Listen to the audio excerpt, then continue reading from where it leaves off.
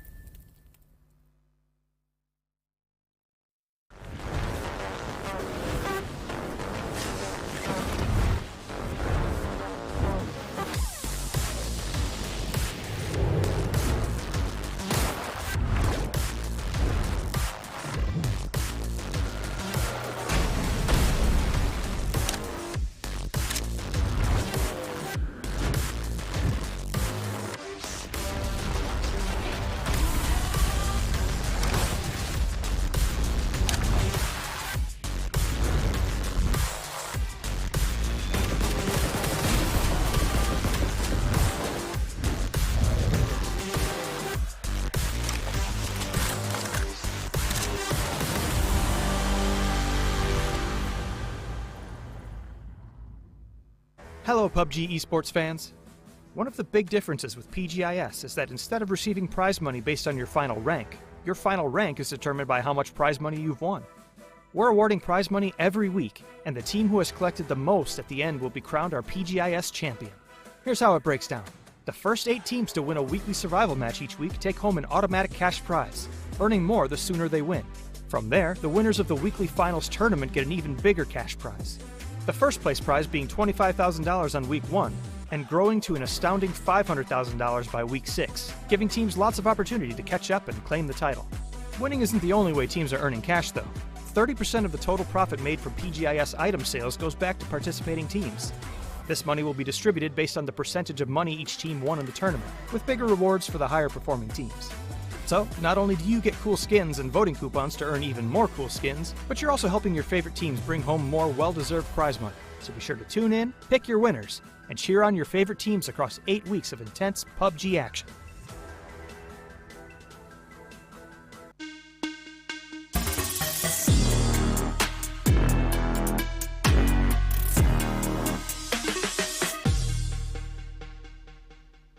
Get the headshot almost for free, but Long, when he peeks his ridgeline, he is very vulnerable, but he's made it work for one. There's that headshot I'm talking about. It's dangerous playing these games, but Long makes it work, but for only so long. He gets noted, and there he goes to D8, Vegetable Road.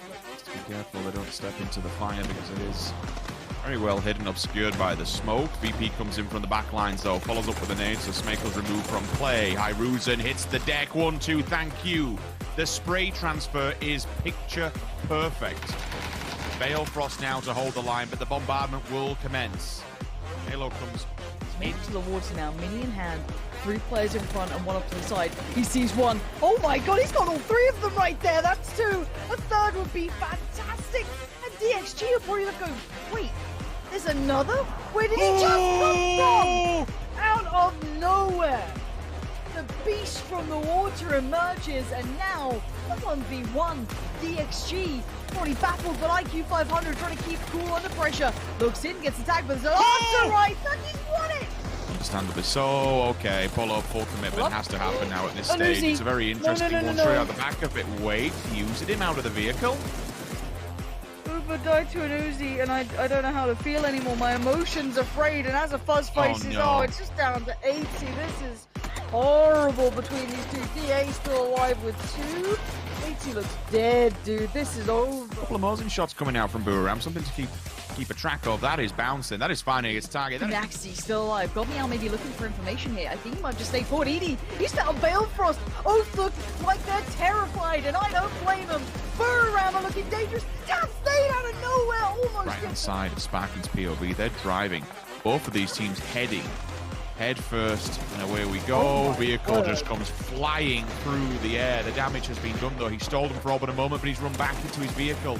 That's rather unfortunate, because now all of a sudden the rest of them are just running into gunfire. They are meeting their makers upon arrival. This is not good whatsoever. You might be able to get a res, but you've still got to find a mad way out. Neil T says, no. You need some big utility, something wild. Maybe they'll hop through into the other seats. You can get outside of this. It looks like they can't. Mert now just has to make the last stand.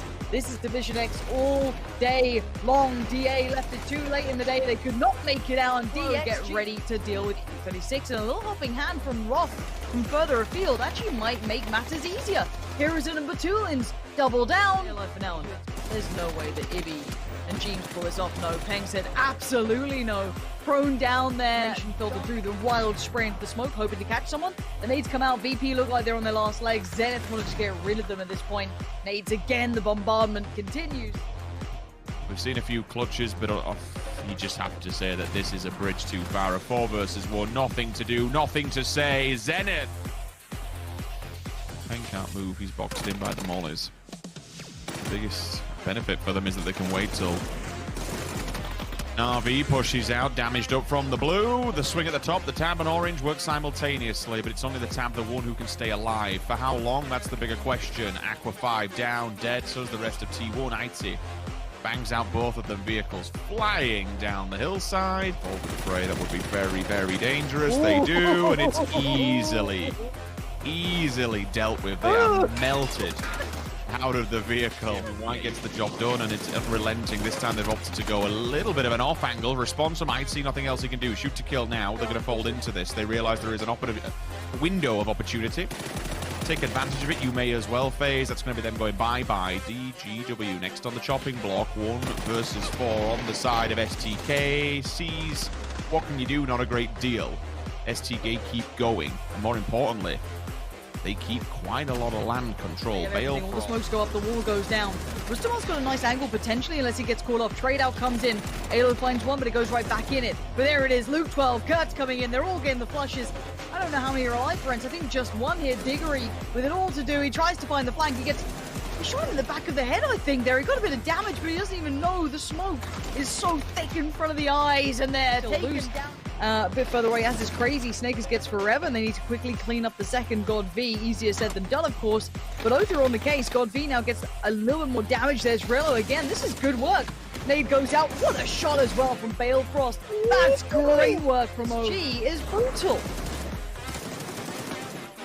1, 2, thank you. Batulin's doing everything he can. Catches 1 inside the building quickly, and it's all 3 dead! Certainly, different angle of abundance will do a fair amount of damage. That puts him on red alert. Reload, though. Oh my word, answers and ins.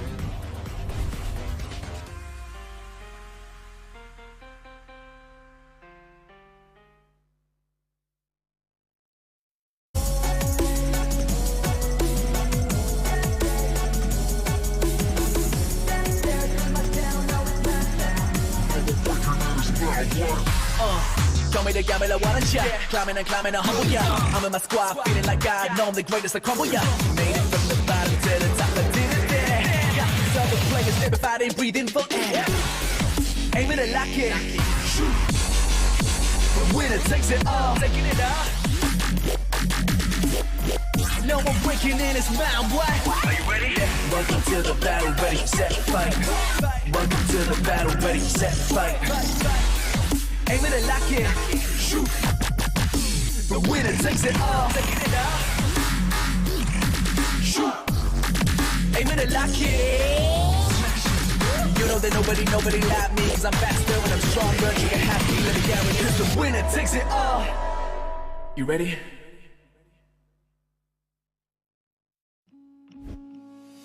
Hello there, ladies and gentlemen, and a warm welcome. It is the final day of our weekly survival to find out which 5 more teams will move on into our weekly final here for week number 6. My name's Kyle Lara, your host, and I have Avenger and Cameron here to break down what is about to occur, as well as what has already happened, because 11 teams have already advanced on forwards. Avenger, it's a great 11 teams as well. I think especially when we look at yesterday, North America massively showed up, getting a back-to-back-to-back, moving on strong.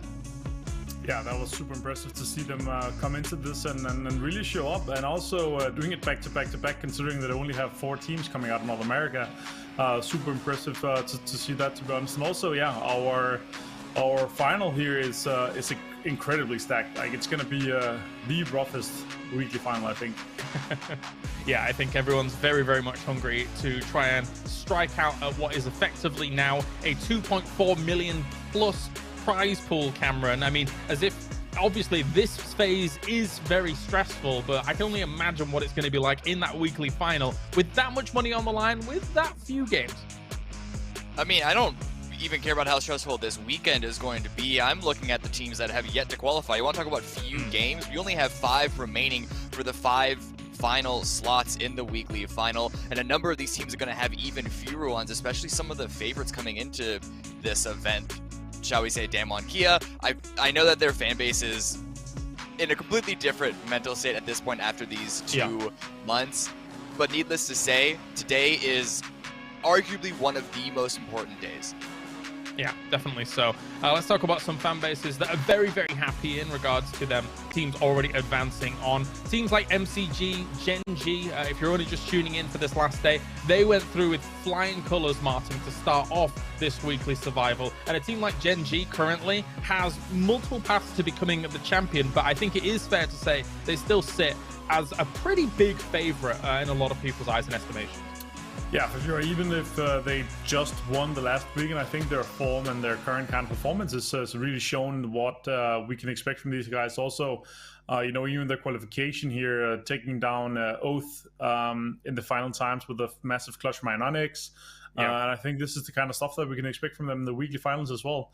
And they have multiple passes to get into it and win it. Even if they don't win the whole thing, they can actually still get second and still take it away from if 10 other teams win it. There's a few teams that if they win it, they have already accrued so much prize pool that they will win it no regard if Gen G gets second or not. So it's going to be a super interesting one. And also today, like I'm ecstatic for today. Like there's 5 spots left. There is so many teams that wants to get in there. And yeah, it's going to be a rough one. It's going to be mentally rough for the teams playing out here today. And it's going to be the sigh of relief we're going to see from them when we see them jump up and down once they qualify into the weekend here in the last day. Yeah, extremely stressful, I think. And as you say, those clutch plays like the Ionix one might have to come into play if you're going to make it towards that weekly final. And one of those clutch plays that did stand out yesterday, of course, was Longsker coming in. Whilst we take a look at this prize pool, Cameron, Longsker yesterday for infantry, and you saw just their reaction right after the moment as well on that first Miramar game, was nothing short of incredible. Yeah, I mean, how wouldn't you be? Even the most stone cold player would have a reaction akin to that, considering the game that Longsker had. He was a solo player for such a long time in the water for, I didn't go back and time this, but by my estimation, 10, maybe up to 15 minutes. It was such a chaotic game down in the southwest water area of Miramar. I think any expectations went out the window after the first couple of phases when they needed to transition back across that bridge. So the fact that he was able to really clutch it out, mostly because he caught Buriram off guard completely with their pants down. But you still have to make the clutch, execute the clutch, and he did so with flying colors. Yeah, definitely so. There is no prize money for any of the chicken dinner winners now in these 5 games. However, as you can see, they're all competing for what was that base money of the 500,000 for first place. But of course, now that is doubled and more here, thanks to crowdfunding, thanks to everybody out there. And you can actually tell here, looking at all these leaderboards right now, not only what they've won in those days here, Martin, but also the crowdfunding contribution. And now Gen G up to $911,000 without even playing our next weekend. Yeah, it's it's honestly crazy. Coming in from this here as well, you know, the multiplication that we get from the crowdfunding is gonna hit more than 2.5 times the money that the prize pool was guaranteed already with the 2.4 million. So it's extremely impressive. We hit $6 million in the total prize pool for this one, more than 6 million, and that makes it a top 10 event in esports history. This event is already esports history, and I think what we're going to see today and what we're going to see in the weekend is going to align very nicely with that. The biggest FPS prize pool of all time, as Martin is alluding to here as well. Very, very important to note here. PGI.S just surpassing expectations time and time again. And here are our teams that have already qualified into the all-important weekly final. Looking at the lineup, there are a few surprises there for me. If you came in on the first week and told me who was going to qualify for the last week, Cameron, but overall the lineup already is stacked. Yeah, and it deserves to be re-mentioned. I think all 4 North American teams already in the weekly final. I don't think we've had a weekly final. I'm not just bragging because I'm from the region, right? It really is the fact that we have an entire region represented already. If we saw that by the end of today, that'd be one thing. But only at 11 out of 16 games to have all 4 in is incredibly shocking. No, absolutely. They have made a great case to say that they have been the best adapters, or one of the best regions to adapt in regards to the format across these 6 weeks. You can tell that hard work has definitely paid off, especially for North America here across this time. And we kind of expected that a little bit, Avenger, not in terms of specifically America, but specifically the evolution of teams' performances across this 6 weeks. It's a long time. They were there even before this. So to be able to be in this kind of like this hyperbolic time chamber, if we want to go Dragon Ball Z here, and practicing, that's going to change people's position in the overall, I guess, world rankings and standings.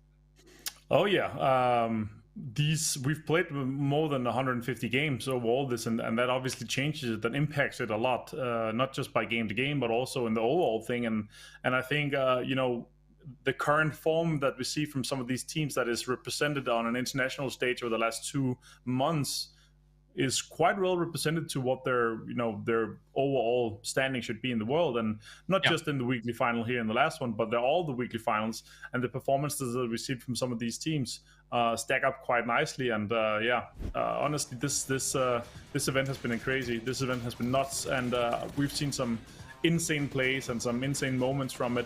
And I've had to jump out of my chair and scream a few times because it was so ecstatic, you know. So I'm happy to have been part of it and happy to have experienced this firsthand, you know. Well, let's talk about some of the teams coming in today and who is on the chopping block. We have Metagaming, ENCE, and Virtus Pro to highlight to start things off here, Cameron. And Metagaming has made an extremely good case for themselves, I would say, as has Virtus Pro. ENCE on the other side of things, very survivable team. They thrive on the idea of just living with 4 to the end, even if that doesn't mean combat going in. So when you look at these 3 teams, what are you thinking? I'm thinking that VP are the ones that I'm the most confident about advancing. They've performed so well over the past couple of days. For meta, it's a bit more of a coin flip for me because they have had some really good games. I think they actually have 3 second places over the course of this weekly survival so far, but they actually have 5 games where they went out in either 15th or 16th place. Yeah. So each round after round seems to be very, very hit or miss for them. We've seen them grow over the course of this entire competition, arguably more so than we've seen any other team grow from the very first week heading into the last. And then ENCE, as you mentioned, very, very survival, very, very passive, sometimes to a fault. And which concerns me about being able to clutch out those end games is I think their biggest issue. I think this game that we're watching on the highlight right now is a pretty decent example of that. Not that they sort of threw this game, but it's just another game that they made it to the end game without a lot of room to really play around with. Yeah, I think you hit the nail on the head with meta in terms of that hit and miss mentality.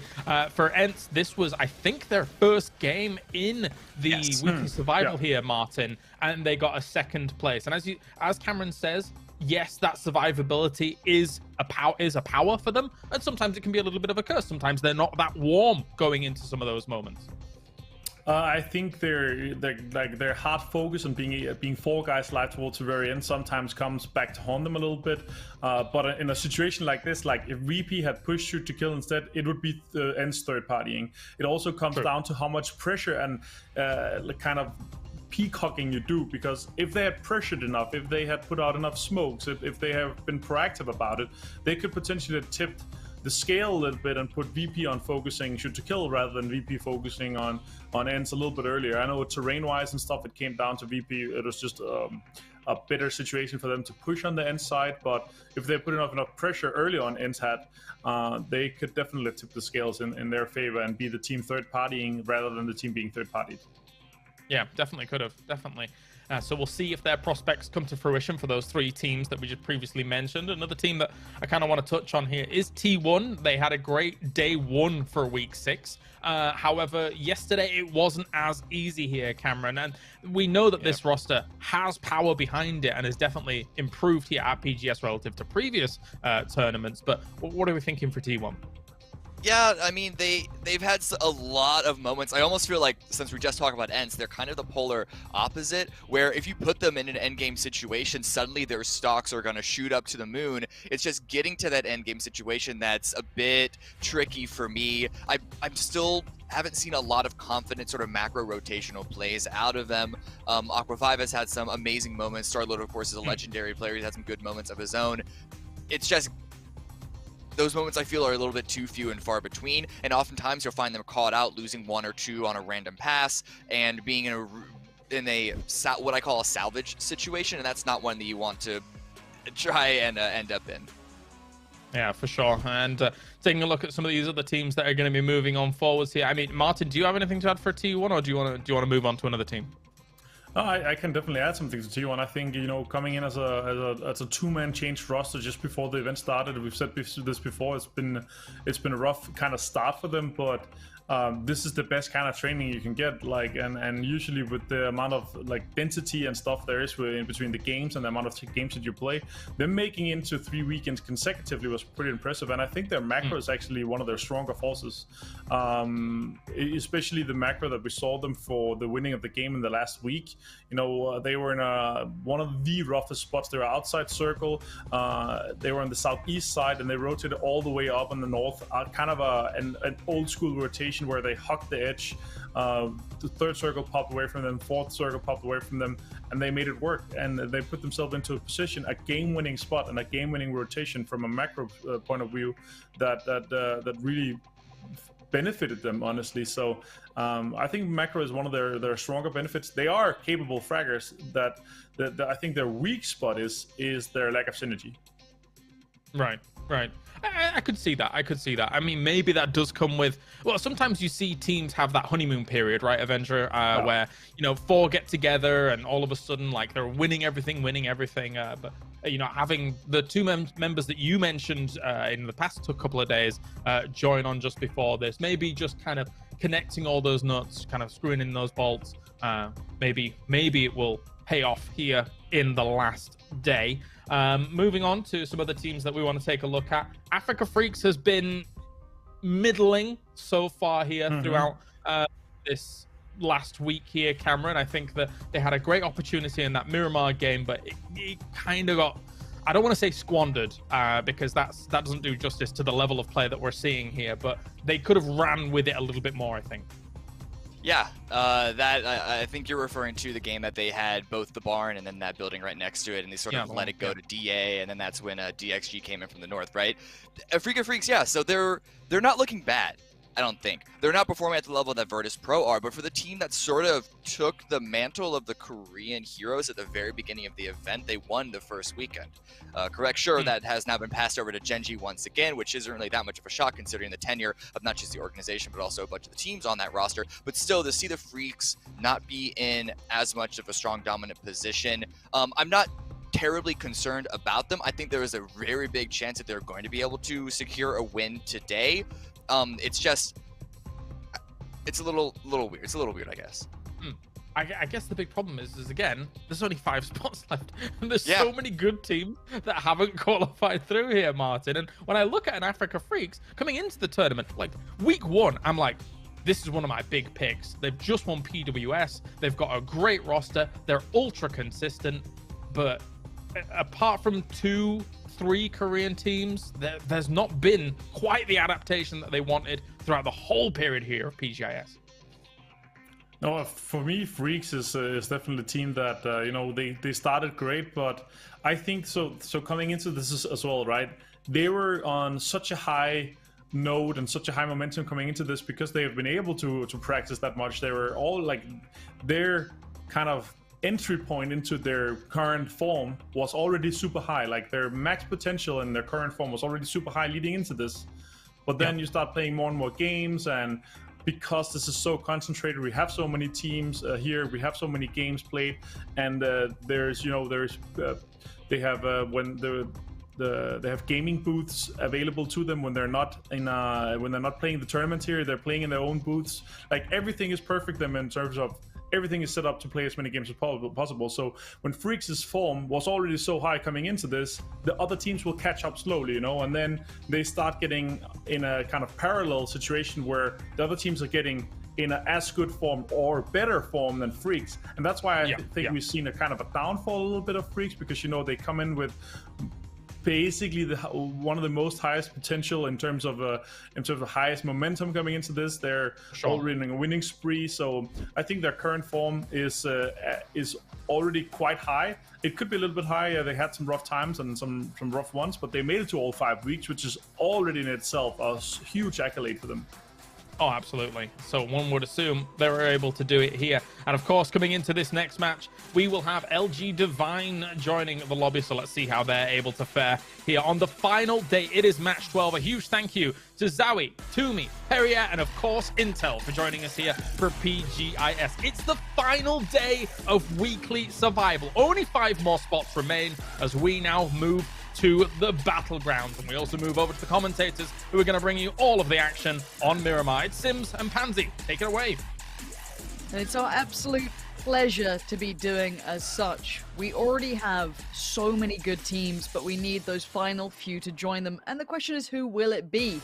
Plenty of potential in the lobby, but waiting for the weekend. Multi-Circle Gaming, Genji, Daytrade, Sonics, Tiamba, Inventory, Buram, DXG, Zenith, Shoot to Kill, and Oath. Now, Rich, there's something quite apparent in that list. There's no Europeans. Not yet. There's still 7 of them that will be battling it out to try and make their way forward today and make it to the weekend grand finals. As we saw from yesterday, and Cami alluded to on the desk, we had 4 out of 4 North American teams yesterday qualify. We won't be getting the 7 out of 7 for Europe. That's absolutely certain. Sure, how many we'll be getting is certainly the questions that will be answered today, and is on everyone's lips asking going into this. Can Europe finally step up to the plate when it matters most? This is the final chance. Like, we've seen some of the most clutches, and we keep harping on about it because it really is something that's stood out and shown here. The players' backs have been against the wall. We have seen some of the most individual technical talent in PUBG to date. No disputing. Absolutely no disputing. You talk about the individual prowess, the elevation of play. It's been nuts.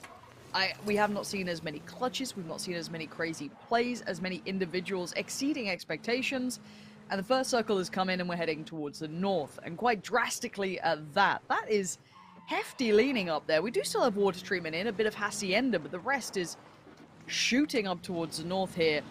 What jumps out to you about this circle? Who do you think's got that, I guess, best first step in the right direction?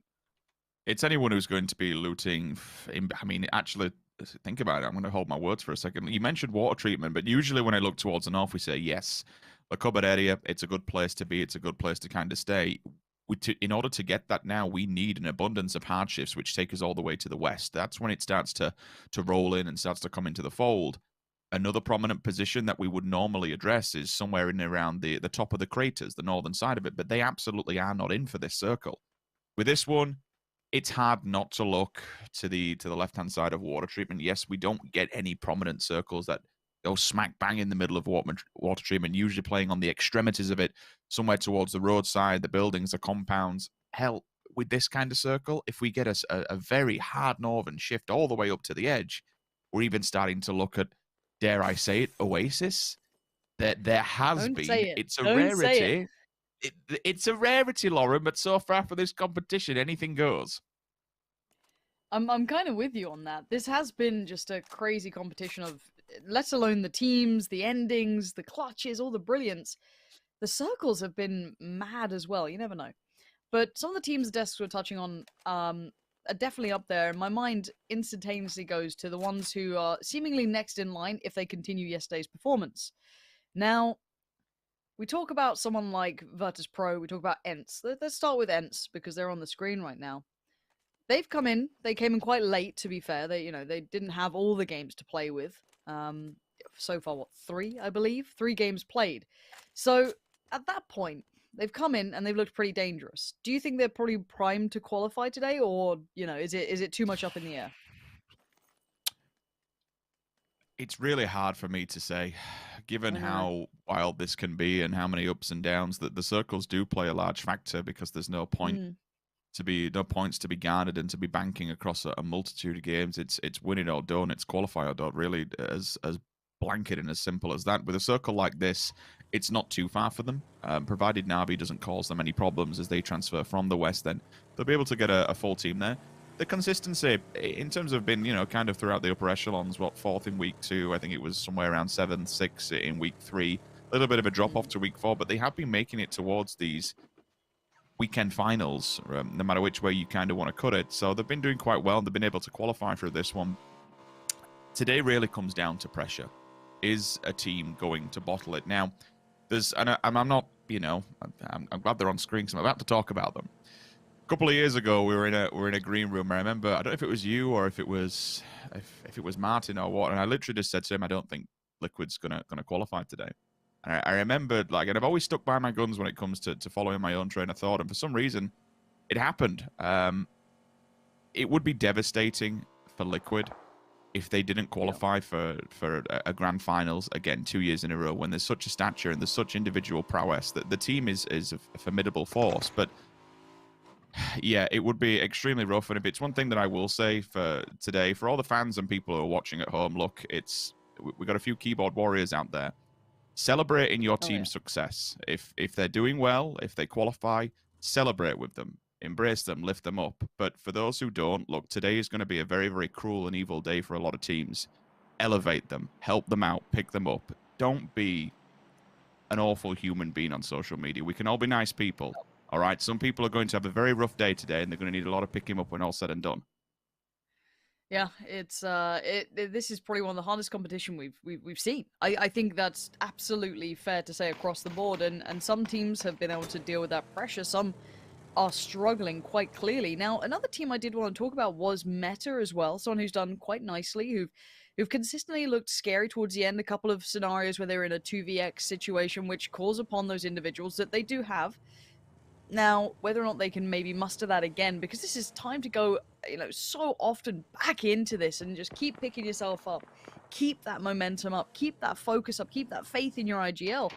This is something that's not easy to do. Virtus Pro, I mean, how many times have been just at the end and then just get it slipped away? And things like this, it's incredibly difficult. I do not envy these IGLs, and I do not envy that driving. But Levi's will be fine. Now, I want to look towards a circle as we are seeing teams get pretty compact. We look towards FaZe, Meta, Na'Vi, ENCE, all coming in on the western side. The south, well, I'm not so worried about I say south, the main portion, I guess, of where it is kind of just north of water treatment. Now, it is busy there, absolutely. But there's a lot of compounds, still a lot of rotation routes available. It's not too dicey. I look towards the northwest because, one, you're off-roading already, so, you know, the rotations get a little bit trickier. ENCE seem to be okay, and this is I don't want to say a normal route for them, but they often go this way. Whereas FaZe and Meta, I'm not as aware of hitting these kind of wider rotations, longer rotations, but they are in a good position to sit towards the north. But we will actually see a bit of posturing up towards that Oasis. Na'Vi in a bit of a wider split, the 2-1-1, you could say. I'd like to have a little look towards that at some point. Liquid opening up towards the east, heading on in. They'll be just fine. DA finally joining towards the circle, or en route towards, says the final player crossing over.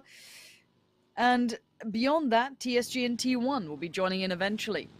But I think we've kind of talked through the teams that...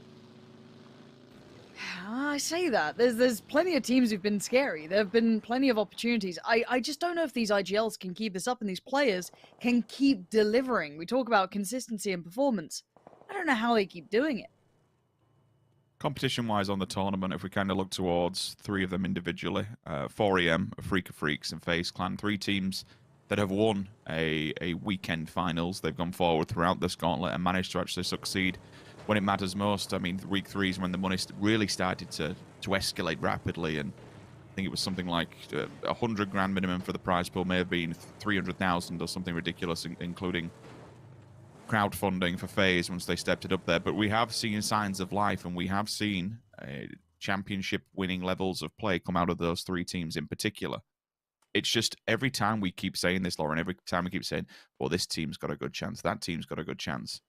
Every single one of them, yes, when you start getting down to the wards of attack all around, K7 down 1, they've only got a few more games to do it with. Every single winner becomes that much harder for everyone else still in the lobbies.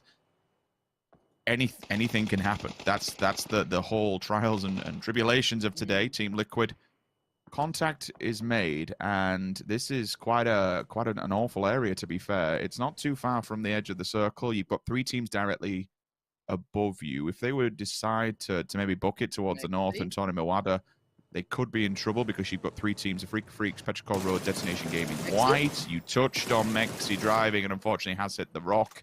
He may have hit a dead end and be the first body in this lobby. On the way. Mexi doesn't survive this. There's no way in hell Mexi survives that. I don't know if he thought T1 were backing away or what his idea was to that. Maybe they wanted the other compound, but him on his own? Hyper risky. Very, very high risk and potentially low reward, and he's lost his life for it. So Liquid down to 3 to start with. A brutal beginning, and a reminder of how deadly this lobby is. Now, already a Freak of Freaks, one of the names that we've been saying again quite consistently. We look towards what they can achieve here, and they're already getting pressure from Petrichor Road, who are a dangerous little squad. We've seen them hit real highs. There's a circle update. Okay, let's talk about power players. Furia, FaZe, Na'Vi, ENCE. I'm going to take note of them because they've been given quite a hard shift here. So this could be something to open up that big gateway of opportunity here now. See, over by the west, as you mentioned, and Fury is already set up, ready to receive all this one. ENCE, good placement, good reposition as well. Same could be said for FaZe Clan. Na'Vi, splitting their resources. Again, fourth kind of compound within that central area. Another solid spot. Good. Everybody else now has to work around it and probably has to work around the Oasis, as that plays quite a prominent role in dictating where teams A, have to go up and around it or down below, or B, just basically blocks out an amount of inaccessible terrain. I would say the one thing for Na'Vi is they're going to have to deal with a lot of the teams heading from the east. Same potentially for FaZe, as they are the further east teams to the center point, right? Which is a little bit of a weird phrase, but it's kind of how it is. ENCE would have to deal with the more southern teams coming in if they go on a very southern swing. So like maybe LG Divine, DA, these sort of teams will be going past ENCE. Now ENCE need to make sure they maintain this compound. If they want to stay here, they're going to have to posture up. If he's found a bit of an answer back, that's a good retort to T1 after that initial scuffle and that. A bit of a problem with Mexi there. Maybe just a poor call or a misjudged choice, or maybe just a misread on what T1 were doing.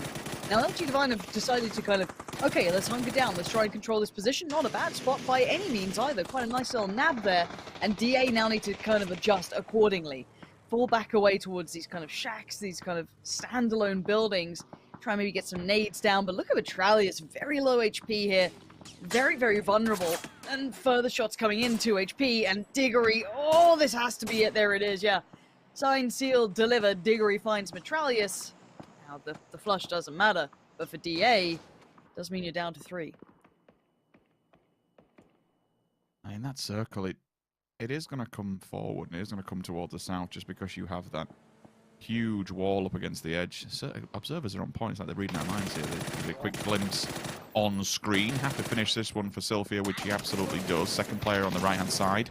Lou's there to respond in kind, so a quick trade-off. Oh, do nothing but damage to both 4AM and E36, unfortunately.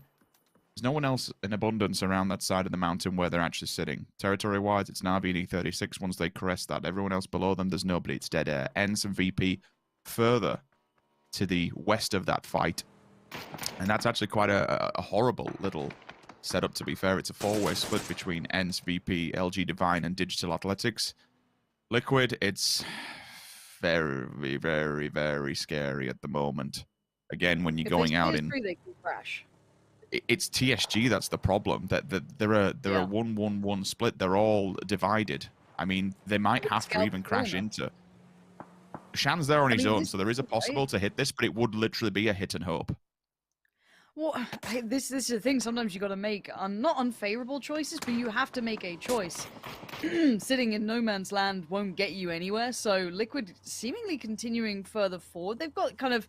Okay, they can sit towards the north here. This is, I don't want to say safe, it's not hyper safe, but it's serviceable. Update on the circle, we go towards Na'Vi center point here.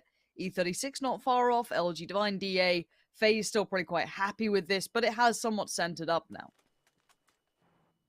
It has, but we've still got water in play. That will play a factor. The land ratio coming in. If there's any of those areas within there that you can't stand up, it does work. Na'Vi have to fight for this one. Thankfully, there is a small bit of a dip that runs along parallel to that compound. Lou has found Marco. Good time to be finding the face with a bolt action. Let's look for that later down the line, see if it plays a bigger role. Spotted at distance from Na'Vi. Tracer fire comes in from Pesto. Tickle DA and keep them their heads down for now, and the smokes will go up and try and crawl in back into this. I mean, look at that. That's all they're literally working with. It is nothing but a desert in these areas, and some very...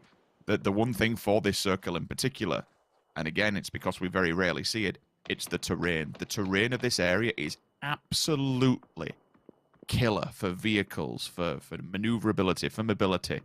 You have a lot of these little compounds, and that overview gives you a good idea of what we're playing with all the houses, the cabins, the shacks, everything clustered together.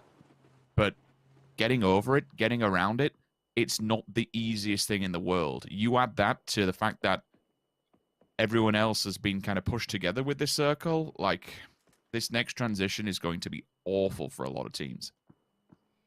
Okay. Do you have the code coming up? Grab a bit of that. Get into it, pop it in the game, get your coupon, sorted. Right, back to the game. And one thing that does make me smile is seeing everyone, all the teams who've come through, just hanging out in chat, just watching the game, because, I mean, I'm sure they're as investors as we are to know who on earth they're going to be facing down the line. I love this community for that, and all the personalities as well, turning out, having a watch, enjoying this, because no one knows how this goes. And Liquid, this is the scary one. This is potentially could be it, right? Now, where do they pull up to? You've got a Freak Freak, you've got FaZe, Furia, Meta, TSG. They're gonna look like they're heading past TSG for now. Continuing further south. This isn't great here. This could be a stop-off point. No, they carry on. Okay, past a Freaka Freaks. We open up towards Meta, potentially.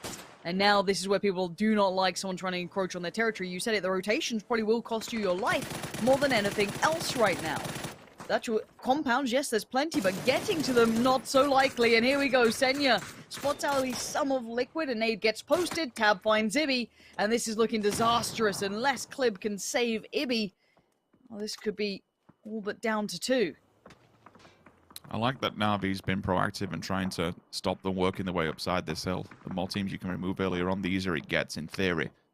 But Senya just has to be careful that it doesn't overstep the boundaries. One nade should solidify the death of Jeems instantly. But the Molly is just deciding which target he wants to go through first. He's just spotted him crawling on the floor. Jeems is surely done for now. That Molly can be put to good use over by the cabin. You get that through the hole, they are all dead, and Liquid's down in 16. This should be an easy GG for Navi. I can't make that throw, to be fair, but I'm also not a professional player, so, you know, bit of a difference, I guess.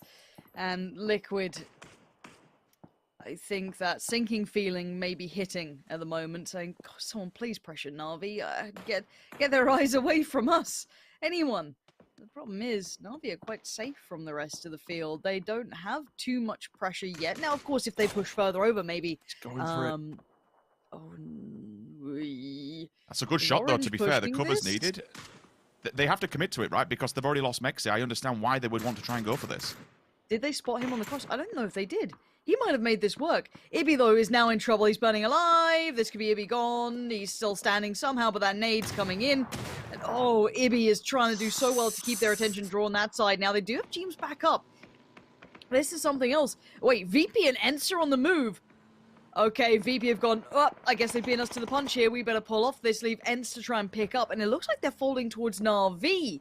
This is Ents now coming on the western side towards Na'Vi. Furia are getting in the vehicles. Where are they going? They're going to have to send it pretty much straight to the point. It'll be a 3-way European battle at the middle. Ents can probably hold back Fury as they arrive on this hillside. Again, we spoke about the topography of how this works. It's a barren wasteland. The awful landscape proves difficult to just muster across in those vehicles. Players are now beginning to fall as Batulins finds the death onto Necro. Rusty Zero next one to fall. Furia out in the open, out in no man's land. Nade will strike onto the side of Ents. Being put on red alert. Furia's just been picked apart left, right, and center. Nades in abundance towards the side of Ents, and finally, the first player will fall. Rustamar tries to take lead this and push them upside of the hill. Fuzzface also back onto VP. The domino effect onto all of these teams that have been fighting tooth and nail to get to this central point. This is just going to be a bloodbath. Keep an eye on that kill feed because your favorite team could go down and we might not even see it. This is going to be very, very messy. It certainly is. Now, again, DA, it's going to be Mert trying to find something. Dang Shay gets outdone, and that's going to be a big wipeout on T1. First one gone, 16th place, but there's going to be a few to follow pretty soon. Now, I liked what VP did, but I wonder if they can survive. They were going for a similar spot to Furia or Ents. It looked about the same time as Ents. Ents got there first, then Furia moved in. VP decided to hold and now push up. Now aggress back in. Now the problem is, yes, of course, they're late to the party, but maybe they get a shot to sweep through this, but they're in a similar scenario to FaZe, who already had knocked one of them. Update on the circle. Shifted away. This is brutal now for all the teams. We've been focused towards VP, FaZe, Ents, LG Divine. Afrika Freaks now need to get a move on as well as try and deal with the teams in front of them, but Tixu gonna find kill demo. That is Furia now down in 15th. We move on with 14 in the lobby. At the moment, it's the Western teams battling for the West. All of them are just situated together and ultimately just removing the hopes and dreams of Europe inadvertently amongst one another. LG Divine goes for a bit of a quick run. I'm kind of okay with this. It is a plateau that will obscure them from vision on the side of Na'Vi, but look at Besto. His off angle compared to the rest of the pack might be the savior that they needed. If they put up the smokes, it will hide them, but in turn, it also gives up the position. Freaka Freaks, it's time to send it. Same position as FaZe Clan, same position as VP. All these teams just need to full send it. Some of them should wrap low. I would anticipate that might be the idea for VP. They understand the lay of the land and what's been happening up towards them. If they go low, then maybe, just maybe, they somehow find an entry point. You'll see in the kill feed, Freaka Freaks have gone down. That's because they've hit Team Liquid. Liquid still have 3 players up. Liquid have not given up. This is a relentless play for them. Orange falls as well. Eventually, I want to look at Liquid's POV because somehow they are making it work, and I have no idea how. No, but VP have also hit this rotation. You can see the car's gone out of there. It knows better. Batulin's hits the decks to get off the heel. But the problem is DA are lingering around that side as well in the south. 4 a.m. as well. Keep your eye on that. There it is. Code Marco does find Batulins. Now, not a flush just yet, just a knock as it stands. And you're right about Liquid. They are being unrelenting. Now, FaZe in a similar situation. Code Marco being held back, as is Murd. VP took the high ground, but they lost their captain for this. Now, they need to get rid of them fast if they want to go forward. Code Marco says no. That's a great nade. And these two might just completely destroy VP's host of this rotational underhand for Spyro. Not bad, didn't quite find the damage he wanted, 28 HP now. He needs some support here and he's not getting it. It's another big problem building. It's just Spyro alive now. And DA absolutely shredding VP, who are just getting away from the danger. He reads the situation well, but he goes down. VP making desperation plays, but to be met by the desperate DA themselves. And now we see the rest of the fold look towards FaZe on the way forward. They're going to be trying to deal with the Freaka Freaks, and look at the HP on Hikari. He's got 1 HP. Anything could do this. There's still recovery available here. They have not been flushed just yet. Uber finds Hikari, and now Freaka Freaks are down. But Squeaky ends from up above, maintaining position, adding further threat towards FaZe. FaZe is the walking wounded at the moment. They took so many casualties as they were working their way in. They tried to jump into a Freaka Freaks position, and while they got it, it was not clean. They've lost Aitzi.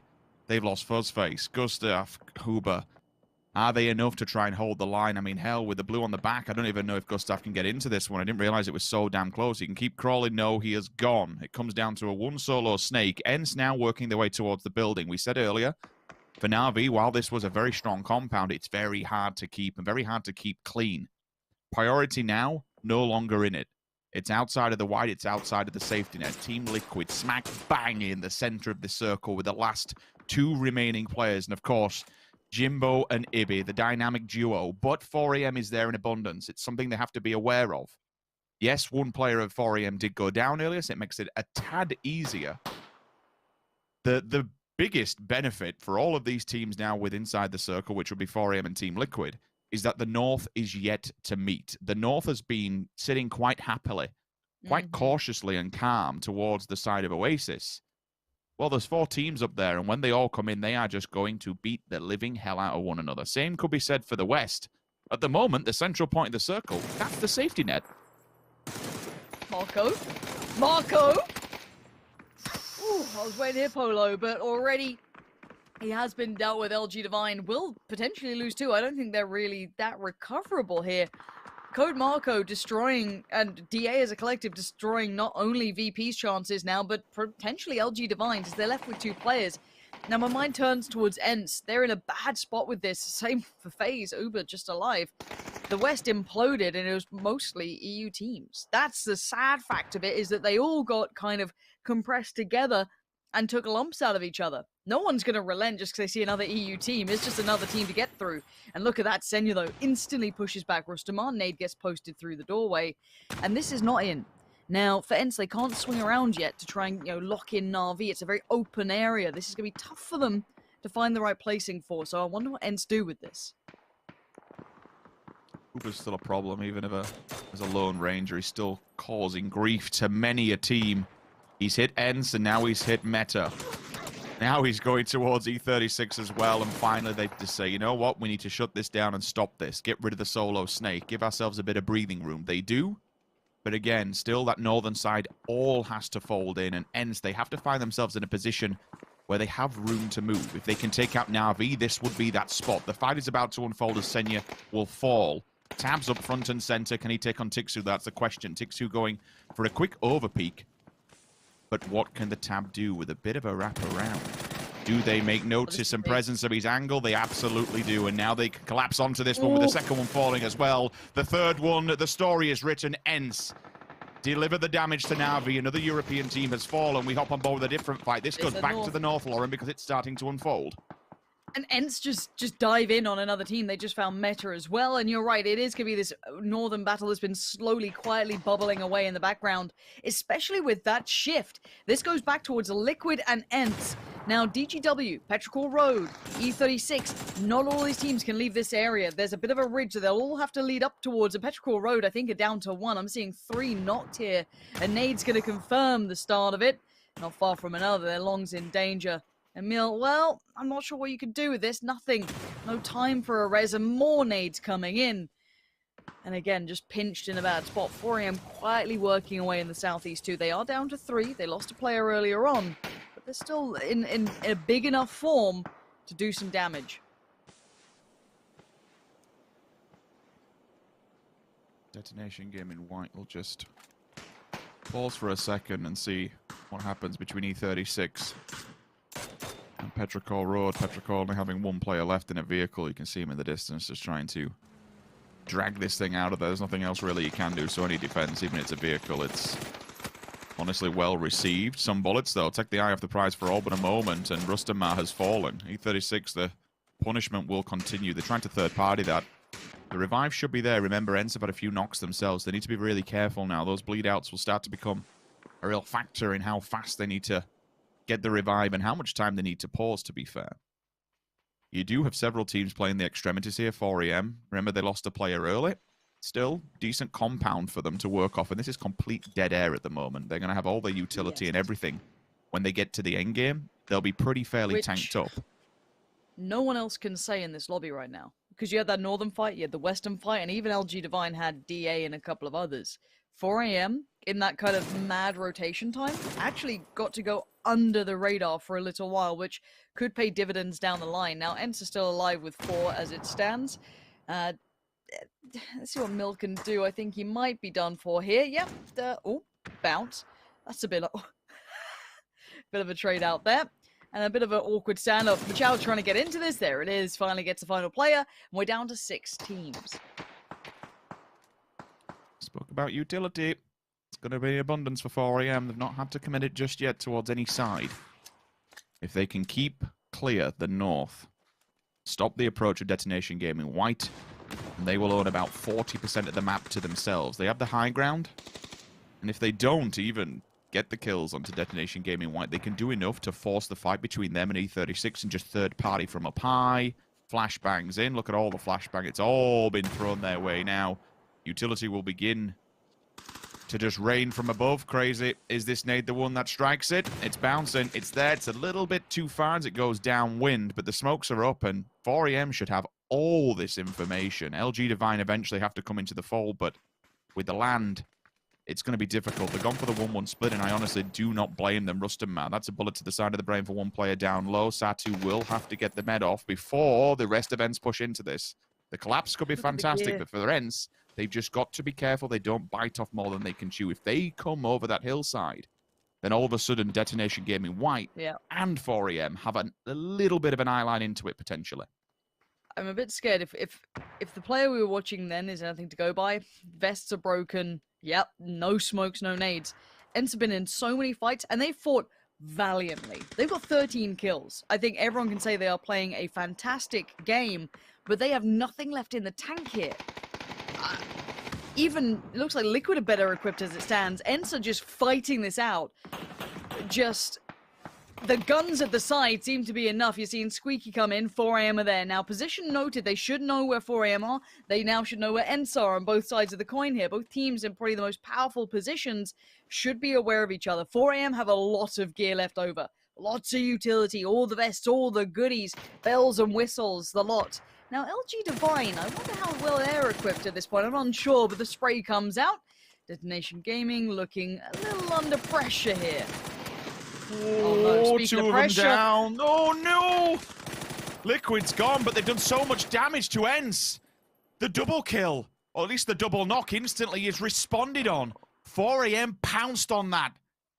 Instantly, as soon as the 2 players died, they just switched targets, Lauren. Banged out 2 events, 17 frags. They've had such a fantastic game, but it's broken apart. 3 teams. Take Ents out in the top 4. That's devastating. I honestly thought they were on for the win. If they could have gotten some utility or a vest off of someone, I could have seen it. This looks, I'm going to say this looks like a 4AM win right now. LG Divine look a little lost. They're not even looking towards 4AM. They're too focused towards the other teams they just heard kicking off, but that's already concluded. And look at it, 4AM stand up tall. The top of the ridgeline is theirs. They've got all the gear, all the goods, and they are just locked and loaded. Turtle, what can you do? Anything? No. Swept through 4AM. large and in charge, finding their form in the final moments after Ents tore through the lobby. The Finns fought well, but 4am timed this so perfectly. And now on the other side, what can be done? A kill, anything. That's not bad. Machao finds Lu, but Lu is wildly in the open trying to move on up. And you can see 4am look confident. They look ready to go. These guys are out for blood. They want to get through to the weekend. And with a spray like that, they might just do it. 4am qualify through. Coming into this, China had 3 out of 6 teams qualified. That now matches North American stands and adds 4 to the tally. 4am, previous world champion from back when TPP was a thing. They've already claimed 1 victory in the weekend finals thus far this competition, and now they stand a chance at claiming the grand prize, the biggest one of them all. They have advanced forward to the grand finals. It wouldn't feel like a finals, honestly, without 4am. They are legends of the scene. There's some names amongst that team that just scare the living hell out of me and other players on this battlefield. For Europe, that game's a bit of a bloodbath, to be honest with you. The West was not good for that circle. Everyone just kicking each other to death. And then ultimately at the end, as you say, a valiant attempt comes out from N. 17 frags on the board, but a double knock from Ibi just smashes that completely in 2, and 4am pounce on it. They take that opportunity, and they're qualified. Yeah, I think 4am played it perfectly. That's the thing. I can't take anything away from how they approached that. They played it very well, considering they were in the southeast side of the circle there, which was probably the least contested. We had the west, of course, which was kind of Furia and a lot of Europe out there. That was kind of the west. In the north, you had what kind of concluded towards the end.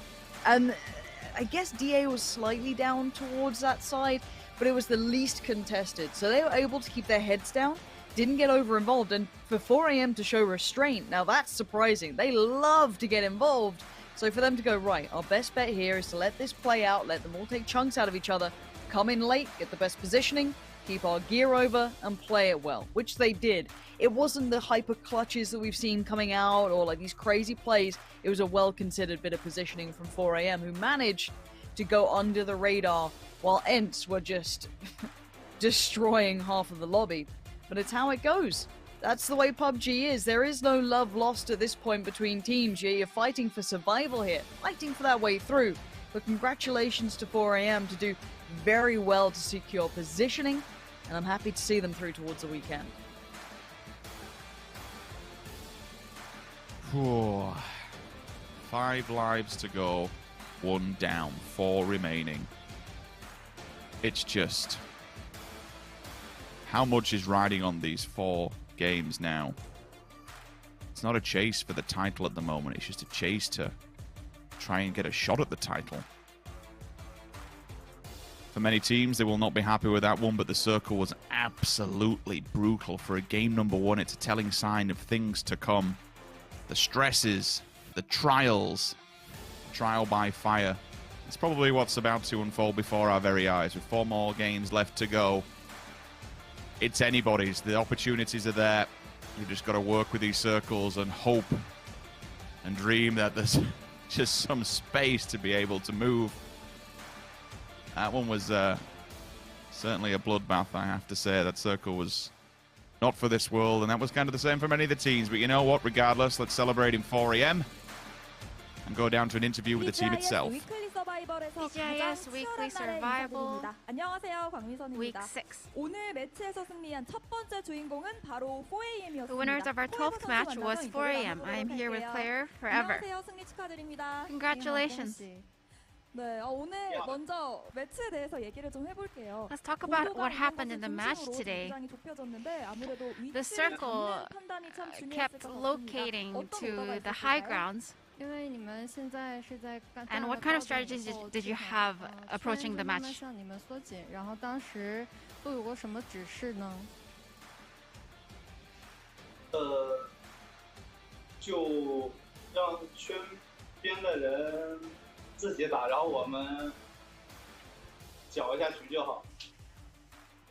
저희는 일단 자기장 근처에 있던 선수들끼리 싸우도록 먼저 내버려 두자는 전략을 짰고요. We had the strategy today to maintain our position and let the other teams who are closer to the circle fight against each other. I think your order today worked really well. I think with your team, it's been a while since we've had an interview with you. We've also heard that God V has been sick. And during that time, how did you guys interact with each other, and did you guys talk about anything preparing for the upcoming games? 然后想问一下，你们战队队友之间是怎么进行这种团结合作的？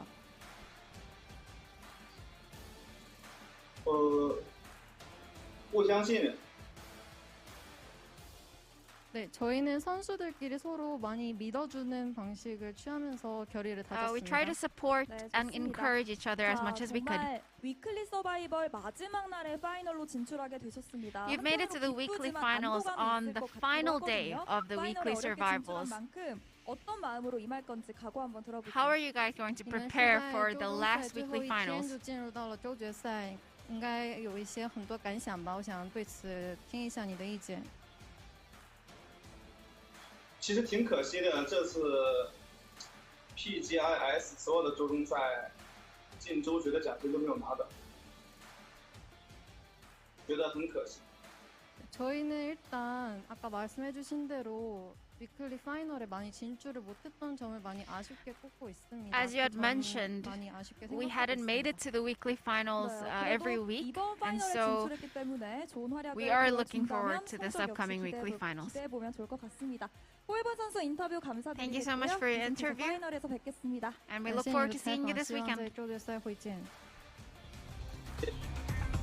네, 이렇게 해서 12번째 That's right, the quartet of disgruntled gentlemen is able to make the finals here and moving forwards in very strong fashion, I want to say. Like, it's interesting to see that, especially, mentioned during the commentary as well, Avenger and Cameron joining me here, that there was a little bit of reservation about them going straight into every single fight towards the end. Then they knew exactly what they needed to do, Avenger, and they executed it well. Yeah, they had such a superior position there. They took complete advantage of it, honestly, and they played and executed that super well. And also, you could see them holding back, but I don't think that was, due to the fact that they were trying to make sure that they wanted to go for the win, because they still flexed out with 2 guys. But still, you could tell a little bit in their playstyle that there are only 3 guys alive, and that, I think, was a kind of a good thing for them here in this situation here, because I feel like if they were 4 guys alive, they could have been in a situation where they maybe overextended a little bit and maybe have been a little bit too overzealous. But overall, fantastic game from them. A little bit of help from the third parties coming in. Enzo's looking really strong with 4 guys alive coming into that one with 17 kills when they went out. Yeah, definitely. So it's funny, Cameron, because of course we were starting the day off saying Enzo's actually the reserved team relative to a 4 AM, for example. They'll find the center, they'll survive, they'll keep going, but they were sweeping edge here. Yeah, and doing a really, really good job of it. Granted, we talked about their temptation to not extend when they're in a central position. Fortunately for them, they were on the edge, and that forced them to take these engagements. And we've seen them be successful at these positions multiple times before when they do have to come in from the edge. 17 kills is very much a really high ceiling for them. That's not usually something that you expect to see. But they've been playing this very, very well. But oh, here is the heartbreak. Here it is, the double spray down. If EB only got 1, I think there could have been a chance for ENCE to pretty cleanly fix themselves, but the fact that he got the double spray down before he got traded was like the final rung that needed it, and then that's when 4AM really shot out of their building, really shot out and took all these engagements, took these fights, tried to clean up the teams that they knew were pretty well wounded because of the continual push up that hill into their position. And 4AM will be advancing on here. Only 4 more spots remain. They bag the 5th final spot, moving on into our weekly final with that 10 kills alongside it. But one of the teams that was doing pretty well, ruling the roost up in the north, was Destination Gaming White Avenger, going up against some of the teams up there, which, to be fair, this is one of the most northern circles we've seen in a while in terms of Miramar, and there was huge swaths of team trying to control that northern spot. Yeah, and I actually liked how the teams were able to get into this circle here. It was obviously a northern circle. Second shift and third shifts was in a good spot, while we look at 3 of the ends guys being up here. Lou also in a good spot from 4 a.m. with 5 kills, and Code Marco were super dominated by them in terms of the 17 kills. But in general, the circle, once we saw the second circle pop, all the teams, they actually knew, you know what, we need to get up on the northern side of this. This is not going to be our usual, you know, La Caparia ending. This is going to go north. This is potentially going to end up around an oasis. So we saw, you know, already Destination Gaming Wide, TSG, Freaks, all these teams were already going super far north. 4 a.m. decided to go on the rocks, actually, to try to get the high ground and try to get some information. And the information that they're able to gather and kind of accrue from their spot was super important to the win here as well. Tixu with 865, while we look at the other of the top 5 damages as well.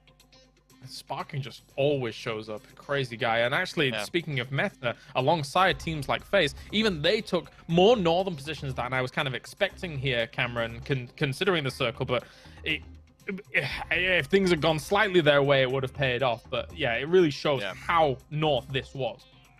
Yeah, and playing around this circle in the mid game was incredibly difficult, I think, for a lot of the teams. With the amount of unplayable land that you expect to come out in the 4th phase, you have to start thinking about that in the phases leading up to it, making a couple of gambles. That's why we saw a lot of that rotation through the big open field towards the north and around phase 2, around phase 3. But here we have everyone that's advanced to the weekly final, slotting in TSM.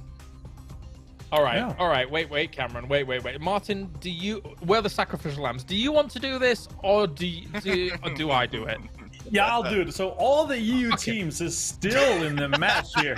It's not looking good. No, it's looking good, because now the lobby is 43.75% EU and EMEA.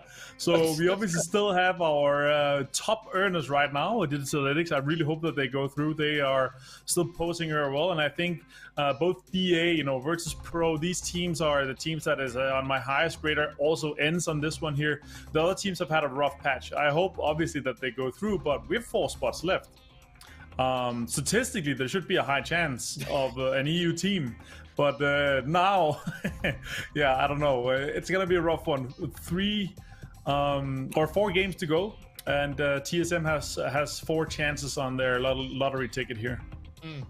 Yeah, I mean, at this point, Cameron, let's be real. You know, of course, Europe's had a hard time, but now it's just maths. Now we just should advance. It's just maths. Yeah, statistically, I think we should expect 1, maybe 2 teams from EMEA to advance.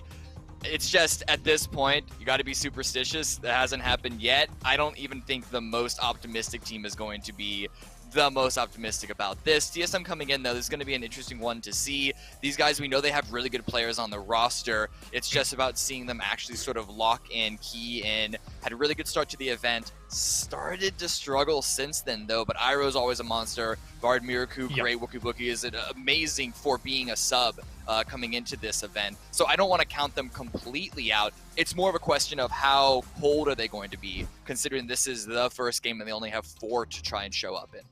No, absolutely. I mean, Avenger, we've said it many times on this desk as well, especially the first couple of weeks.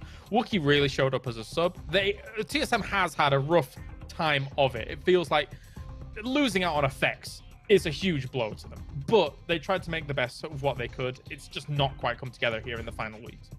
Yeah, it had a huge knock-on effects for sure. And you know, even though FX is a great player, I think the mental thing going into this for both, like for the 3 other team members, is, you know, Wookie's a great player, but it's just rough, you know. The FX is such a skilled mechanical player, and I feel like it's been such a huge blow to them on a kind of mentality and state of mind for them, that it's been a huge impact for them for sure.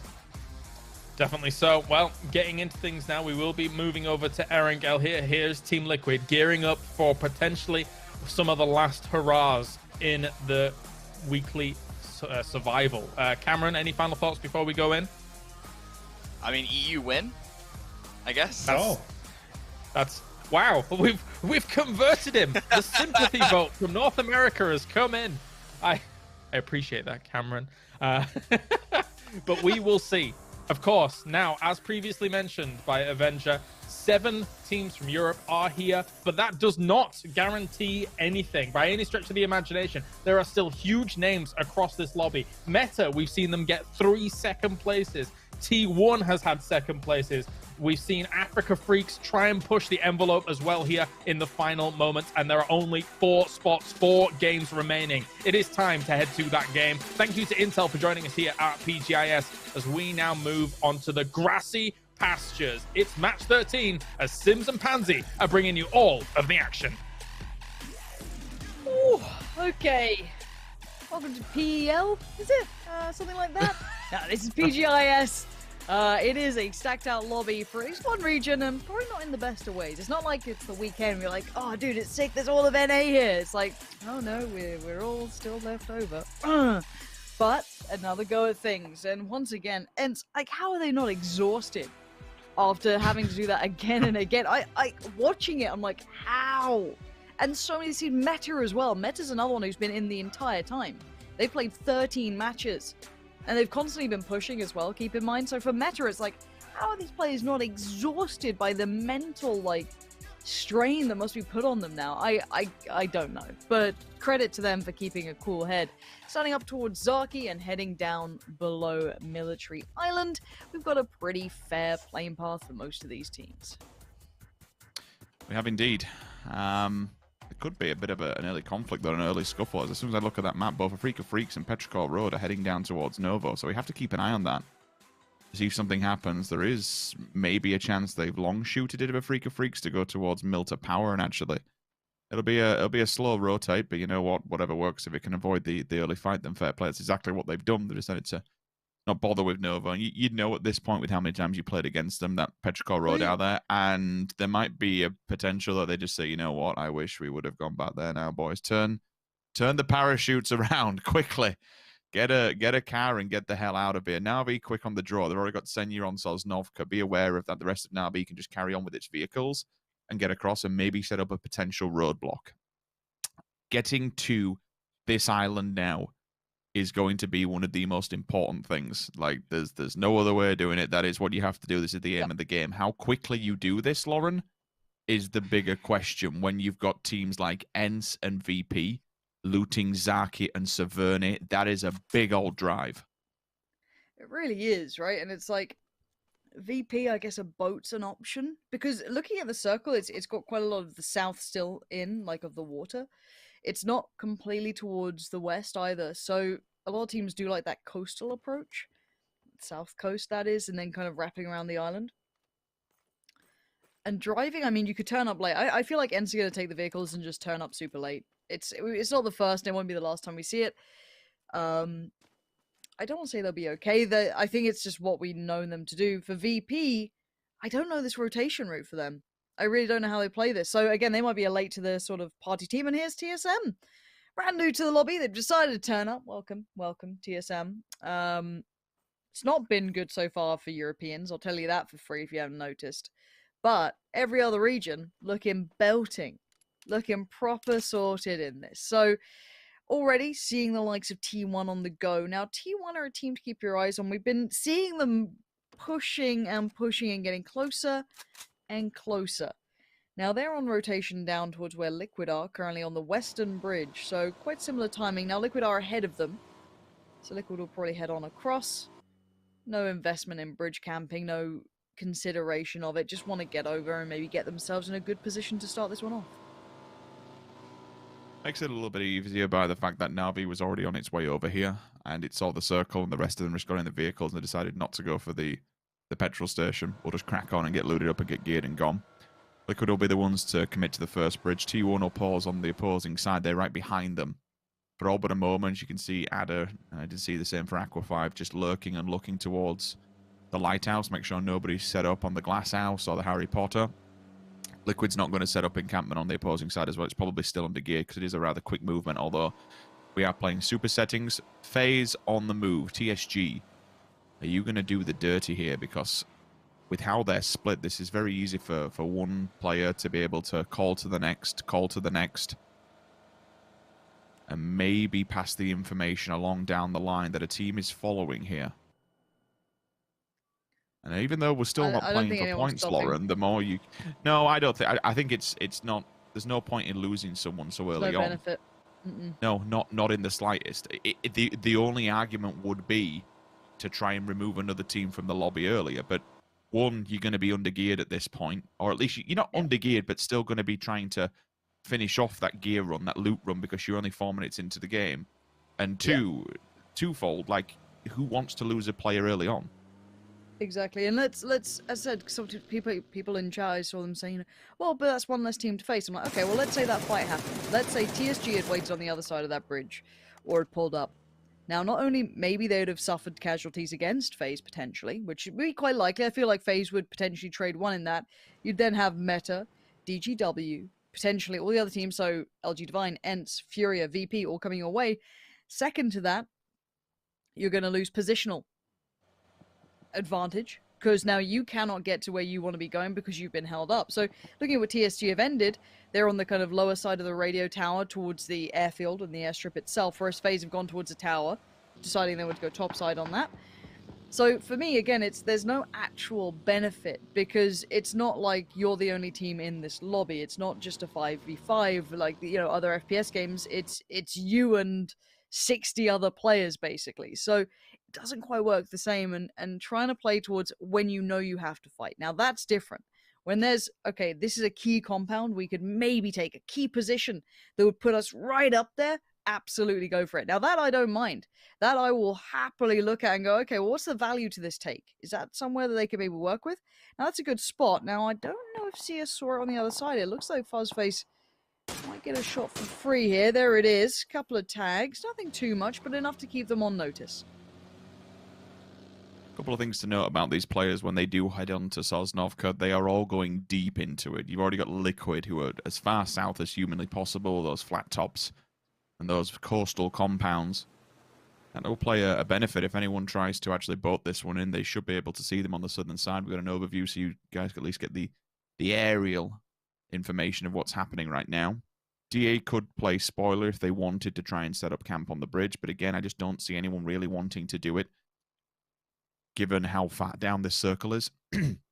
Sometimes you will see the circle where the edge of it's touching the edge of Sosnovka, but given it's the other way around this time, the edge is actually off of the face of the map, you would bank on it being a very, very southern circle. The radio tower, the road that has like the staircase, how it escalates just outside of the military base, behind it and goes up in the air. You've got that kind of area with very rough. It's actually quite good terrain, to be fair, when you've got teams. It's a little bit rough on vehicles, but you usually walk it. DA will just come through the transfer again, no stopping whatsoever. They will be running to E36 if they continue this trajectory path. We'll see how it does go down the line, how it does fare. For other teams, the last ones off of the bridges, or the last ones that are off of the head of Erringale, ENCE currently past ruins, VP on your screen, just passing by Gatka Fields, or even Chopsticks of a lesser extent.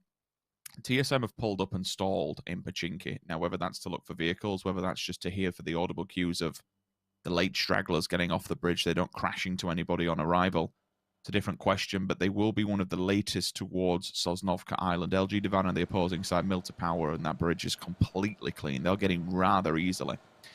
The only way that any of these four teams, including Furia, really benefit from this is if they get a northern shift. If they get a northern shift, the top half of Sosnovka is completely dead. It's empty. Take the pick of the bunch, it's yours. That's a very good point, actually. Meta getting a little bit of action. DGW maybe overstaying their welcome on this kind of play across. It's not like the southern side isn't without players as well. Liquid's over here. Nice couple of shots. Tag there towards Machow. And is that DA swinging through? It is. Okay, so DA and Liquid close by. FaZe as well. All of Europe seem to just gravitate quite close to each other in these, don't they? They just seem to have this affinity of wanting to be somewhat close by. And I guess lucky for the rest of us, ENCE and TSM, VP are still all by the island as well. Oh! This is surprising by Furia. It really is. You'd have thought they'd be the ones that want to kind of get off this, but maybe they're doing it just to slow them down. Which, if so, it's absolutely worked. And inadvertently, this may force TSM to fight. I know we have a fight on screen at the moment. between DA and FaZe. It'll be a bit DA an up can't and push down that. battle, but no. Oh, what? Okay, I'm seeing this bridge. You don't see it right now. You might do in a second. TSM, VP, and ENCE. ENCE is just to the side of TSM. This could be, once again, Europe just kicking each other to death before we even get to it. ENCE have stalled for a moment within the blue. But the more they do this, the closer they get to TSM. I think TSM will be the last team to come off of this bridge. But if any of them decide to set up shop whatsoever, it's mutually assured disaster. Okay. ENCE will be heading across. I think TSM will be following behind. I'm seeing Vard in the vehicle, Bookie all getting ready to go. VP and Fury have made it through. And VP are on towards the actual Millie base itself. They're kind of piling into this one. DA's on the move. All the teams who committed towards the kind of eastern side heading pretty sharp inland now, trying to get towards our main central point. And you noted earlier on, the northern portion of this island wasn't really occupied. A lot of the teams sat towards the kind of middle and south. So I wonder who takes the north. ENCE gets a free grab towards that. I'm sure maybe even TSM could look towards it. I don't know how well they'll know that no one's there, but it is completely scot-free. Look at how cautious they have been. Understandably so, with so much on the line. Still in the blue, still not in vehicles, still chilling. The north has completely opened up. It's still got quite a southern base circle, you know, given where the central point of the circle is. Nice to see some of the new terrain being used. I say new, it's been out for quite some time, and we commented on this yesterday, but it's, again, very rare we get to see these new nooks and crannies really come into the fold. You've always wanted this. You're like, one day I'll get my little bit down here. He loves this area. I mean, let's think about it, though. It blows my mind that we went from a year of seeing, when we get to Sosnovka, of runway endings with that wall that runs parallel. How many times do we just see a snake up against the runway wall and we just wait for people to come out from the planes? I've never seen a runway ending since, and I don't know if that's to do with one of those areas that's a little bit too deep on water, where we get to, because we do have a second land ratio that comes into play in the very late circle. I think it might be circle 8. I've not even circles near there, though. It's, yeah, they're few and far between, aren't they? They're more towards, they push them out of there now, more towards the aerial tower. Exactly. So it's like, okay, aerial tower, Necro, where Necro currently resides. So it's like, I would say we're going to either see it shift north towards that band of the northern side, because for some reason it always likes to go there. The south compound's kind of near DA, E36 Furia, but I have not seen a runway ending in a while. But we have a lot of teams banking on this, and the teams normally know more than we do. They have a very good idea, very good inkling, very good concept of where it goes. And look, whoever says, oh, it ends on the swampy water all the time. No, it doesn't. We've been casting this a lot. No, it do not. We have not cast a game yet where it's done that. So I would love to see it. Now, you know, in your game, maybe, but we don't watch your games. We watch these games, the very, you know, top end of the scene. A Freak's on the move up as well, and look, as it stands, I don't know where this ends, because there's a lot of options, and the teams are quite well spread out so far. It does pull in towards the hangars eventually, and there's a bit of swamp on that backside of it, but from the actual runway itself and the planes, where we used to have them all the time, I've not had the privilege of casting one just yet. You will see two teams spread out within their DA just on the opposing side on the road towards the southern end of the map, but they'll still keep a track of that walkway. TSM's going for a very, very weird and wonderful approach, trying to stay as close to the edge, but unfortunately this is funneling them directly into the open arms of Furia. Now, Furia have to move eventually. E36 is directly behind them. Circle will update. And it pulls in smack bang on meta. We spoke about just a second ago those bunkers and how it does sometimes flow down from the hillside and into them. It looks like we could potentially get in the broken bunkers as an ending once again. There's only a few of those, though, that you can take. You can play inside, you can play outside. Better to play outside, but of course, it comes with its own disadvantage that you have players up high around you. You're open to attack from a multitude of angles. The downside of being in here is that you are now boxed in. Once you're in here for good, and DA have gone for the full-blown commitment. T1 once again feeling the full force early on, lose 2 players just like that. One pincer maneuver and instantly it comes down to Dangshe and Ada on the opposing bunker, the outskirts one. The one where it generally doesn't go as it pulls away from that wall side to try and hold it down. Detonation Gaming White also fold into it. Metagaming spot them at range. FaZe Clan's here. LG Divine at the door. I say it's FaZe Clan. It's not. It's just Eights here. 2 versus 1.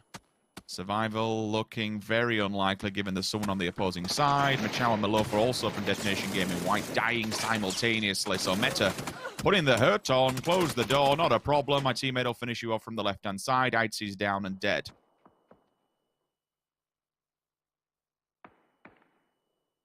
I'm not sold by that. Maybe looking for their next step or their next level of rotation, but it just went into a brick wall. I don't know what the intention was or the plan was, but it's not particularly paid off. Now FaZe going to have to consider where they want to go with this now. They must head south, maybe into the unknown. Liquid still in the south with E36 as well. Keep that in mind. They are down there. Central teams, Meta, DA. DA grabbing that great spot. Congratulations, they just hit that. Now, beyond that though, where do the rest of these teams head towards? I'm looking at TSM, who are still towards the more northern side here, kind of sweeping up from the west to the north. I have no idea where they want to head. Kind of maybe just scout their way in slowly but surely. They can still go to the, the apartments, the satellite building. There are playable areas, but they're not favorable areas.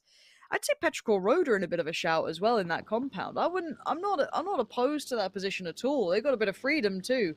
But this is going to compact this fight. Now E36 are going to make their move as well, head further in. They've got to find their next spot and actually kind of swinging back up the hillside. Difficult. It's very difficult. The specific area of where you need to be now within military. Unless there's any weird and wonderful circles that Poland should be banking on it being now Meta to DA's position. This is why Furia want to kind of fight for this area. The problem is that you have twofold. E36 and then Liquid behind them. Liquid will come into the fray. The vehicle actually, unfortunately, lands on Pure Boys. It goes over, just rolls onto him and crushes him underneath it. Circle, bang. There we go. That's what we were looking for. That's what we anticipated. Now, Meta have the fight of their life. They have to hold this one. And there is a lot of people that will be wandering and looking downward at that position. That is the prime spot to be in. This is not going to be easy, but they have a good foothold to try and make something happen. Nothing about this circle is easy.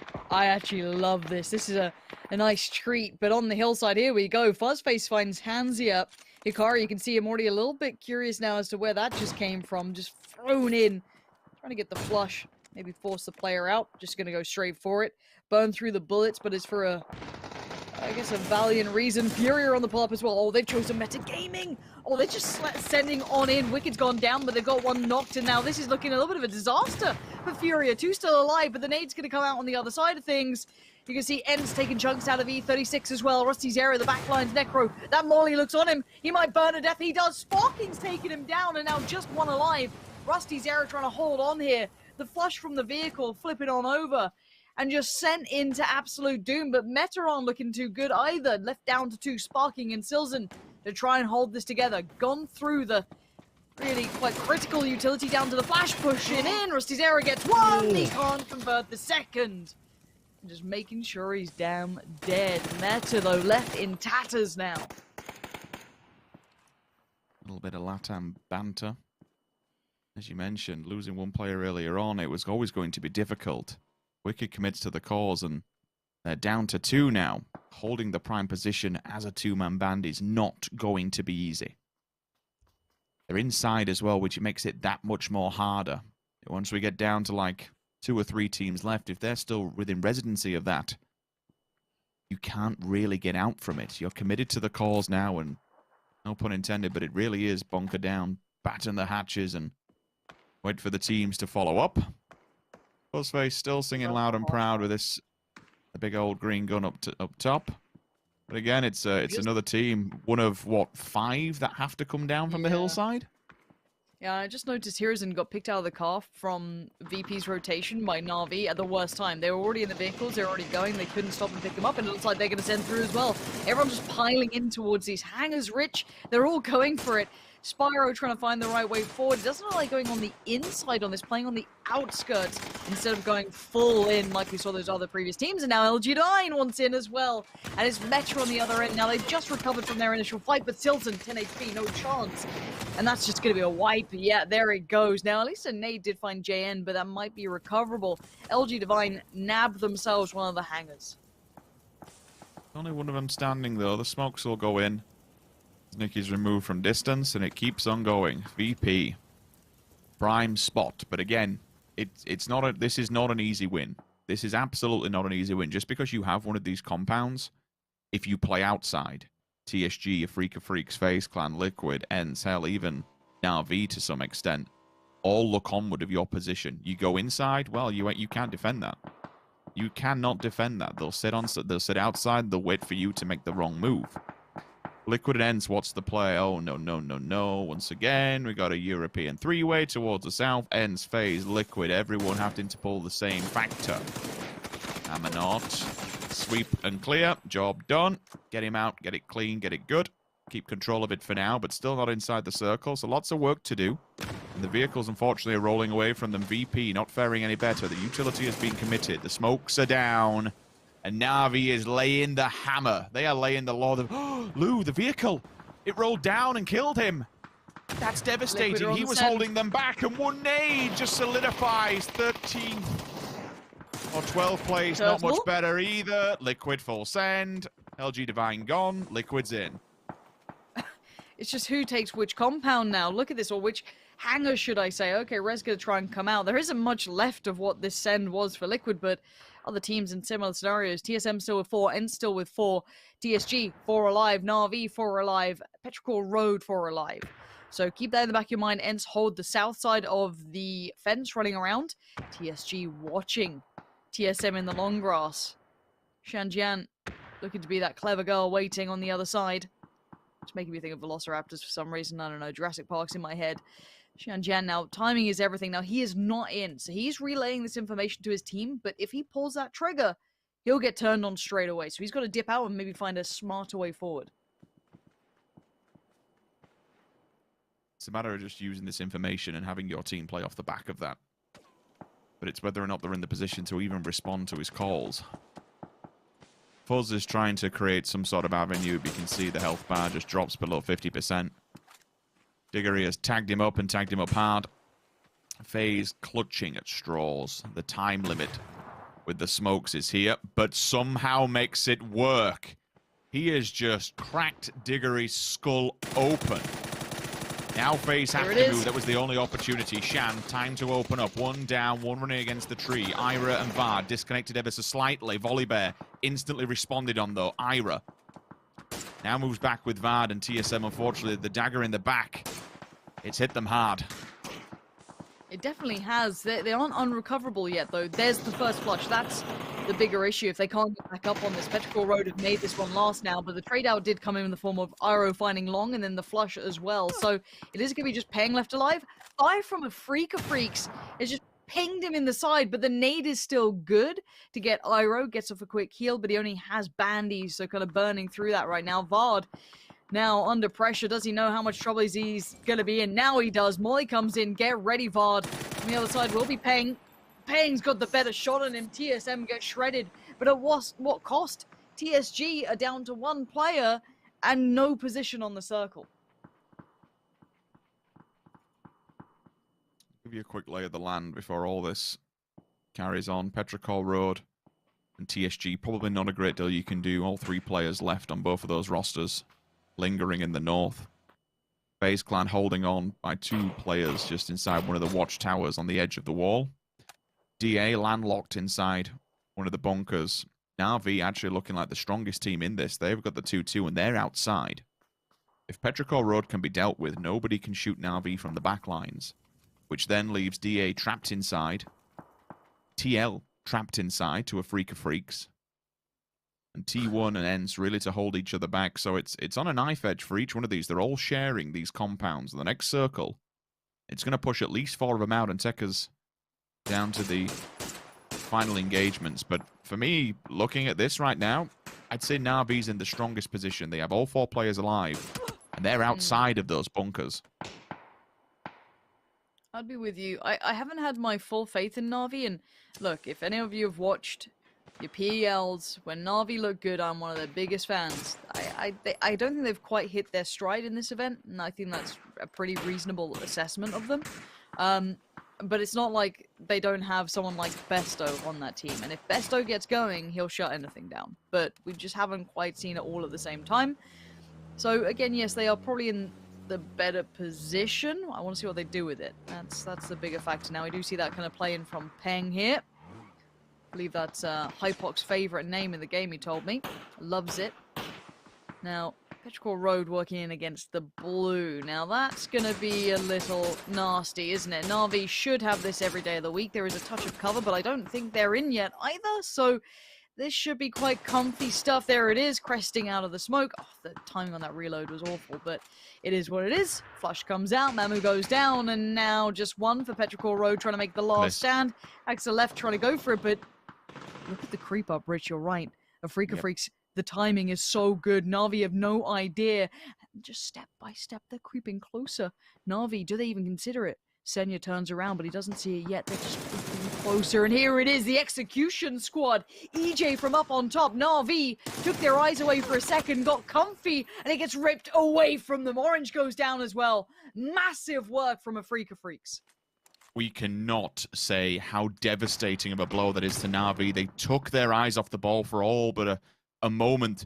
I was watching the map unfold, and the second Na'Vi started laying into Petrichor Road, Afrika Freaks just sent two, smashing it across from the opposing bunker to remove them from that power position.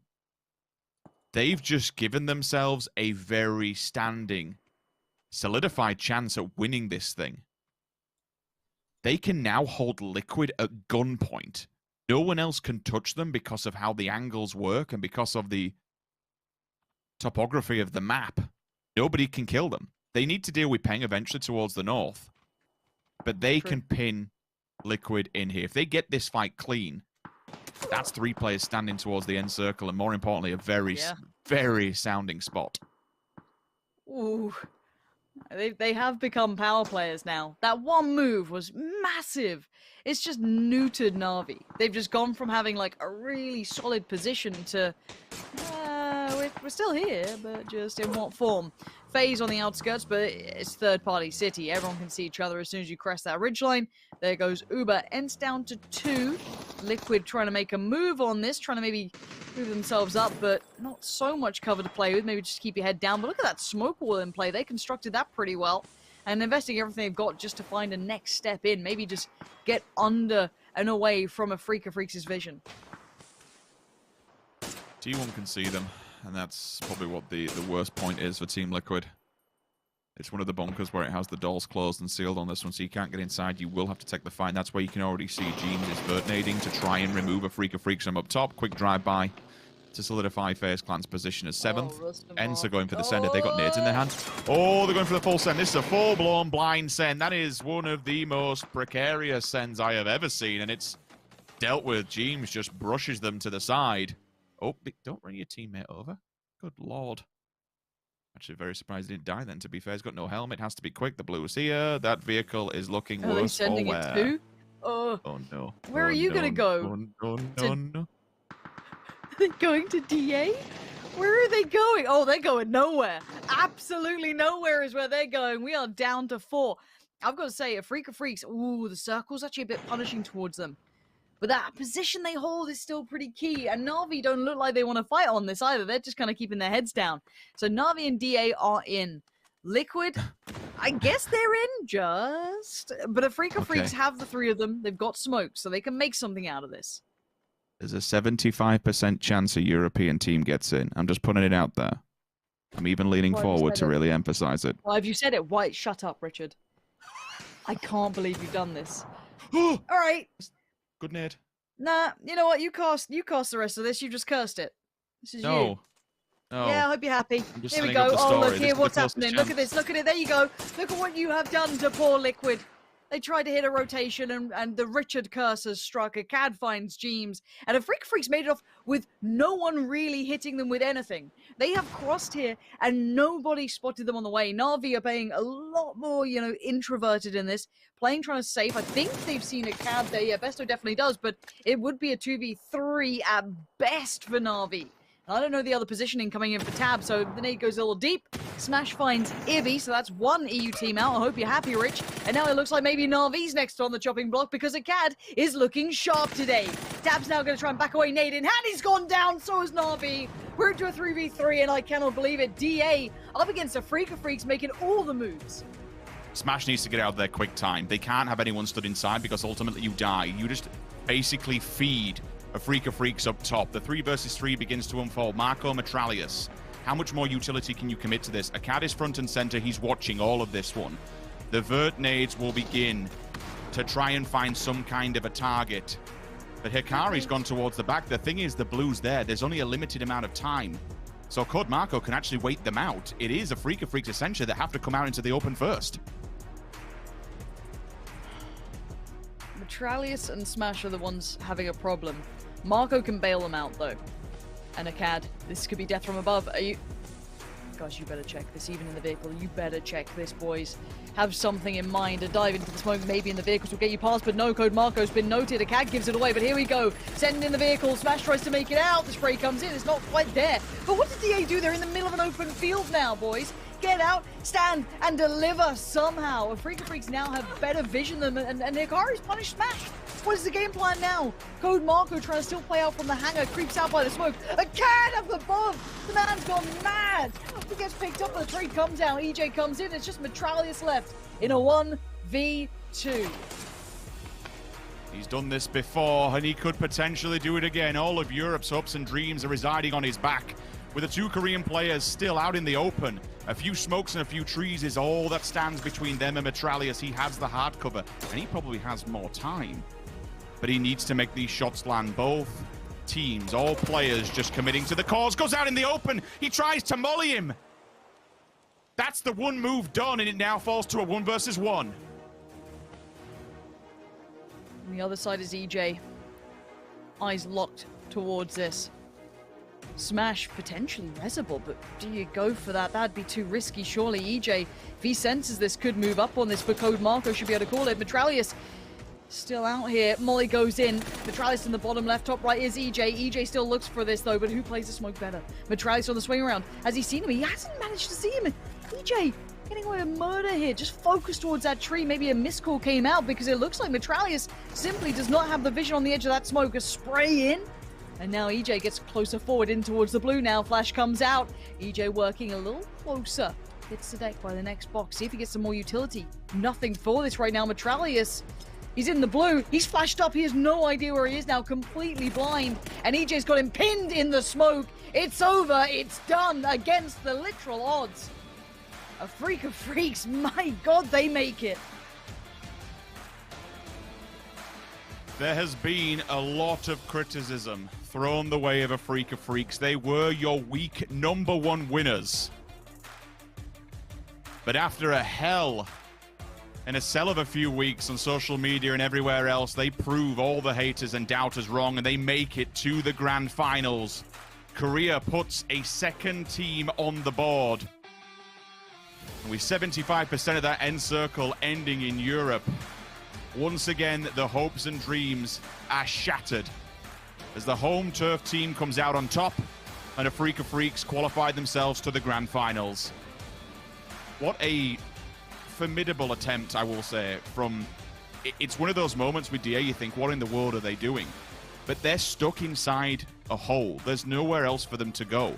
And they do the unthinkable. They take their vehicles and they send it to a rock, which gives them a fighting chance. That's the best move possible. Like, credit where it's due. And a couple of questionable scenarios, especially from one of the Freak of Freaks players just running out into the open. I mean, I get it, trying to molly him out so his teammate could push him, but I mean, the 1 versus 1 at the end blew was off the top as well. Like, there was the some jumping dive. mad stuff. That was a little wild.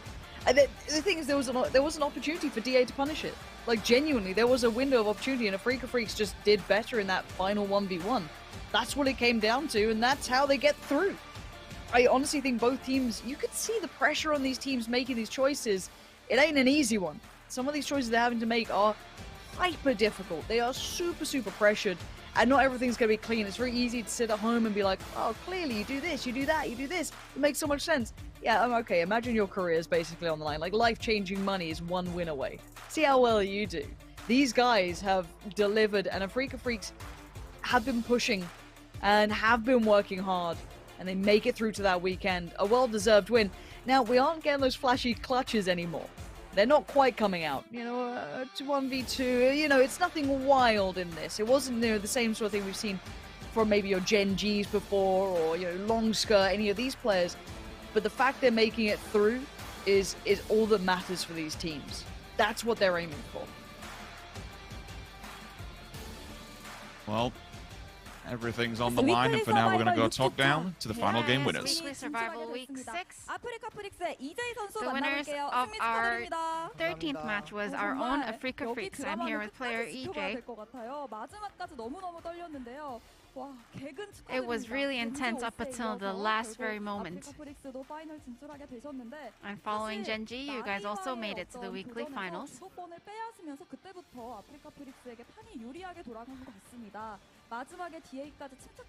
You guys managed to eliminate DA. And I'm pretty sure when you were the final player left, you were really nervous about it. What was that situation like?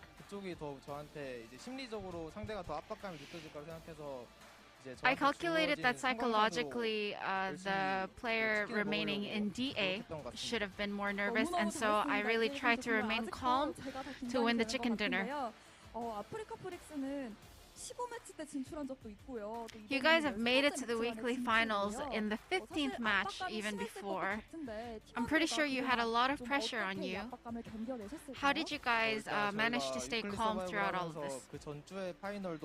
Throughout all the weekly finals, even last week, our performance wasn't that great. And so we try to consider all the weekly feedbacks that we've had throughout the weeks. And so we also worked on our mistakes. I think you guys can also look forward to the possibility of becoming the champions. How are you guys going to prepare for the last weekly finals? We're going to try our best, and we promise that we're going to win this weekend. Thank you so much. And do you want to give a quick shout out to your fans? It feels really great. Thank you so much. Congratulations. That's right. Afrika Freaks manages to clutch it out here in the final moments of this game, and fair play to them, because the way they played out some of these final moments, the final circles, chasing into these circles on towards the runway area, Cameron, was nothing short of fantastic. Great stuff by Afrika Freaks. Yeah, it was just a really good run there at the end game. One of the biggest problems with the runway endings is that it's so open, and it's also on the low ground. That's why we saw so many different teams sort of just take sends into bunkers that are already held, because there weren't very many options. But Afrika Freaks, they had to come in from the high ground, from the east side, and they leapfrog from one small piece of cover to the next. And actually, I think what the game-winning play was their proactive movement away from Liquid's position onto Navi's bunker hill. And they sort of just took control of the game from that point. But yeah, here are some of the sends that I'm talking about. Just go into the bunker, go into the bunker, go into the bunker. A lot of this goes down. And I think Avenger, I mean, correct me if I'm wrong, but going to the bunker in these moments, I guess, is kind of the easy play in inverted commas. If you're there at the beginning, taking the top of the bunkers requires you to know exactly who's looking at you from different angles and stuff like that. It requires precise timing, and Afrika Freaks was able to do that extremely well here in this game. Yeah, exactly. Like, playing on top of the bunkers, you have to make sure that your backs are free. Like, you cannot play on top of the bunkers if you're 180 degrees behind you is not safe, because then you will just get shot at, especially how the terrain lays out, and especially how all the bunkers kind of crush each other, and how the whole military in general just is laid out terrain and elevation wise. So how, especially in this moment here where Freaks, they were already they'd taken over the second bunker, the one of the most centered one, and playing on top of it. Liquid was only 2 guys alive. They were not going to go out and pressure them. ENCE was 2 guys alive. They were not going to go out and try to overextend and try to put some pressure on them. So Freaks could just freely pass from the furthest eastern one to the next one, and they did that. super well executed by them, and super unfortunate, of course. And then we can blame Sims in this situation. So, like, he said, 75% chance for win. It was more like a 75% chance to curse it. We had 5 European teams alive with 6 teams left, and he still managed to curse it. Like, what's going on here with Rich Nam? Jokes aside, Freaks, they executed this extremely perfectly, and also putting them in a situation, where they're one of 3 teams out of 32 to have put themselves in 6 out of 6 weekly finals. That is extremely impressive, and I'm ecstatic and elated for their sake to see them in here. Very much so. Congratulations to Africa Freaks for advancing on. Only 3 spots remain now. And I guess the big question off the back of that Avenger is, when is someone going to weaponize that power that Sims has? Because that's a scary thought, to say the least. But anyway, Cameron, do you want to say this, or do I need to say this? Because we're still in a situation where I said 110% a European team was going to win this game. It's just maths. And then it didn't happen. No, because a lot of EU teams were actually in really solid central positions. Yes. But that's sort of what we were talking about with inside the bunker versus on top of the bunker. It's a gamble that you really have to play of safety versus ability to stay aggressive. And I do want to give a quick shout out to Digital Athletics, the way that they attempted to play the end game. If they didn't, they needed either frag grenades to land on members of the Freaks just above them. This is when they were the only 2 teams remaining. Yeah. When that didn't happen, really the only play was to take those vehicles to those rocks and try and have more of a fair fight. And they were actually almost able to clutch it out. You can tell on both sides, nerves were really, really climbing up there. So I think it was still ultimately a good play by Digital Athletics at the end. Just unfortunately, you can't win them all. We were talking about this during whilst we were watching this game, Avenger and Cammy, but like sparking. We said it in coming out of the previous game. They get like low placement, but sparking is still always here somehow on the top 5. Always there. And in this game as well, I think they got themselves a 14th place, and he's still here, Avenger. It's unbelievable. Honestly, this guy's just cracked. Like, he puts out so much damage, puts out so much pressure, and in terms of a frag and kind of a turret kind of style, he would be perfect, and he fits in so well in this team, especially considering they have a substitute. Quite impressive. But in general, this game for them, it was a situation where, they were in a decent spot for some time, but it was rough for them to have lost, a few players, and they were playing inside a bunker, and you don't get too much out of it when you're already having to salvage around when you're only 2 guys alive. Yeah, It ended up ending quite close to them, to us. Yeah, definitely. All jokes aside, 2021, I think he gets offers from other locations, other places. We'll see. I mean, Meta has done really well here throughout the tournament, and who knows, he may quite easily stay there and still have success, but I think offers will be in the future on his way in regards to the performance here we've seen at PGI.S. But beyond that, looking at some of the other teams that were able to perform throughout this, Na'Vi getting themselves a 3rd place with 6 kills. Again, though, I guess, Cameron, it comes back to those the ease of being able to take a bunker, trying to hold on to that, but then does that transition to a win? Oftentimes no here. Yeah, and there was actually a lot of teams, not just Na'Vi, with a good number of kills here, and that just goes to show the sort of chaotic situation that not just military island finishes, but specifically runway finishes lead into. Na'Vi had 6, Liquid ended in 4th place with 8, and then even Ents in 6th place with 5, FaZe in 7th with 4. I realize I'm reading off of EU teams, so I guess it's really the EU teams that were really fragging out, even though it was a Korean team to win it. But it's just very hard position to try and really hold down with all the different angles around you. I mean, we actually, here at the desk, normally we want to give coverage to some of the most important points that are currently going on right now. And EU is kind of dominating this desk because of the situation that we're in right now. This is unprecedented. So that is kind of why we're having to address this so much. I'm actually just directly talking to you, the viewers, right now, in terms of what we're seeing here. This is slightly unprecedented, but that is by the by. And actually, I did Na'Vi a slight disservice. They were on top of a bunker, not inside a bunker. But anyway, we're going to a short break. We're all flustered.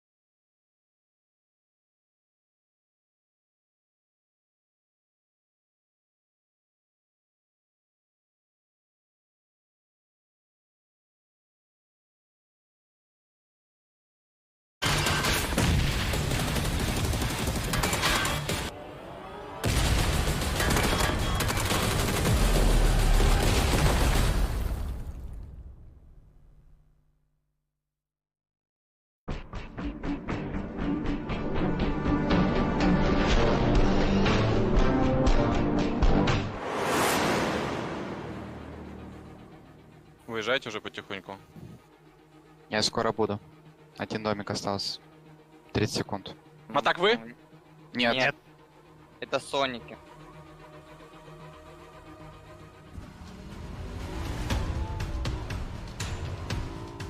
По мосту едьте быстрее через меня.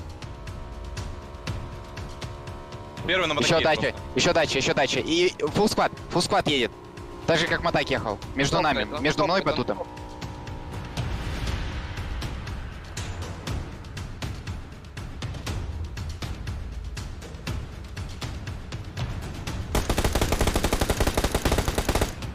Он стопнул на углу. Еду. Хирича можно поднять, нет? Да. Окей, еду. Нормально, все нормально.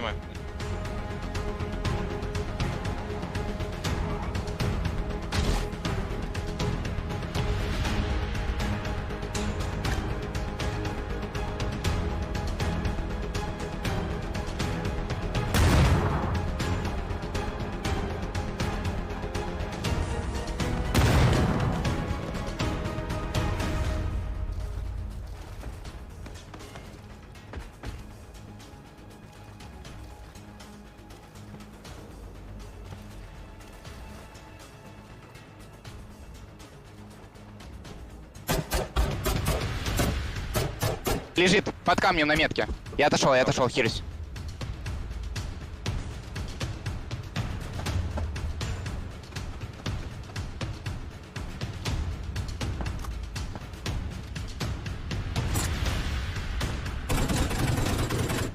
Правый смог срывай. Нету.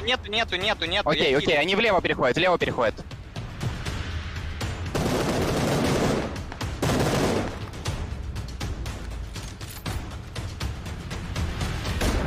Найс. Хорошо?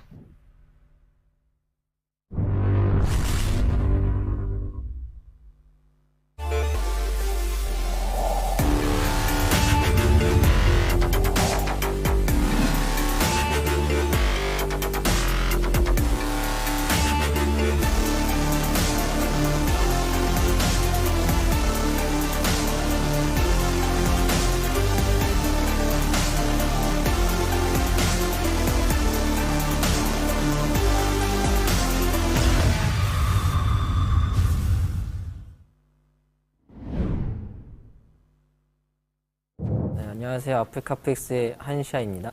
안녕하세요. 아프리카 프릭스의 이재입니다. You go from here on out. There's just too many members of Africa Freaks already on top of you and making it look easy. That's going to be a 치킨 먹어서 되게 좋았는데 끝나고 나서 든 생각이 더 일찍 탈출을 할 수 있었는데 많이 아쉬웠다. 약간 경기력이 아쉬웠던 경기가 너무 많아가지고 후회는 컸던 것 같아요. 치킨 먹은 판은 경기력이 만족스러웠나요 혹시? 네, 되게 만족스러웠던 것 같아요. 일단은 제니스보다 저희가 빨리 들어가면은 오히려 기아 쪽에서 올라오면 양각 맞을 수도 있고 이 서클이 한번 오스가 치킨 먹은 판에서 썼었던 서클이거든요. 그걸 기억하면서 여기를 썼던 라인이 저희가 썼던 라인이랑 거의 동일한 느낌이어서 끝에서 천천히 풀어나갈 수 있다는 느낌을 받아서 이제 제니스 먼저 보내고 저희가 뒤를 치는 방식으로 했던 것 같아요, 운영을. Zenith says, okay, well, if it worked for them, maybe it'll work for us. The problem is now Africa's... 일단은 슈터킬이 처음에 저희가 산마틴 쪽으로 들어왔을 때 두 명이 저 골 쪽으로 들어가는 걸 봤었고 반대편 엔스 쪽 구덩이에서 보면은 기아가 이 라인을 잘 못 쓰거든요. 그래서 기아 쪽에서 찍힐 위험도 좀 적은 것 같아서 힘이 약한 슈터킬이랑 저희가 잡을 수 있는 제니스랑 교전하는 쪽으로 선택했던 것 같아요. Roth already down, Punaj on almost no life. Kickstart Shinboy trying to roll up that hillside, not having the same success as we saw. 교전에 있어서는 저희가 뭐 다 다른 팀한테 꿀릴 게 없고 좀 더 저희가 우위에 있다고 생각을 하거든요. 그래서 할 수 있는 교전은 최대한 하고 이득을 챙기려고 하고 있습니다. And if Africa Freaks going for descent, it might be the only option they have. And look, we've already seen what they can do, catch and drive. 이게 치킨 룰이다 보니까 어차피 킬 포인트는 의미가 없다 생각해서 외곽에서 싸우는 것보다 그냥 한 팀이랑 꽝 박아서 저 집을 밀어낸다면 저희가 치킨 쪽에 가까워질 수도 있다 생각해서 힘들더라도 한번 싸우자라고 생각했던 것 같아요. 그럼 그때 그 집에 예상한 팀은 있었어요 혹시? 아니요. 도박이었어요. 그냥 저기 아니면 약간 미래 없다. 뭐 아니면 도다 생각해서 가서 뚫었던 것 같아요. taking a hand to detonation while they're trying to respond. They're all stacked into this little cubby, and that is too bad. 제가 들어갔을 때 한 명을 기절시키고 기절 인원을 포함한 것까지 3명이 있더라고요. 그래서 2층에 한 명을 먼저 잡고 뚫린 돌집을 정리하라고 말을 했었는데 폭이 날라온지도 저는 몰랐어요. 갑자기 옆에서 펑펑펑 터지더니 게임이 끝나 있더라고요. 뭐지? 안 그랬던. 이미 돌집을 뚫으러 갔을 때 뭐 한두 명 정도는 죽겠구나라고 그런 생각 했었는데 4명이 살아서 다행이다.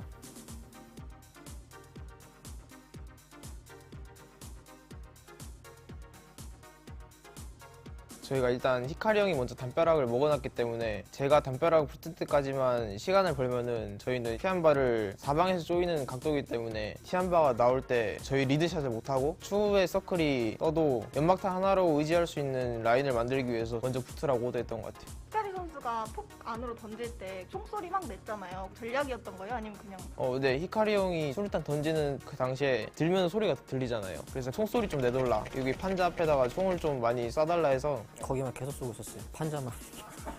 I love these aggressive smokes as well. It basically means you're running out blind. You have no idea what you're running in towards. This is great play. Freaks are playing. 상대의 시야를 가리는 게 저희의 시야를 가리는 것보다 더 중요하다고 생각해서 상대가 쏠 수 있는 그 각을 지우면은 저희 안전을 좀 더 보장할 수 있는 각이어서 동환이 형이랑 저랑 얘기를 많이 해서 그쪽 각을 먼저 지우자 해서 그렇게 연막을 핀 것 같아요.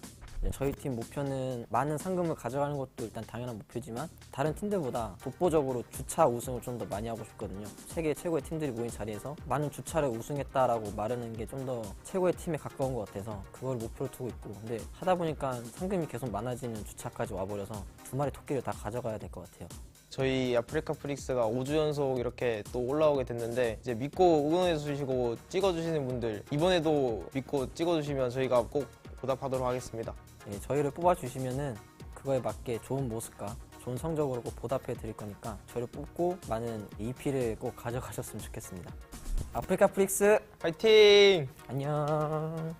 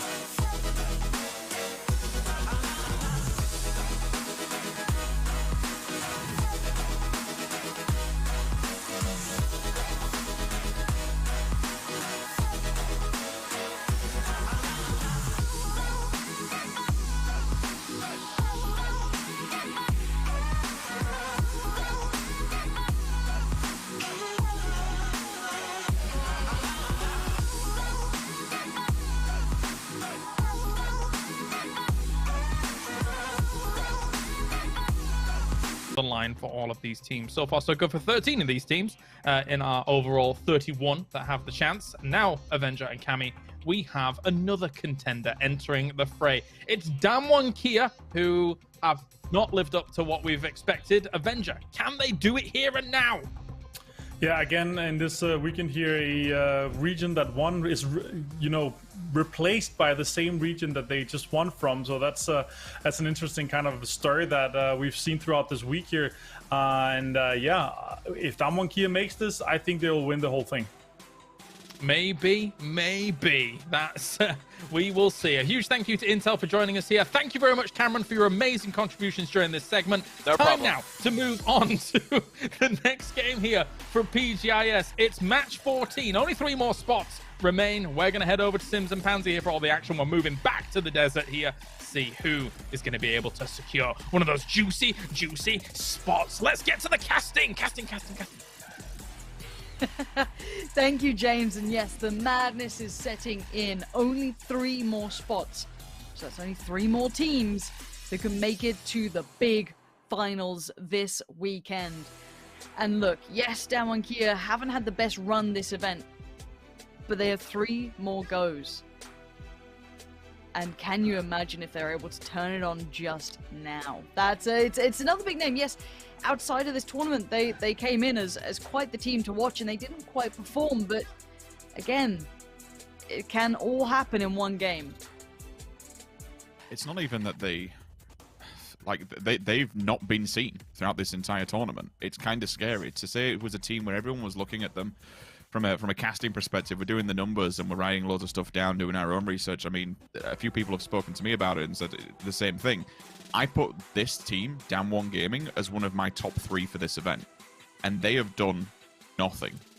Now, would the prophecy be that they instantly come into this lobby and just get through? Like, can you imagine?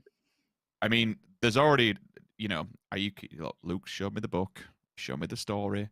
We get to the last game and face qualify. That's the Messiah of PUBG right there. That's the story that's written for the last game. So we know FaZe is winning the end game, okay? Just to keep everyone on the edge. That has to be done, just as in silhouette fashion as the previous World Championship. But yeah, there's a lot on a lot of eyes on Damwon. Again, they were so good coming into this, but we have not seen. They are a shadow of their former selves throughout this competition.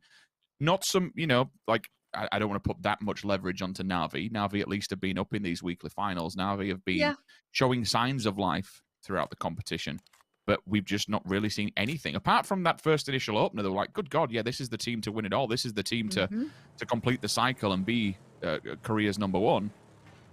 It's not happened in any way, shape, or form. Yeah, and I think just because we have a lot more experience watching Na'Vi, we're like, we can tell when things aren't 100% for them. And they have, they've had the roster issue, of course, which has plagued a couple of other teams as well, but they're not quite playing to the traditional Na'Vi style, and that's fine. I think we know that, but the difference is that Damwon have barely made a dent towards their normal reputation. That's the bigger factor. But it takes one game. It takes one game, one circle, one moment, and they're good to go. Now, I don't know if they can make it happen in these final moments, but I don't see why not. Now we come back in, and of course, still no European team is a story we cannot help but talk about. Not a single one has made it through just as of yet. Now I will like to once again remind you, Virtus.pro normally do quite nicely on Miramar, but there's a couple of other teams that have been starting to warm up a bit here. We've had ENCE doing quite nicely, and oh, not again. DA and Liquid now. Right next to each other. The initial damage not bad. And another nade from Smashers found Ibby. Clibs down. Oh, dearie me. DA shredding Liquid. And that's a flush on Clib. That's not just a knock. That's a full-on flush. They're down to 3 at very best now.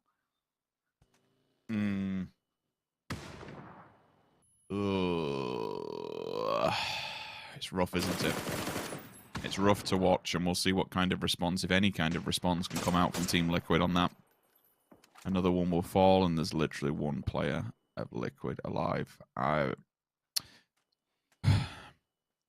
It's really disappointing because we know what caliber these players have amongst themselves. And the thing is, for DA, they won't want to let him get away with this.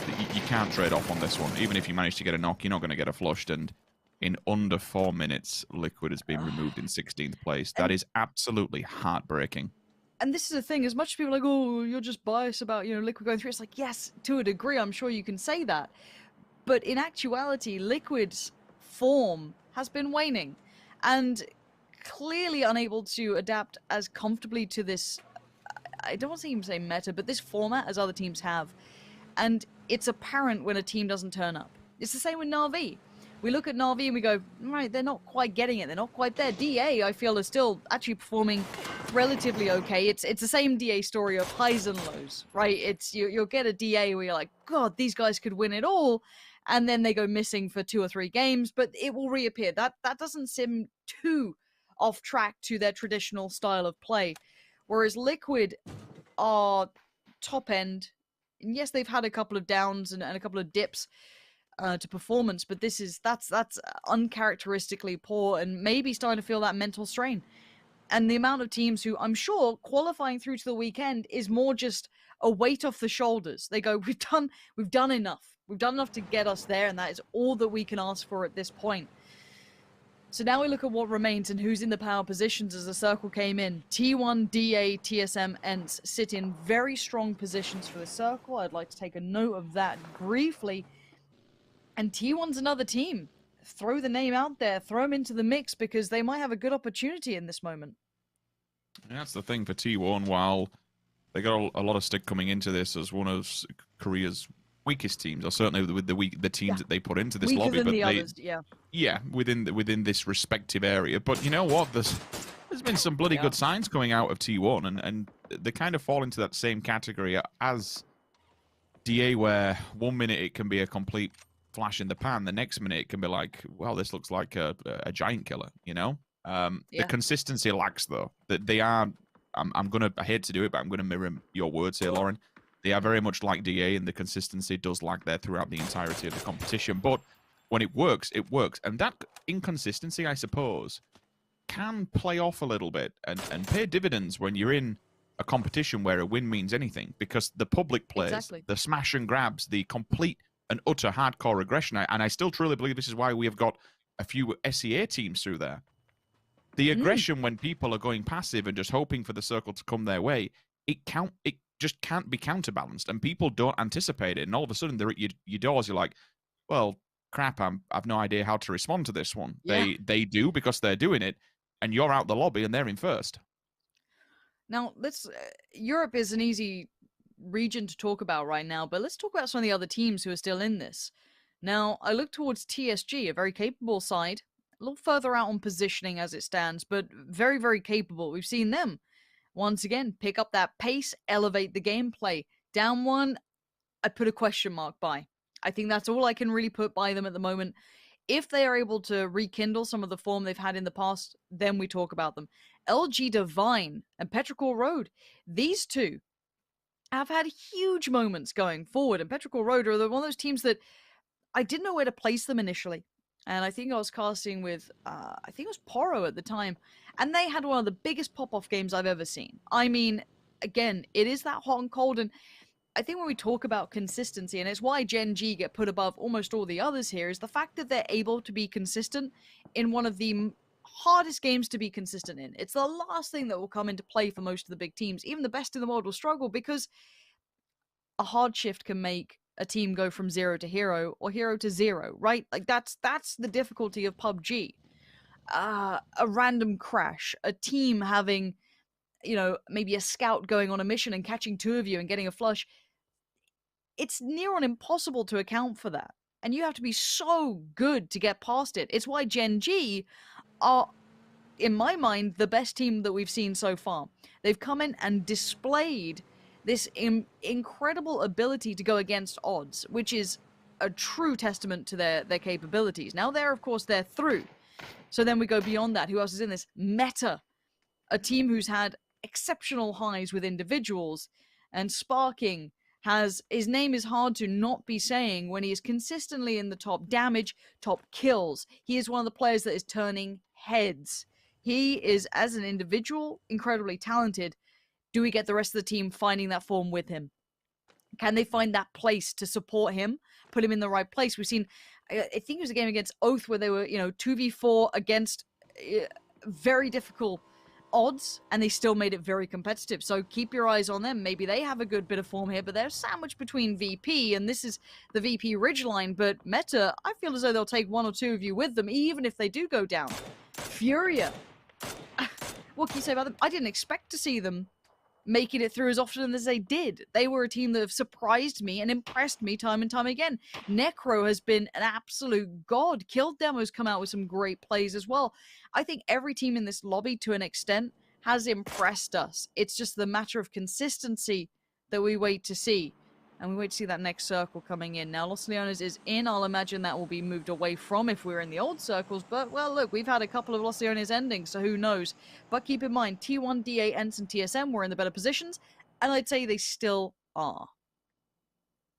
Circle as it pops. We'll see now La Bendita, a very, very prominent position within this map. The whole ridge line that runs from there over to DA. So from La Bendita back to DA, solid groundwork. T1 have already jump-started their approach to the win and gone for one of the compounds within the ditch. My only concern for T1 is they have gone for a 2-2 split. I think, given the land that we are playing with, and more specifically the mobility, they should really get themselves together here. We know the position that Aqua 5 currently is residing in. That compound has won so many teams, maps. I would prefer to see Starlord and Dangche get together with the rest of the boys and fortify that hold that they have. Now, look, I'm not a pro. I understand why they're doing it, and we'll see if I'm completely wrong. If I am, fair play to them. It is one of those choices that you make and think, playing at 50% with all these players alive, it's... Yeah, oh my word. That's a shot and a half. That's Senya committed to the grave as well. Banger coming out from Fuzzface. Lays him out, stops the approach. Now, for this circle, you ever so briefly touched on it with Los Leones, with the hillside at the back of it, it usually goes up towards the north. Now that potential Los Leones city fight doesn't come our way unless we have two double hard shifts to the south, back to back. I'm still looking from La Bendita anywhere across to outskirts of Picado. That middle band that runs across is littered with teams. VP is doing what VP does best. Sometimes it pays off, sometimes it does not. Now, if you remember when we cast on Tuesday, they did the exact same thing, and this lost them the game. They sat at the foothill of the hills in the compound and didn't go for the compound early. They banked on the hard shifts going to the road. They're doing the same. I would personally like all the rest of the teams to get to Lu and take control of that ridgeline now. Hold it as their own. They're close to the center. If they want to pull back to that compound, fair play, do it. You've got Batulins over there. Hell, leave him there on his own. But right now, they've only got Lu front and center. He can't hold that ground on his own. No. It's such a fine balance, isn't it? Because we can sit here and see all the information, and they're working on whatever they've been able to piece together from that ridgeline over towards the north-west. Batulins, Spyro, and Hiruzen just kind of keeping track of it. T1 still sitting pretty. And we talked about their split. I think it's okay this circle. We'll have to discuss next circle. When teams get desperate, the crash will potentially come in. Now, we talked about Lu being on a bit of a standalone island here. Does have the bike, so he is quite maneuverable. He can get out of there. First tag did come in. Might be time to bounce because actually there is pressure coming his way. It is from E36, and I wonder if VP have vision towards that. We saw them kind of peek in the ridgeline. An option looked at. Now, Fuzzface, in the last game, was kind of going off with that on. He was starting to look real tasty on that, starting to look real nasty with that gun. And if he's deciding, I want to win this damn game, get us the hell out of here, he is one of the players that I will potentially say has one of the highest skill ceilings to achieve. And we don't see it all the time. It's you know, easier said than done. But if he gets mad, and if FaZe stick true to the story, then we could see him start to elevate. Now, here we go. Looking at this, it's gone towards a little of Los Leones, but not enough to really bring it into conversation. But it's been a bit of a southern lean, hasn't it? So Furia, now they moved into this compound. They weren't one of the initial few. They weren't part of that T1DA ENCE TSM gang, but they managed to find a really good spot on this. Now, where does Meta go with that kept in mind? That's the question, and they have to be careful because there's so many players that are going to be scattered throughout this middle band on the road. I think they might inadvertently go to the same spot that Furia is going to be taking residency in. Same could be said for ENCE. Eventually you'll see them come into the fold on the radar below, or on the map, excuse me. They can take the hillside. They can even build these vehicles up around that cabin if they really want to. I won't anticipate Squeaky goes for the full send here. not blindly at least. They should be able to skirt this one rather than turning into it, which is exactly what Rustenmar's doing. Squeaky also sees there is a team in there, so they'll all just wander by, except no, one of them's just dove head on in. Two of them side by side. Silsum will be the first one to fall. There is shots on the backlines. Ents are somehow making this work. Response come out from Wicked on the side of Diggory, and my God, they have somehow managed to pull up and keep not four alive. Finally, Rustamar has been taken a distance, but very rare do you see a team coming out with 3 players standing on a pull-up like that. Honestly, I just do not think Meta were ready for it. No, and Ents have looked spicy today. The Finns have been in fine form, so clearly with a plan in mind, and they've got themselves a key position. If they had kept 4, I'd put them in as one of the stronger teams coming into this now, kind of sitting aside Furia in position at least. Towards the north, though, Rich, we do have E36, Petrichor Road, LG Divine, all finding their way in. But I feel as though this next couple of circles are going to be pretty defined by those roads that split between the middle of it all. Unless we have a mad hard shift, then I guess things get a little bit wild. But VP, what options do they have here? They're just sat on the edge of the moment looking for maybe the next step, but FaZe on one side, DA on the other. It's difficult, isn't it? And if they go the same path as what we saw Metagaming do, fair enough, they didn't drive into their end. It was a team that approached them, but the two central areas of where VP would most likely set up its last stand, it would be taken away from them. T1 is still vying on a northern shift, and for the 2 compounds that they've taken, they absolutely need it. They have to be quick off the draw as well and getting ready for these vehicles, because we still have E36, Petrichor, TSM, who are all above them. If the circle does go to the north, every single one of them will just get in the vehicles and completely send it to the buildings to lock that thing down. We'll see. 10 seconds until we find out how this story will be landing us for a fair amount of these teams. Down 1 Kia has still been quite quiet down towards the south. Circle goes towards the north. T1's compound now. This is where Dangche and his teammates just get in the vehicles and fully send it. Aqua 5 and Adder have to be ready for anybody else who wants to try and grasp that compound away from them. The defensive stance will unfold. All the players are there. TSG, I can see in the vehicles. They're heading this way. They have to be very careful as they come on the approach. VP's now been put out of position, and so has FaZe Clan. They could backfill VP while they're shooting and distracted by Digital Athletics. Other teams who have got a hell of a lot of work to do. Down 1 Kia all the way down to the south could take a hillside just towards FaZe Clan's position and maybe shoot them while they're distracted. LG Divine. Ooh, that's a very barren landscape over by the east, and honestly, really nowhere to kickstart them, nowhere to make landfall without having enemy contact as soon as they do so. Ents and Furia, they can share that for now, but again, as Ents have found, that position is prone to seeing stragglers turn up, so they have to be ready for anything. Now remember, we've had an ending towards the northern side of this road at least. Sonics and Virtus Pro. That's where Sonics qualified. Tiggleton doing wonders for them. VP not in a similar position. Different scenario. On the move now. Where are they going to go? It looks like heading up towards FaZe. Don't think they'll get their pull-up that they want on this, so back towards the roadside. Here we go. Spyro leading the way.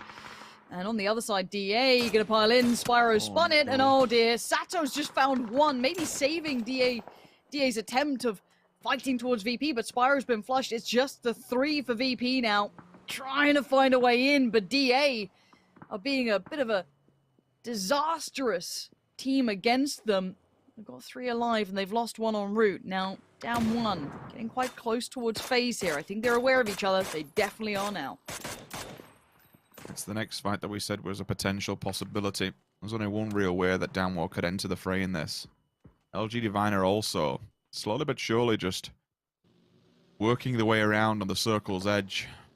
The overview will give you a quick idea of where they're going to be going, or attempting to go. They might attempt to share these garages with Na'Vi, because ultimately there is nowhere else really to go. It's no man's land. Tab's there to respond and welcome them with open arms. Not a problem whatsoever. With an aid pin pulled, a different team will get involved in the fight, and slowly LG Divine is just being mullered from multiple angles. There's nothing really they can do. They've been held back by Na'Vi, held into the open. Detonation Gaming White's come in as the third party. Tab getting ready to try and just get upside so he can maybe catch an angle as they approach this building, or throw the nades through the roof and try and land it. Indigo attempting to keep the vehicle safe. Circle's about to pop in 3 seconds' time. And the question is, where do we go? I'm still looking towards the north on T1's position. My God, it is absolutely paramount. There we go. LG Divine, we said it before, their position had been rough regardless, and then coming onto this side, they've kind of been met by DGW, Na'Vi, Damwon Kia, and Damwon Kia are actually on the move. Now, FaZe is still on this ridgeline. They have great vision towards us. They'll be peppering some shots in, but I'm also looking at Na'Vi, who might get vision too. I'm seeing on the hillside, LG Divine even might get, well, what remains of LG Divine, might be able to see some of it. But who gets the kills on this? It doesn't really matter, but for pride's sake, you can see Indigo getting tapped away at. Fuzzface again in the feed. 80 feeling a little frisky on this, going to push up towards it. Now, he might be able to catch him, but actually the timing. But Damwon Kia isn't bad. Xiangyang is at least going to get out of there for now. A little bit of a nade comes in, but actually does 80 realize Kale's still here? This could be a problem. If he doesn't know that Kale's still hanging around, this could cost him his life. Ira in the kill feed, cracking on. Ira goes down. Shan moving. Right-hand side, Wookie very weak. Headshot will be vital now. You can see some damage has come from afar, so he's at least silenced him. It's time to push. It's time to get involved in this response. Over the bonnet of the car. Now he's got time to heal. The rest of them are here, though, so he needs to be quick. And we'll go for the slow drive-by, and it happens, and it strikes, and it lands. That gives TSM a fighting chance. Damwon still in the distance, so that's to be very careful. Detonation Gaming wide. This is very, very messy. The car's going to be landing just by the grenade, and it will solidify Gokuri. Na'Vi is eliminated. Rather unfortunate position for them. Aitzi comes in onto Kale as well, so confirmation on the kill on the side of Damwon. They're slowly just fighting this one out towards the south with Under and Xiangyang still the last two remaining. FaZe need to deal with this quickly because you don't see it, but I do. ENCE is beginning to get set up on the hillside. They know FaZe will be moving to this position rather soon. And if they can catch them on transfer, flashbang, arms up in the air, Fuzzface with the 1-2, gets over his shoulder and gets involved. They can take out one, they can take out two. They are free for now. But every single team has heard these shots and every single team is looking onwards of them.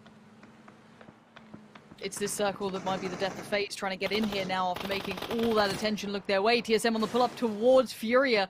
TSM looking for their next step in the right direction, and they feel as though this might be it. Good start, though. Vard find Raspu. DA starting to just engage towards FaZe in the background. And Vard?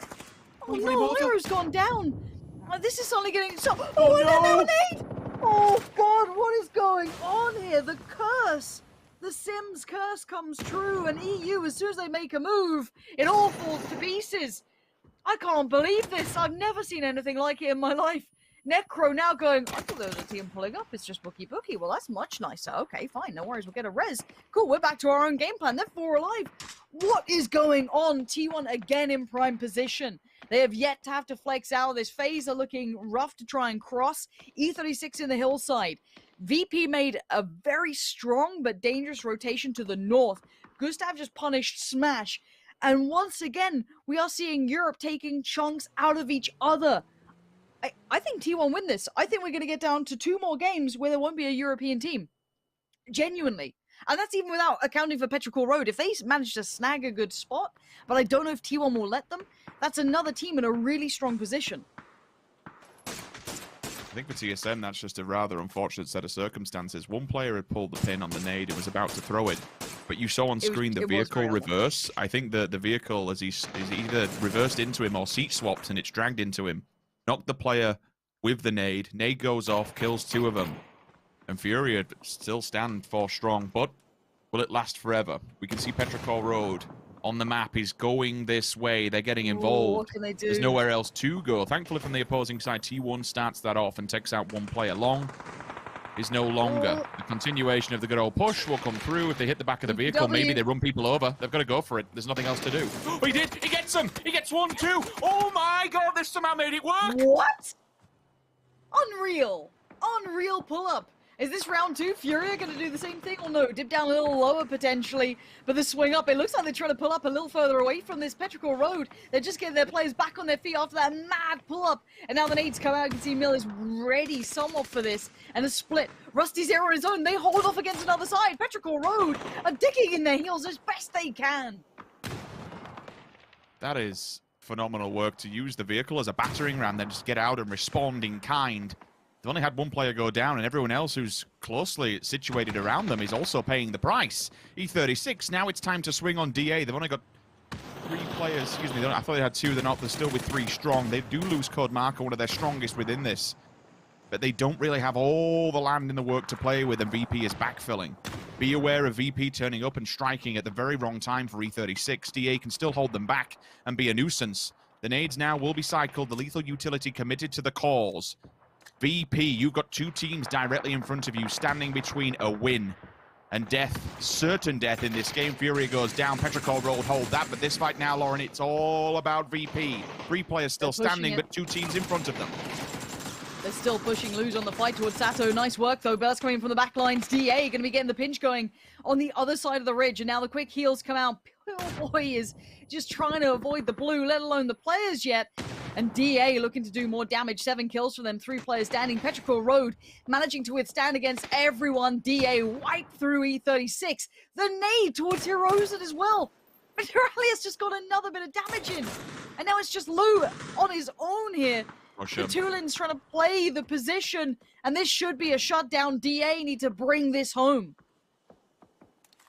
Lou's got the flashbang, so there is something. You saw for a second as he did go up that he did get shot from a different angle. Murder's also fallen, so now the stopgap is kind of being put down for all but a second. Lou would have to go massive in this. There's only 2 of them standing. If he clutches this one, it will be huge. The molly's there. It's not. It's shut down. And I stand corrected. I thought there was only a few of them left. Batulins is on the other side of the map. Batulins has gone for the emergency backup plan. So as this stands, it's can anyone take down T1? They have still the compound. They've barely had a scrap on them either. They are sitting pristine, where all these other teams are taking lumps out of each other. Down to 2 players, 3 players, bits and pieces, broken vests, barely any utility. Ent's going to try and get themselves into this now.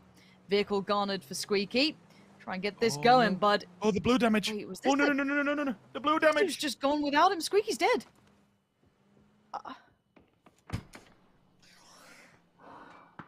He didn't have enough. The hill was too high to get the vehicle going up. We couldn't get it He going. didn't have enough speed to get it going. That's the problem. Oh, yeah. Look, Petrichor Road is already putting nades down. They're ready for phased approach here. This will be another battle. This will be a hard-fought battle. This will be the 3rd team now that Petrichor Road has had to withstand. They know this fight. They know this fight so well, and they win it again. T1, Petrichor Road, and the remainder of VP now.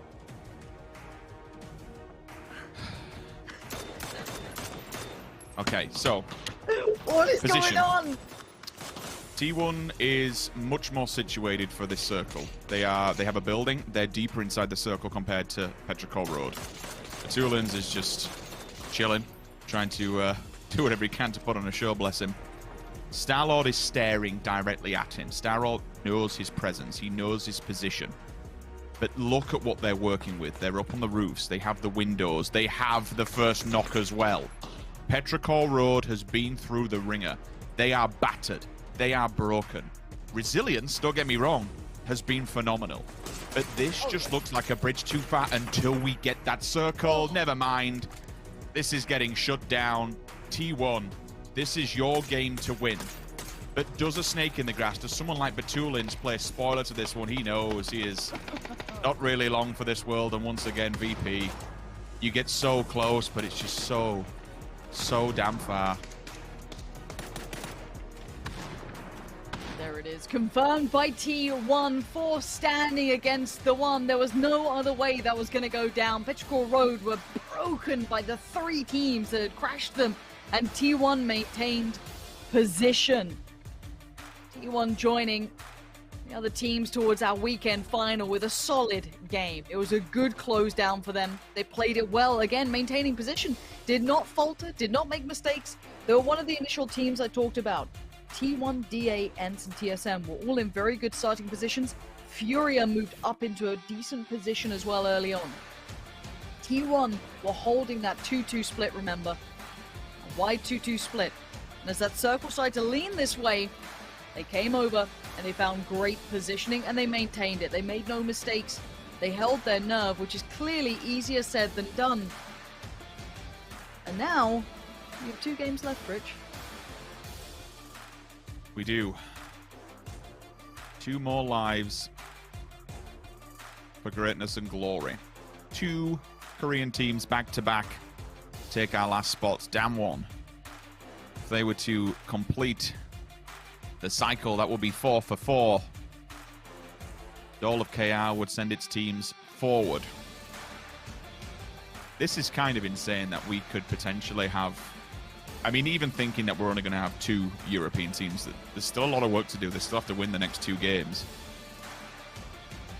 There is a very strong potential we don't have any. Like, who else is left? So Petrichor Rote's still in there. Yep. More than easy enough to win a game. I'd say throw Fury in, Meta in. If we get the TSG coming out looking hot, I mean these are teams that have pushed quite late game. I'm excluding a few just because I haven't seen this consistently late game. It's not like the teams from the other regions left aren't capable of winning. There's a very real chance, Rich. Genuinely at this point. I can't believe it. And I mean, VP, we have to talk about the team in second place in that game. They tried. They tried damn hard, but it was just Batulins. What are you going to do at that point? His position was already known. They were within nade range. Even though he had nades and smokes, he couldn't really do much about it with such a favorable position to T1 that, as said, they played to perfection. This is playing the percentages, and T1 played it well. Let's hear from them now. PGI.S Weekly Survival Week 6. The winners of our 14th match was South Korea's T1. I am here with player Adder. Congratulations! You guys did so great in this match. I think today, you guys showed a really protective kind of strategy within the circle. What kind of talks did you guys have amongst your teammates during the game? Being aware that today was the last day, we knew that if we missed this, we'd be going home. And so we were quite nervous before the game. But we made sure that we encouraged each other, telling each other that we could do it. And so we just maintained that energy till the end.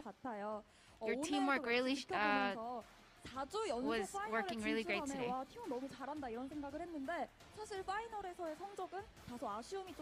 During the weekly survivals, you guys showed a really good performance rate, but unfortunately that wasn't maintained at the weekly finals that you guys made.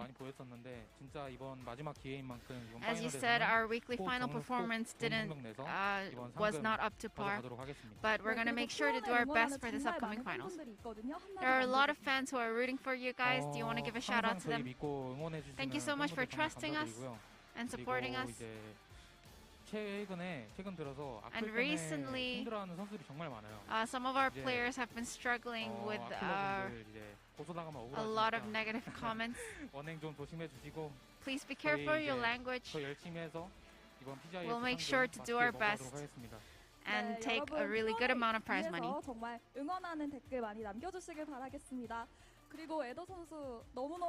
And one more thing, congratulations once again. Do you think we could hear a song from you, Adder? 축배를 들어라 오늘을 위해서 내일을 위해서 축배를 들어라. 네, 너무 감사드립니다. Thank you so much. 노래하는 인터뷰 해봤으면 좋겠습니다. Hopefully we can see you singing again at the upcoming final. Adder, my new favorite player. Yes! I don't know what was sang, but it was fantastic. Well done, T1 advancing on here with the compound, doing very well for themselves and getting themselves the 3rd final spot in the weekly final. Avenger, Cameron joining me here to talk about this Miramar match. And Avenger, T1 runs with the compound very strongly. Is he muted? Yeah. No, I just didn't want to respond to you. No, I didn't. That's just, okay. Yeah, no, I was muted. Okay. Yeah. So T1, they just didn't wanna do anything else than just finish here. And once the circle it wraps up in the bottom of the crater, this compound is so strong. It's practically unbreachable at that point, and especially because it's so hard to get up. The crater edges are so dense with players that it's impossible to do other than just try to play the edge there. So overall, it kind of fought for them. They were in a spot where, you know what, we're going to sit here until we have to leave. And they had a really nice 2-2 split in Circle 3. And then they collided in Circle 4 into being 2-2, or from 2-2 to 2-2 or 4-man. So yeah, super well executed and well held. And they were really in a nice situation because they also had the compound with a warehouse on the eastern side actually before this. So if it went out, they were ready for that as well. Yeah, Cameron, they held out very, very strongly. Any kind of potential breaches coming their way, holding these angles, very powerful. Very much so, and it was even commented on, as Avenger said, as they even said during the cast, that T1's early position was a little greedy. They were holding two entirely separate compounds, but because they're in the middle of an open field, they're a bit of a, I guess, binary positions. They're either really strong or really, really weak. The chance of any team trying to raid into them is incredibly low. And then immediately phase 2 hit, they congregated into one, and that's why it is so important to have a strong position in the center of the circle. If you can get a split like that, especially working so you have multiple options.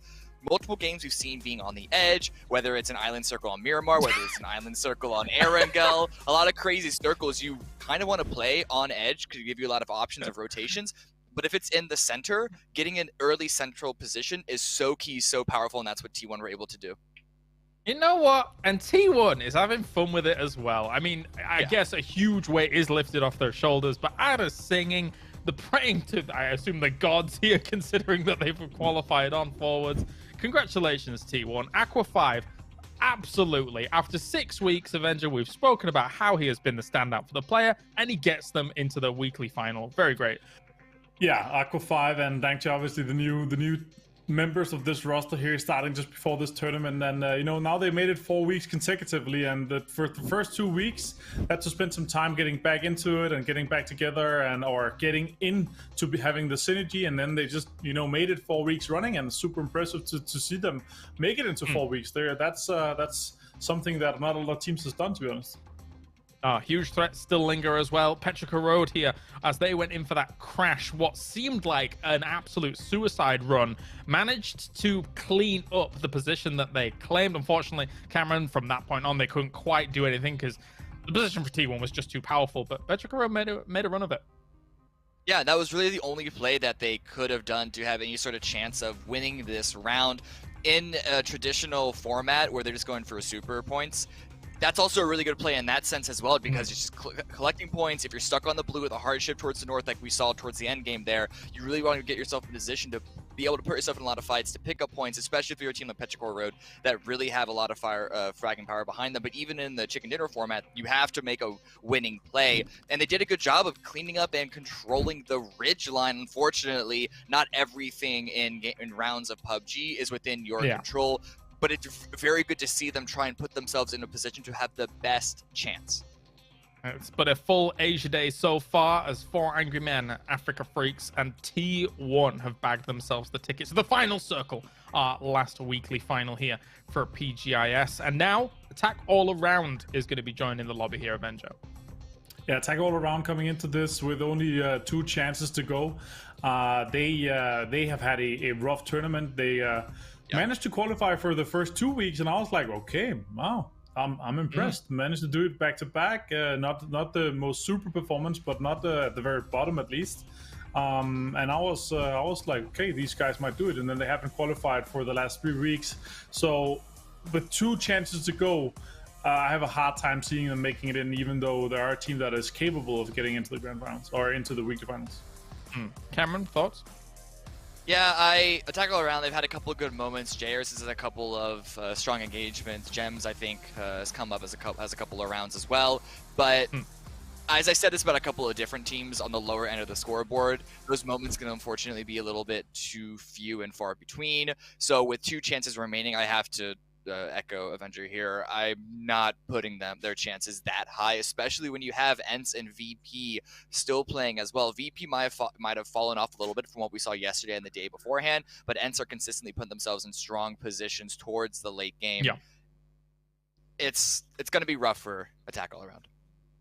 DA as well, 80 points accrued, technically speaking, across the games so far, if you were to look at points earned. But Damwon here in that previous game, 11th place, 0 kills to their name. I was hoping that maybe they'd shake off the rust. This is still a world-class team here, Avenger, and it's been, as I say, a rocky road here in this tournament. I don't think it's really done them justice, what they're capable of.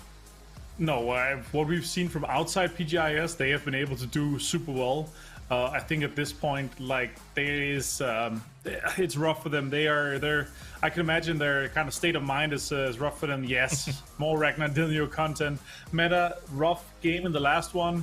Not in a situation where they wanted to be ends crash into them and wipe them completely. Did it Solidix, one of my big hopes here to hopefully make it in. They had 2 second places. And, you know, if you're able to get second, sometime you'll be able to catch a winner in a chicken dinner as well. Maybe. Only 2 more games remaining. It's the penultimate game of the day as we move into match 15. 2 more spots remain in the weekly final. Who is going to be able to bag it? So far, so good for China and South Korea today. Who is going to join them? Sims and Pansy, bring us the grassy pastures. Woo. We'll do our best for you. Okay. Welcome back. I don't know what to say anymore, man. My brain's just out of it at this point, let alone how these teams feel. But we also know from the south heading towards the north, just kind of over Millie Island. FaZe opting to go for a drop here. Okay. So not the usual, I guess, Milta. They've been switching up. A lot of the teams have had to show versatility throughout this. Not too surprising. But how are you feeling, man? This has been wild so far. I'm feeling good. Probably a lot better than what these players are, because this is just the mental gymnastics that must be happening amongst these rosters. It is getting to that point where, you know, you've only got 2 lives left. You know, you've only got 2 opportunities for Liquid. I can't even imagine what the guys are going through now after a 16th place.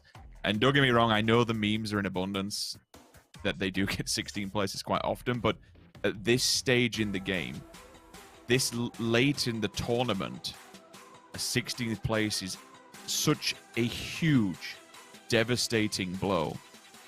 I can't imagine and begin to fathom what the mindset must be. We do bring in another team. AAA will be here and they'll be getting involved in the fray. Just below Damwon Kia at the moment, as you can see amongst Gatka, and you know what? The circle is favorable for them. So, welcome to the lobby, AAA. Show us what you got. You've got prime position on this circle as a starting point. Let's hope for something good. I think it'd be quite nice to see a team, you know, just join instant. I was hoping it was going to happen for Damwon. It would have been incredible. Just a team to join and then instantly qualify. It's like, well, hey, there you go then.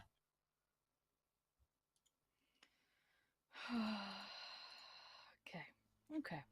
Just trying to get my head in the game. You know, trying to just see what's going to happen. Now, AAA, new joiners to the lobby. See how they fare in this. How they get on. We'll see. Pretty good starting position, considering Circle is leaning towards Quarry Way.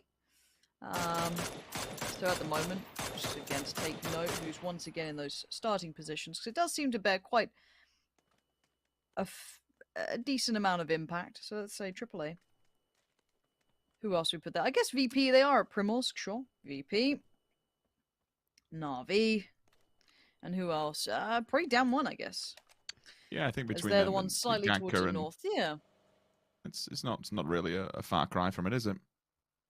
No, and again, the vast majority of the lobby then is just from kind of Pochinki east, or, you know, a little further north for Ends, for example, but it's not a brutal circle, to be fair. This one should be...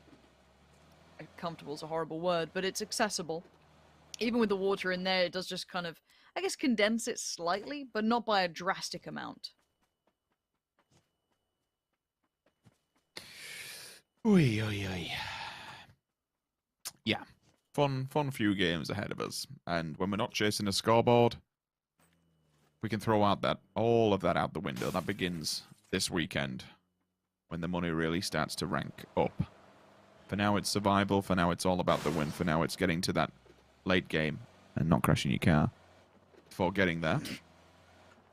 TSM, Ruins, DA, just the left-hand side, excuse me, right-hand side of those. Team Liquid, staying a little bit later in Pochinki, given the circle they absolutely can do. Lay of the land, Severny ends gearing up, getting suited and booted. Coming out of Yasna, you'll see LG Divine. They probably will go towards the north, I'd assume, and maybe wrap it down through Georgopol. Have to be careful, because it depends how long Fury or an E36 want to stay there. As the camera shows that Fury are actually on rotate, so if they just continue forward, fair play, we're good, we're happy. E36 have actually just left West Town, and they're driving towards this, so let's see if we see any early scuffles in the kill feed. Down one Kia, the rest of them will now evacuate Gatka and try and regroup themselves. AAA's gone for a 2-1-1 split. It's quite zealous. within this kind of circle, everybody will just be onward at the central point. I'd anticipate more teams decide to stick as a four-man stack.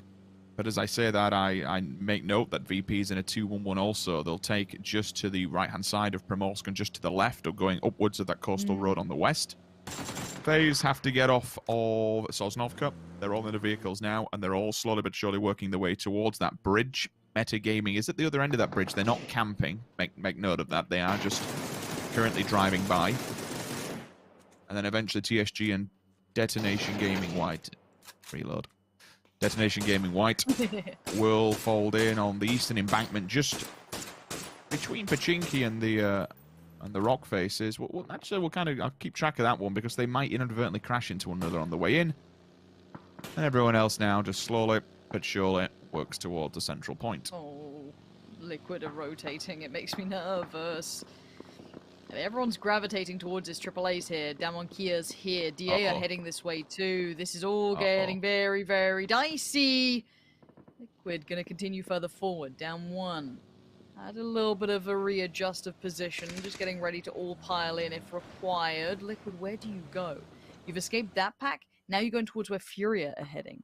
There's no easy spots to be had, even though they are early. They need something to kind of, I don't know, dig their heels into. And the pull-up, it looks like, okay, Mexi towards kill demo, that's the start, and the flush comes out. But now Rusty Zera, still in the vehicle, gonna head away.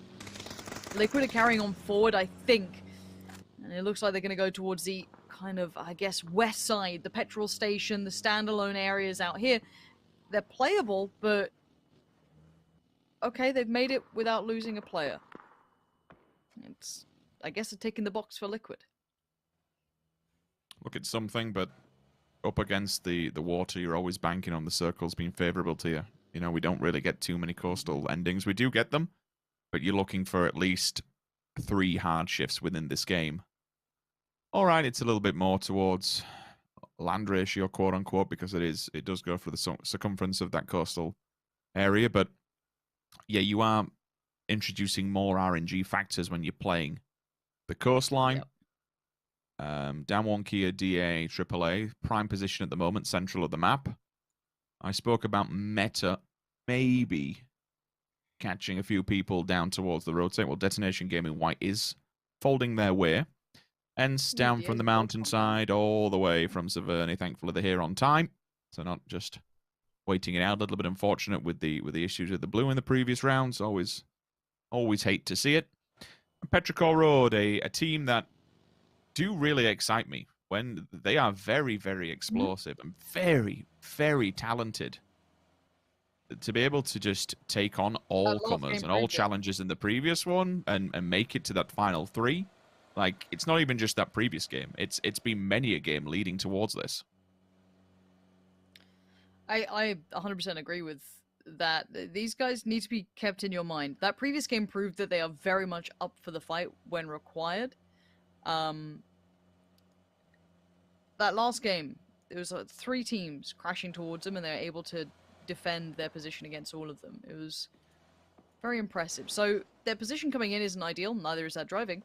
But they'll get in. They're just probably, I imagine if you're Petrichor Road, you're hoping for a shift towards the east at this point. You're probably the last team into the circle. So you're going to be kind of behind the prime positions. And again, there's a couple of different defining ends, right? If it goes a little further north, or if it goes towards the kind of like swamp-ish area, I'd say DA, down 1, and AAA are in the really good spots. Hard shifts, it could be anyone's game. And already, LG Divine on receiving end by Pure Boy there. E36, way out on the outskirts on the beach, having a little holiday. Just relaxing. And we do see Nikki now trying to help out. LG Divine, a team they can do damage. I'm not sure how much of the end game I'm expecting them to see here.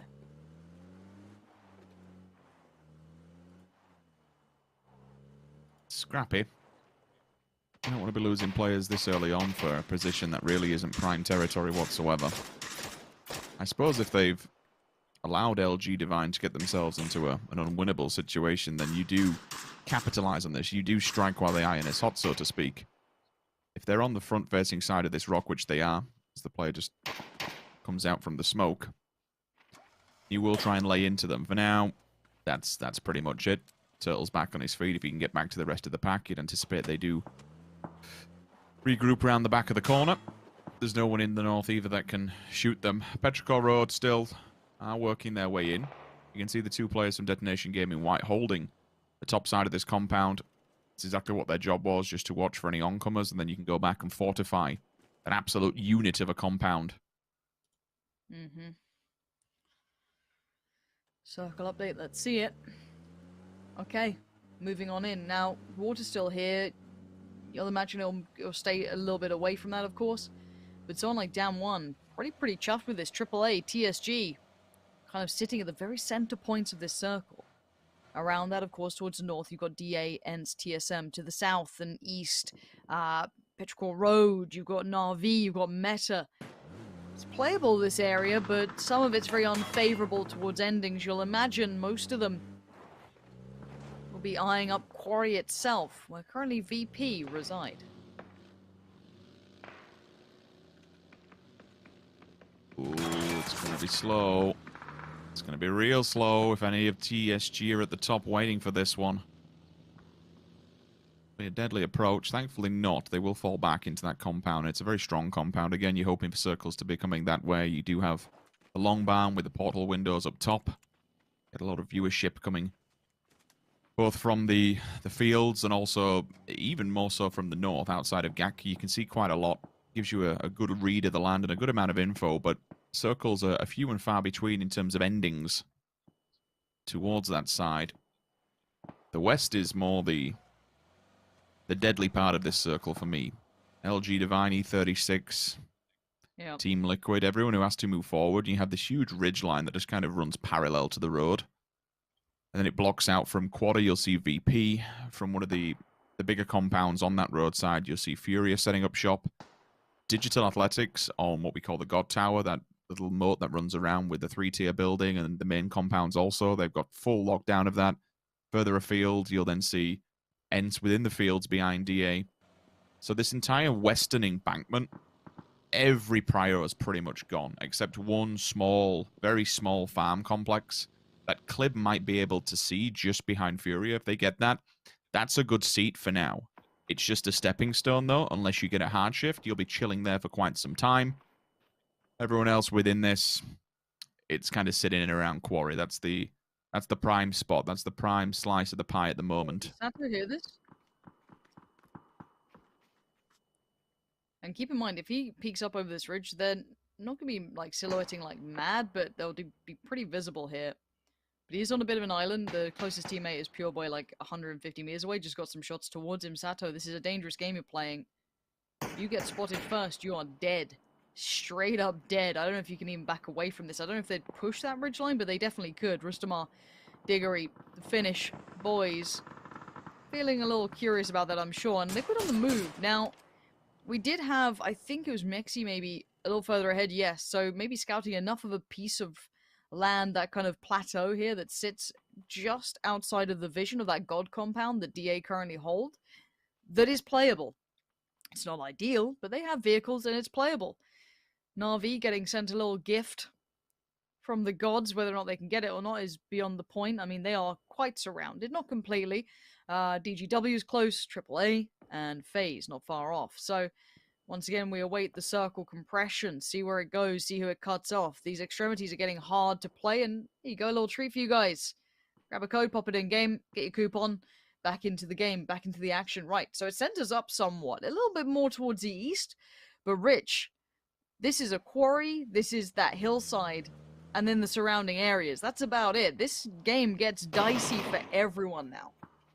this is anywhere. This is the everywhere is within accessible reach of a circle, right? Even Quarry, we've seen stuff. It's a bit more of a far cry to go directly into Quarry, and we'd now anticipate that this moves a little bit more to the right-hand side, and that's why AAA has readjusted itself. I'll hold for a second because TSG, Petrichor Road, has realized they are within here, and they've had damage done, so they'll get the full send now.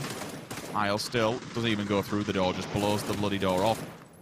Fires through it. There is a molly there. Area of denial. Fantastic work from TSG to try and hold them back outside the window. Ike's left. One of the strongest players within this goes down instantly. And now Sia, quick to respond. They can wrap around on this. They know they can't get inside because Volibear is holding them back. They all have to take this from a different approach. Mamu is there to hold the cross. That's a bloody good shot.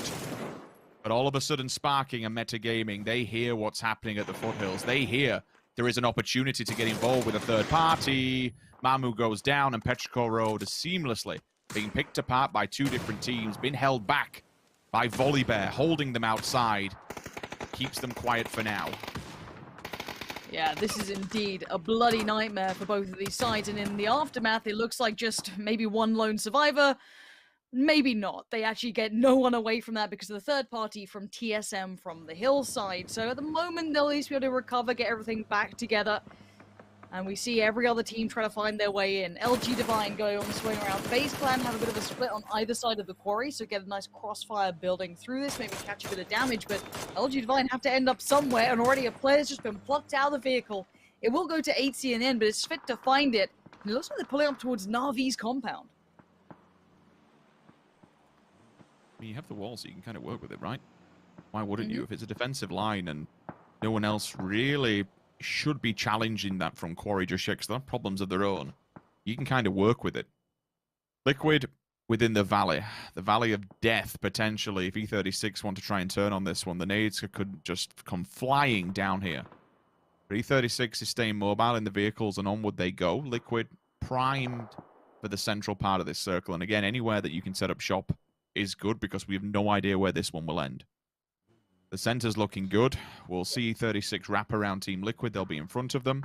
Still, that argument you touched on is now being made note of. LG Divine's position has been read by Na'Vi, and they are moving into a position to try and get rid of them. Bat the wolves back away from the doors. The one thing I will say is I keep seeing Wicked just wandering away from Meta, looking onwards of this. Meta's in a position where they can kind of read what's happening in a full 360 vision. But now they have to advance forward. Now those positions that we may know. Now I'm cool with Liquid's position. The question is it just too prone to grenade usage? It's an open valley. Busy. Yeah, it's. I don't know where they are exactly. If they're quite on the edge, if they crest it, they'll be in a bit of a fight with E36 and potentially open to AAA. So I want to see how Liquid play that eventually. Are they just at the very bottom of the ditch? It looks like two of them are maybe a little bit towards the outskirts. And you can have multiple teams on this hillside. It's just they do eventually become too rife, and you'll have too many angles available to be able to actually see these positions. So you won't be able to kind of get away with it. So at the moment, AAA, I'd say Liquid are probably in the better positions. Damwon Kia is a conversation as well. If this continues their way, they get to catch the north. What do VP do about this? Because they have the 2-2 split. Lu and Spyro are still in the blue. They have to find an avenue further forward. Under's found Pure Boy, so again, showing that strength of the position. TSM on a bit of a wide swing as well, heading down towards where we just saw Virtus Pro, where we saw Furia, going on the southern swing of rotation. Lu's copying a lot of damage off that. And he's looking like he's heading right towards the others as best he can. I don't know if he can make it up there particularly anymore, but he at least gets to that side of Quarry and might open up a chance for FaZe, who are actually gatekeeping this almost. Yes, slotting themselves in here just makes all kinds of problems for VP. And it also is just buffered that much more that VP likes to play a 2-2. They're now slow on the approach. They're forced to send it. Oh, no. Okay, TSM. They've turned up to the wrong party. They thought this was just one team. LG Divine's actually outside while Na'Vi's inside. It's not going too well, but there's... Oh, that gets even better. It's only Ira standing in a 1 versus 1. Never mind, because Na'Vi spots him. TSM falls in 15th position. Bye-bye. LG Divine somehow stay alive, maybe not for too long. If that nade just goes over, they need to do a bit more of a vert nade on the back of it. Otherwise, they're going to fall too short. They'd anticipate they're up against the wall, right? I'm just waiting for one person to kind of dip over. VP, I tell you what, against all odds, that's the best possible player you can ask for. That's a survivability play. Whether all players can get another drive by will unfold as the nade goes off. The car pulls up, gets out of the Uber, and says bye-bye LG Divine. Raspu's resable unless Senya gets a deeper angle. Meta made a mad dash as well. Look at this position they've garnered. All four alive. They're going to have to put up the smokes. They're going to have to kind of build a little compound for themselves, kind of tuck their head down. And I'm seeing DA in the vehicle, so they're going to go for something similar. Get ready. DA is on the way. Maybe up and over in towards the hangars, potentially. Could be a mad send, but it could be a good one. And here we go. And DA fly on in. It looks like one player is there from AAA, though. Nade in hand, getting ready for what's coming. And oh, that's going to be the turtle upside down. Bit of a spray down. And it's easy for Jay as Nade comes in. DA are getting shredded. This is not pretty by any means. And the circle updates towards the east. Down one Kier's position is now no longer relevant. How do they fare here? VP got to move. FaZe got to move. This is where this gets problematic for so many of the teams on the outskirts. Liquid in a good position, but they're going to get all the attention. They've left that ditch the meta kind of have shuffled into, and there it is. Wicked does find Jeems. This could be the go signal to try and pressure this point, or is it too far away? Is that just out of reach enough? Have they done enough to maybe secure a path forward? They've got the flush, so that might just do the job. Dead and buried. We said Wicked was looking for more people, and the deeper angles that they were holding for Metagaming, they've put 2 in the tower towards the end of Quarry just to keep track of all the teams that do have to wander down this, primarily being VP and FaZe. Once again, VP is just turning its tail and saying, you know what, we don't want to get involved in these big fights. They know exactly where FaZe Clan is, and they're making note of the angles that they will hold. So I'm totally fine with these approaches, because if they go forward with FaZe holding the rocks, they're dead. There's no way to really counterbalance that whatsoever. So I'm totally fine with this. It's just now getting past silhouetting on the top of the hill. To someone like Damwon Kia, you can say about performances all day long. If you're silhouetting up there, this should be, you know, it's not exactly the hardest shot in the world to hit with the DMRs. No, it's around the 150, 200 meter range. It's pretty cushy for a lot of this. Not too much of a stretch, but we look at FaZe with their option forward, and it regards Meta as they stand in their way. Meta have a 2-2 split, but it's not a massive, like, wide split. Now, that's a problem. Besto sending a couple of shots there. Na'Vi saying, hey, don't forget, we're here too. First place's nade didn't quite find the placing it wanted, and actually it means that Meta will survive. If his nade had gone through, that could have been a different story, but Meta still stand in their path. Uber, this could be big, Molly towards the top, but they're not up there. They're down at the bottom of the hillside here. They're trying to work around already. This is very smart from them while they're all focused towards the top of this. Uber, did he note him? I don't think he did. Sparking on the deeper angle. Silzen finally shows his hand from the back lines, but there's still 2 players way closer by. That's so clever to not be upstairs. Just to sit down and work on the backside of it. FaZe committed a lot of utility. Damwon Kia, meanwhile, in the kill feed, is not having the best of days. Sparking, big player removed, big scalp gone down. Gustav finds him with a nade. Indigo, confirmed. Understood, bleeding out the wayside. Spyro ticking these nades away. Utility will be committed by VP. They've not had to expend any of it just yet, as long as they send it flying towards these vehicles. Kale should probably be done and dusted. There's another nade in front of him. Just survives for now. Senya onto Raspu. Another nade comes into the fray. Metagaming still feel the full force of FaZe Clan, and they've pretty much removed them from that position. 2 of them left on the opposing side to go off against Na'Vi. Wicked. Quick on the draw. Senya hits the deck, and they have this one shack to try and work with. This is a mess. Over by this corner compound, Na'Vi has stayed here for quite some time, and they are battling tooth and nail to stay alive, but everyone is surrounding them. They are trapped within this compound. There is absolutely no way they get out of this alive. VP, I've got to say as well, made the right decision to hit this rotation. Now, Ents could be their problem, their biggest problem yet. Damn1 have not had a favorable fight towards them, and look at this, just death from above, and Mud out of nowhere. Where did that just come from?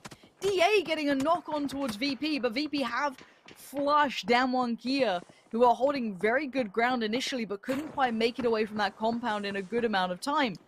Now, as it stands, DA, I thought they'd be preoccupied with potentially AAA, but no, they were able to turn their attention towards VP, punish them, take them down to 3. FaZe, with the largest smoke wall yet made, trying to just cut off the entirety of Quarry and funnel themselves towards Liquid. huge amount of ground to cover for anybody who's currently southwest.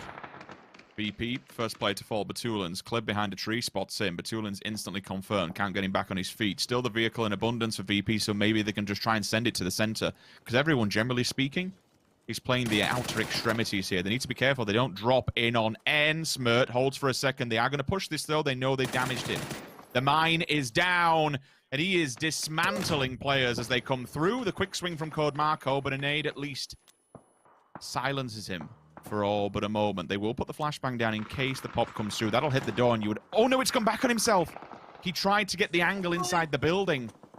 Instead, it forces himself back, sits there doing not much, to be honest with you. They really... I stand completely corrected. They went for a full flank around the back of DA. That is phenomenal work. That's actually solid. Okay, we got to look elsewhere, though. Now turn your attention towards the east. It's been kind of brewing in the background. Na'Vi trying to build their way out of that compound. Good two-tap from Tab. Finds Peng, but the spray comes back in from Sia. And it is just Sia. Senor on the push needs to get rid of him, but there it is. Found from further afield, and it will be solidified. The Na'Vi will move further forward with 3, probably after this res, and Triumphant go down. There's 7 teams left. E36, VP, ENCE, Liquid, DA face... This has to be an EU win now, Rich. I'll take the curse on. I'll take it on. I'm ready. I am ready to be hated if I have to be.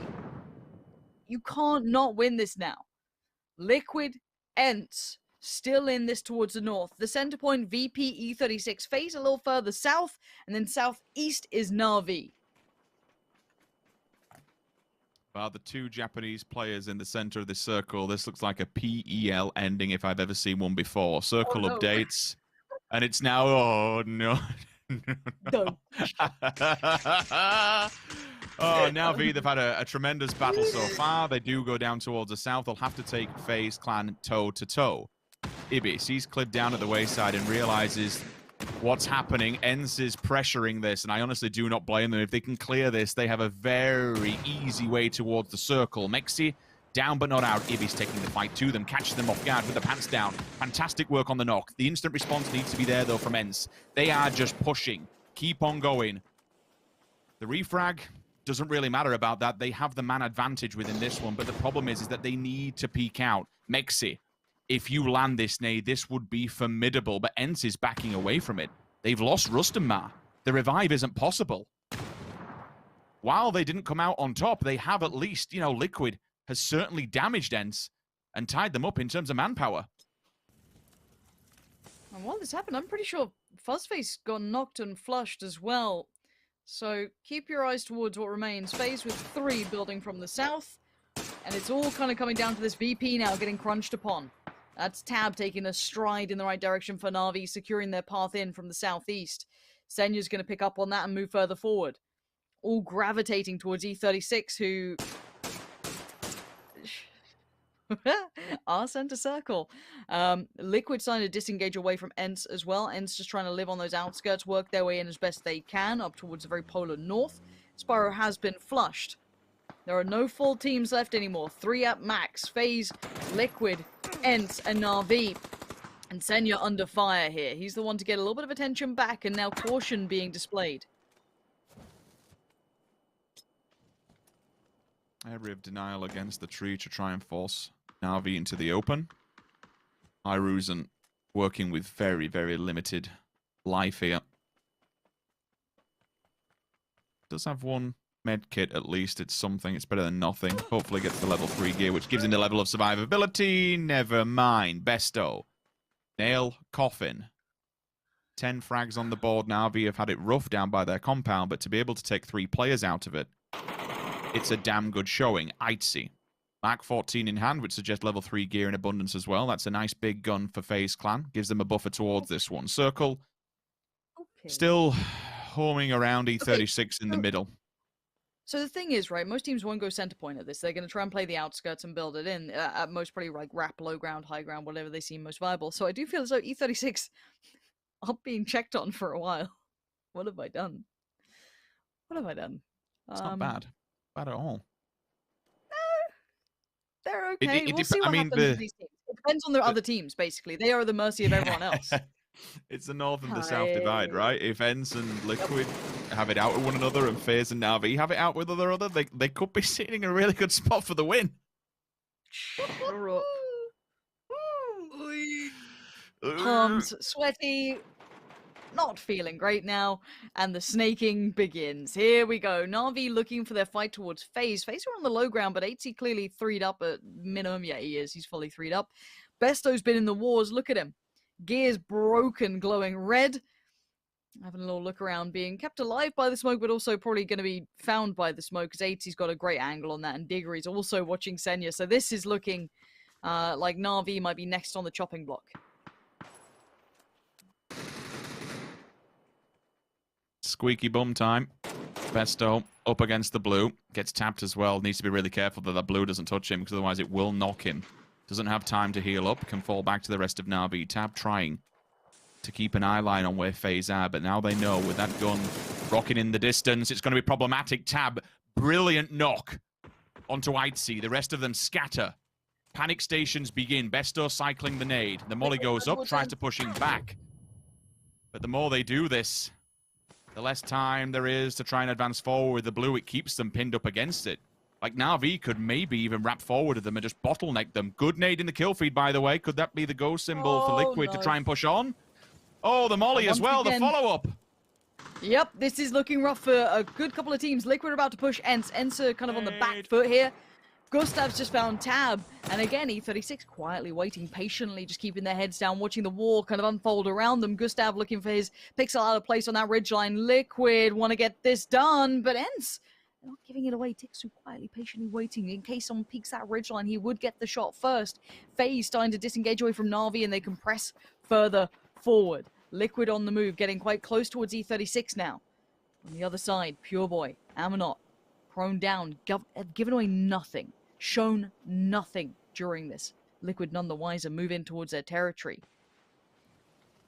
FaZe looking towards Na'Vi. Molotovs now litter the floor, just dissuading route towards them. FaZe now going to be forced into maybe a less favorable position, but a position nonetheless.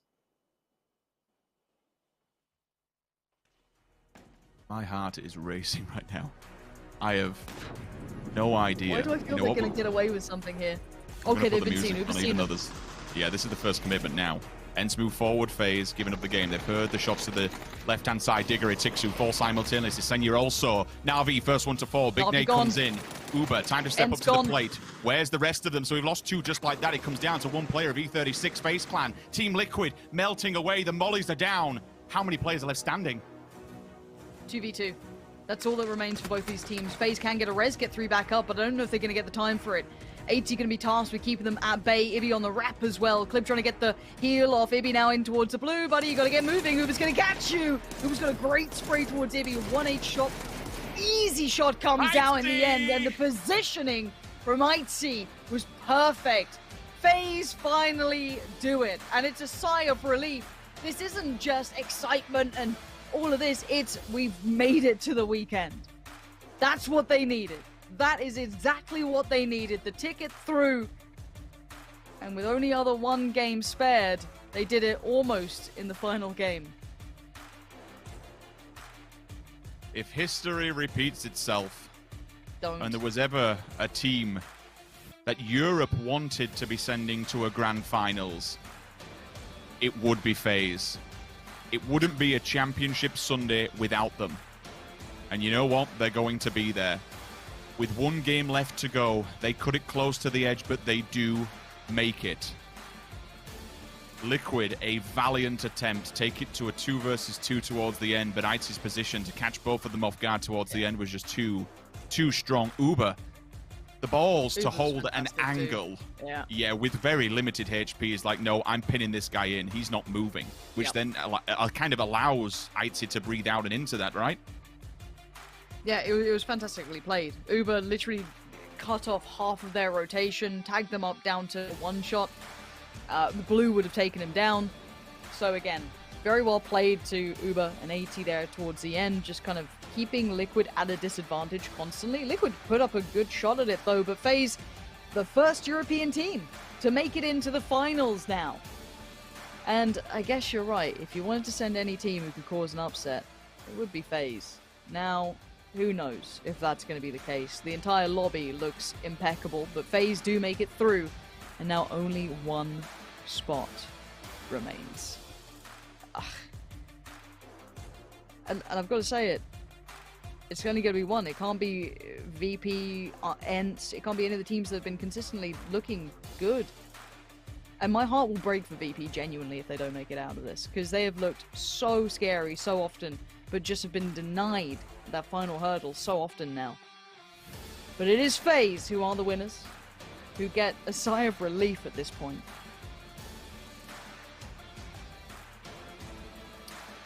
Europe has a team. Europe has one team.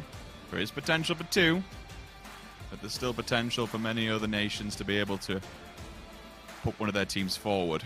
PGI.S 위클리 Interview is ready. Let's talk with the guys. 첫 번째 매치에서 파이널로 가게 된 팀은 바로 페이지 클랜이었습니다. 우바 선수 만나서 인터뷰 나눠볼게요. 승리 축하드립니다. Congratulations on your win, Uba. 정말 개인 기량이 너무 돋보였던 그런 매치였습니다. 마지막에 팀 리퀴드 3대3 상황이었잖아요.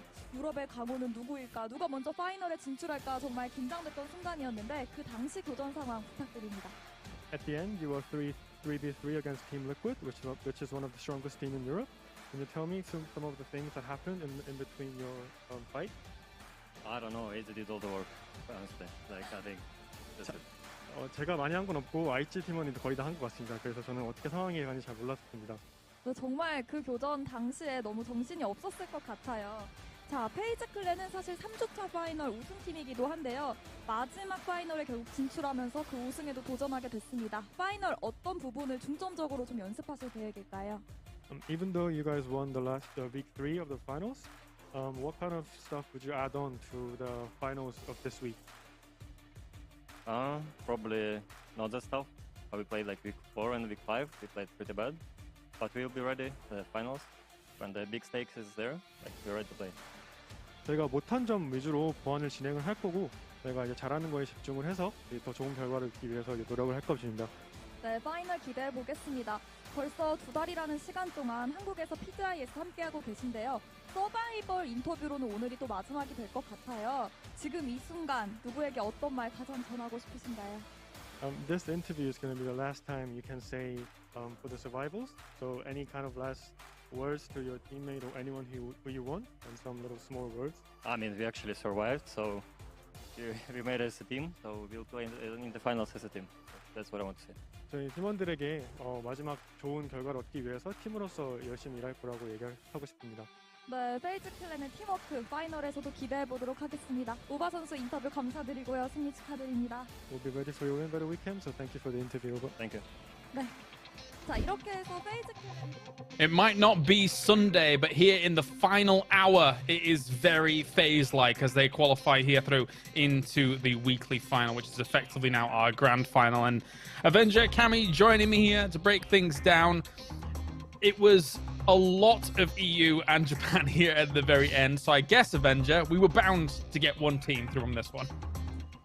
Yeah, it had to happen at one point, right? The statistical chance with 7 teams out of 16, 43.75% of the teams playing is EU, so it had to be there. But I don't want to hark on that too much. In general, in the game, like this area in general has had so much rough situations where it's really hard to predict where it's going to go. So I'm actually just happy to see how well FaZe was able to keep 4 guys alive, play on the southwestern side, managed to get into the circles quite well, and managed to approach the very late game strategically rather than sending it in, Foss being off an off angle and dying. We've seen that a few times where he isn't able to kind of turn those off angles into kills.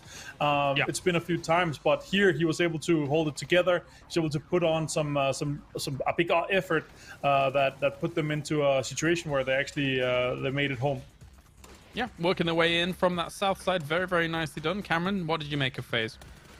I mean, if I wanted to be petty, I'd say it only took 6 of the top 8 teams of this round to net EU a win. But I actually think there was some validity to that, because EU as a region, if you want to compare it to some of the other larger regions, tends to be some of the more methodical. We saw throughout the end game when it was just E36 line center, all the EU teams around the side wanted to be 100% secure in their engagement before they committed into a fight one way or another. But then when the blue starts closing, at some point you do have to make a play. And I think if there were some more teams from other regions with different play styles, with different sort of regional metas, we might have seen some more aggressive plays leading up to that point. And I'm not saying one style is better over another, but I don't know how successful FaZe or any of these other EU teams would have been if there was another team, very hyper-aggressive team like TSG, like Petrichor Road at the end, really just trying to throw their full weight behind engagements and aggressively take over the circle. Yeah, and they were trying to throw the little guy around there. Poor little Gustav. You know what? I know this feeling, all right? I'm a short guy. All these big lads like Avenger that I have to work with, damn it. Well, actually, Frost is very short as well, so it's fine. But anyway, beyond that, yeah, as you were saying, it really did feel like in that last circle, you're right on the money. Europe was playing it very slow, very passive, and just trying to find the best spot that they could now as FaZe does advance on. Team Liquid got themselves quite a few kills on the board. So did Na'Vi here through this Avenger. And with one more game left, I mean, who knows what's going to go down? Yeah, honestly, one more game to go. It's you know, there's 16 teams right now hyping each other up, trying to keep this momentum going and saying, you know what, guys, this is it. We are one game away from potentially playing in a 2.4+ million weekly final. This is the time to show up, and you know, the kind of motivational speeches are coming out now. That's what I'm excited about. I'm excited to think about these teams, you know, screaming at each other. Let's do this, guys. Let's go. Like, yeah, I think is going to be very much so on a lot of people's lips here as Besto showing up here alongside Na'Vi. They had a great spot to work from and were blasting, but it did not convert into some kind of win here, Cameron. I mean, a lot of the European teams had decent spots here to work with. But, Yeah, I mean, it really just does show the power of FaZe, though, being able to fight out of arguably... I think FaZe were probably in one of the worst positions towards the late game of all the EU teams. They had to come in from a position that was filled with a bunch of other squads that were all fighting through. So it really shows the power of this squad alone of being able to make something out of, comparatively, nothing. All right, well, we're going to a short break, and when we return, the most nerve-wracking game of 16 teams' lives happens here at PGI.S. Join us right after this.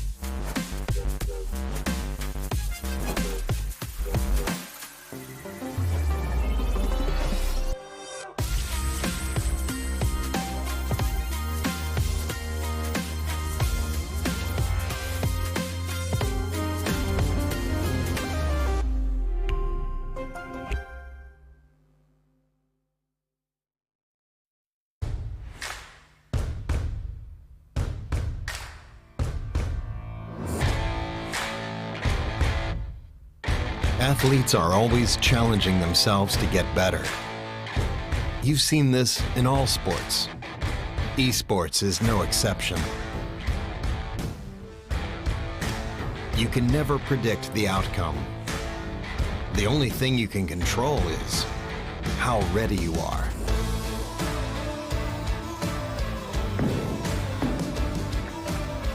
Over and over, players adapt, trying to improve, fighting hard for every % gained. Give everything you've got to the challenge and show your finest.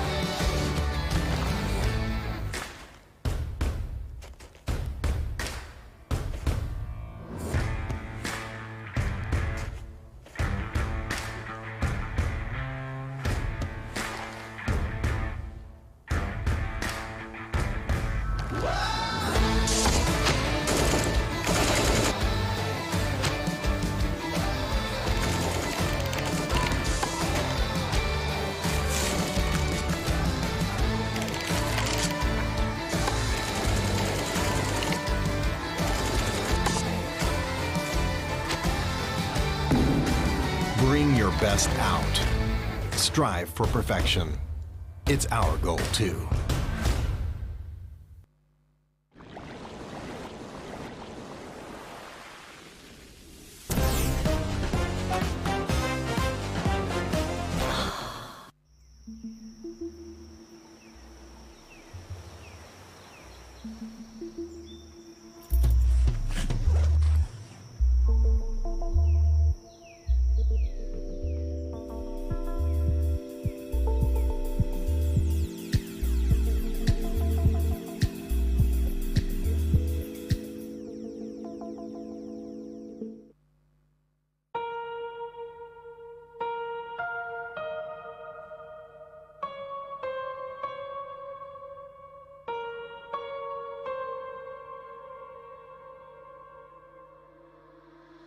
Don't leave me all alone. This battle's a lonely one.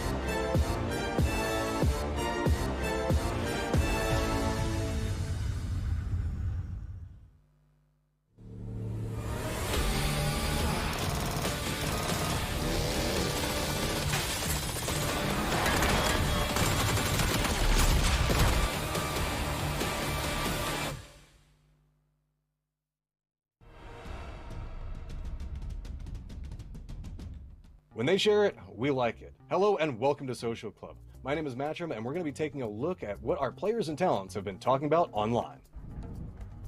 And our first post comes from The Sims, as he shares an amazing photo of his child. Oh, so cute. Obviously, looking like mom. Here comes our next tweet from Purdy Curdy with a screenshot of the Guess Who show. No one knows this, but to make this show, we secretly combine players' DNA and make clones for them, who we later utilize for... Never mind. Let's just continue on to the next post. Our next post is from The Name is Toby's Instagram. That is the weirdest Monopoly that I have ever seen. Meanwhile, James from Team Liquid posts his face from the bottom 16. What else can I say but... I walk this empty street on the boulevard of broken dreams. Ah, the next delicious post comes from Pansy. Lauren. Next time, don't call God, call me. Our next post is a birthday card from Ince to Digger. Seems like to me, they just added happy birthday to regular PUBG artwork. And our final post is Out of This World, a deep space where Claris tends to dwell.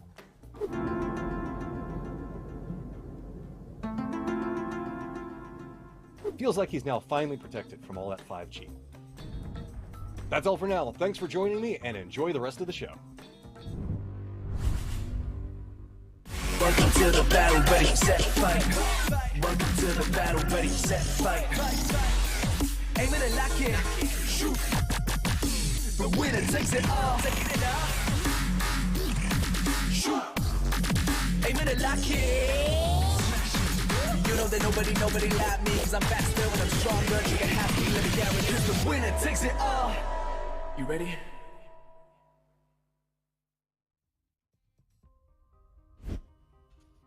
Well, that was truly horrific until I realized that I was then going to be featured, and then everything went out the window. Welcome back, ladies and gentlemen. We've got Avenger and Cammy here joining us for the last game. And let's get serious here for a moment, because it is the last chance. I said before the break that it is going to be the most nerve-wracking game of some of these players' careers, and I think that is absolutely accurate here, Avenger, coming into what is at stake here. Yeah, this, as you said, last chance to dance coming into this one here, and it's going to be a nail biter, especially and it's going to be heartbreaking, especially for the teams that was close or potentially had the chance to win it. But I can't wait to see the team that is going to be winning, being so elated and relieved. That's what I really want to see, and I'm really curious to see what teams we're gonna be looking at and taking it this last spot here, because this is gonna be a rough one, and then the meta throughout this game is gonna be something else for sure.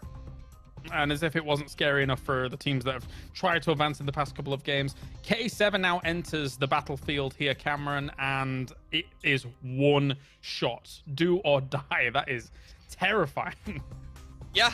And especially when you see how many teams are still left. If this was more of an expected final round, I think K7 have a little more hope to lean on. But when you say that there's still some heavy favorites in it, VP, DA, Liquid, and then even Demonkia, who are complete hit and misses here, still have some amazing fraggers on their side.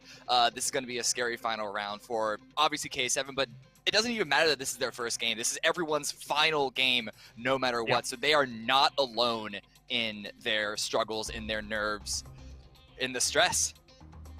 Yep, it's put up or shut up now. And with this one more game remaining, either you win and you go on to the weekly final, or you're done for PGI.S. That is it. That's the end of everything.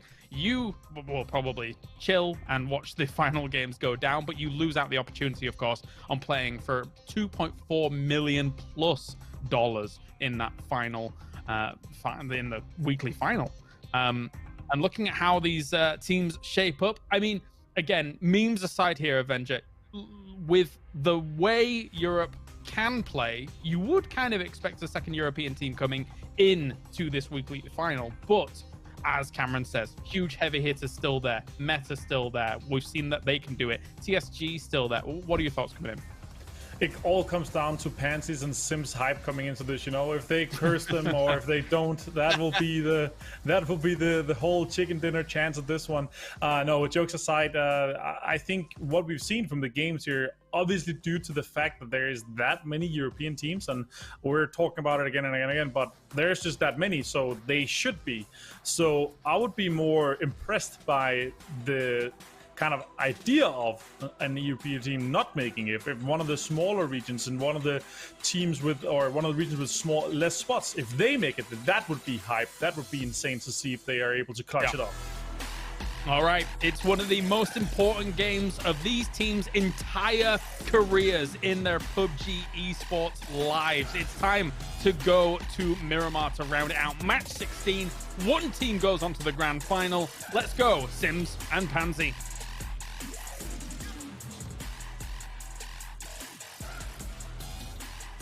This is the ultimate winner chicken dinner, right? Like, this is it. You have 16 incredibly capable teams in this lobby. Some who've had repeat almost success, almost across the finish line. But again, second place ain't good enough.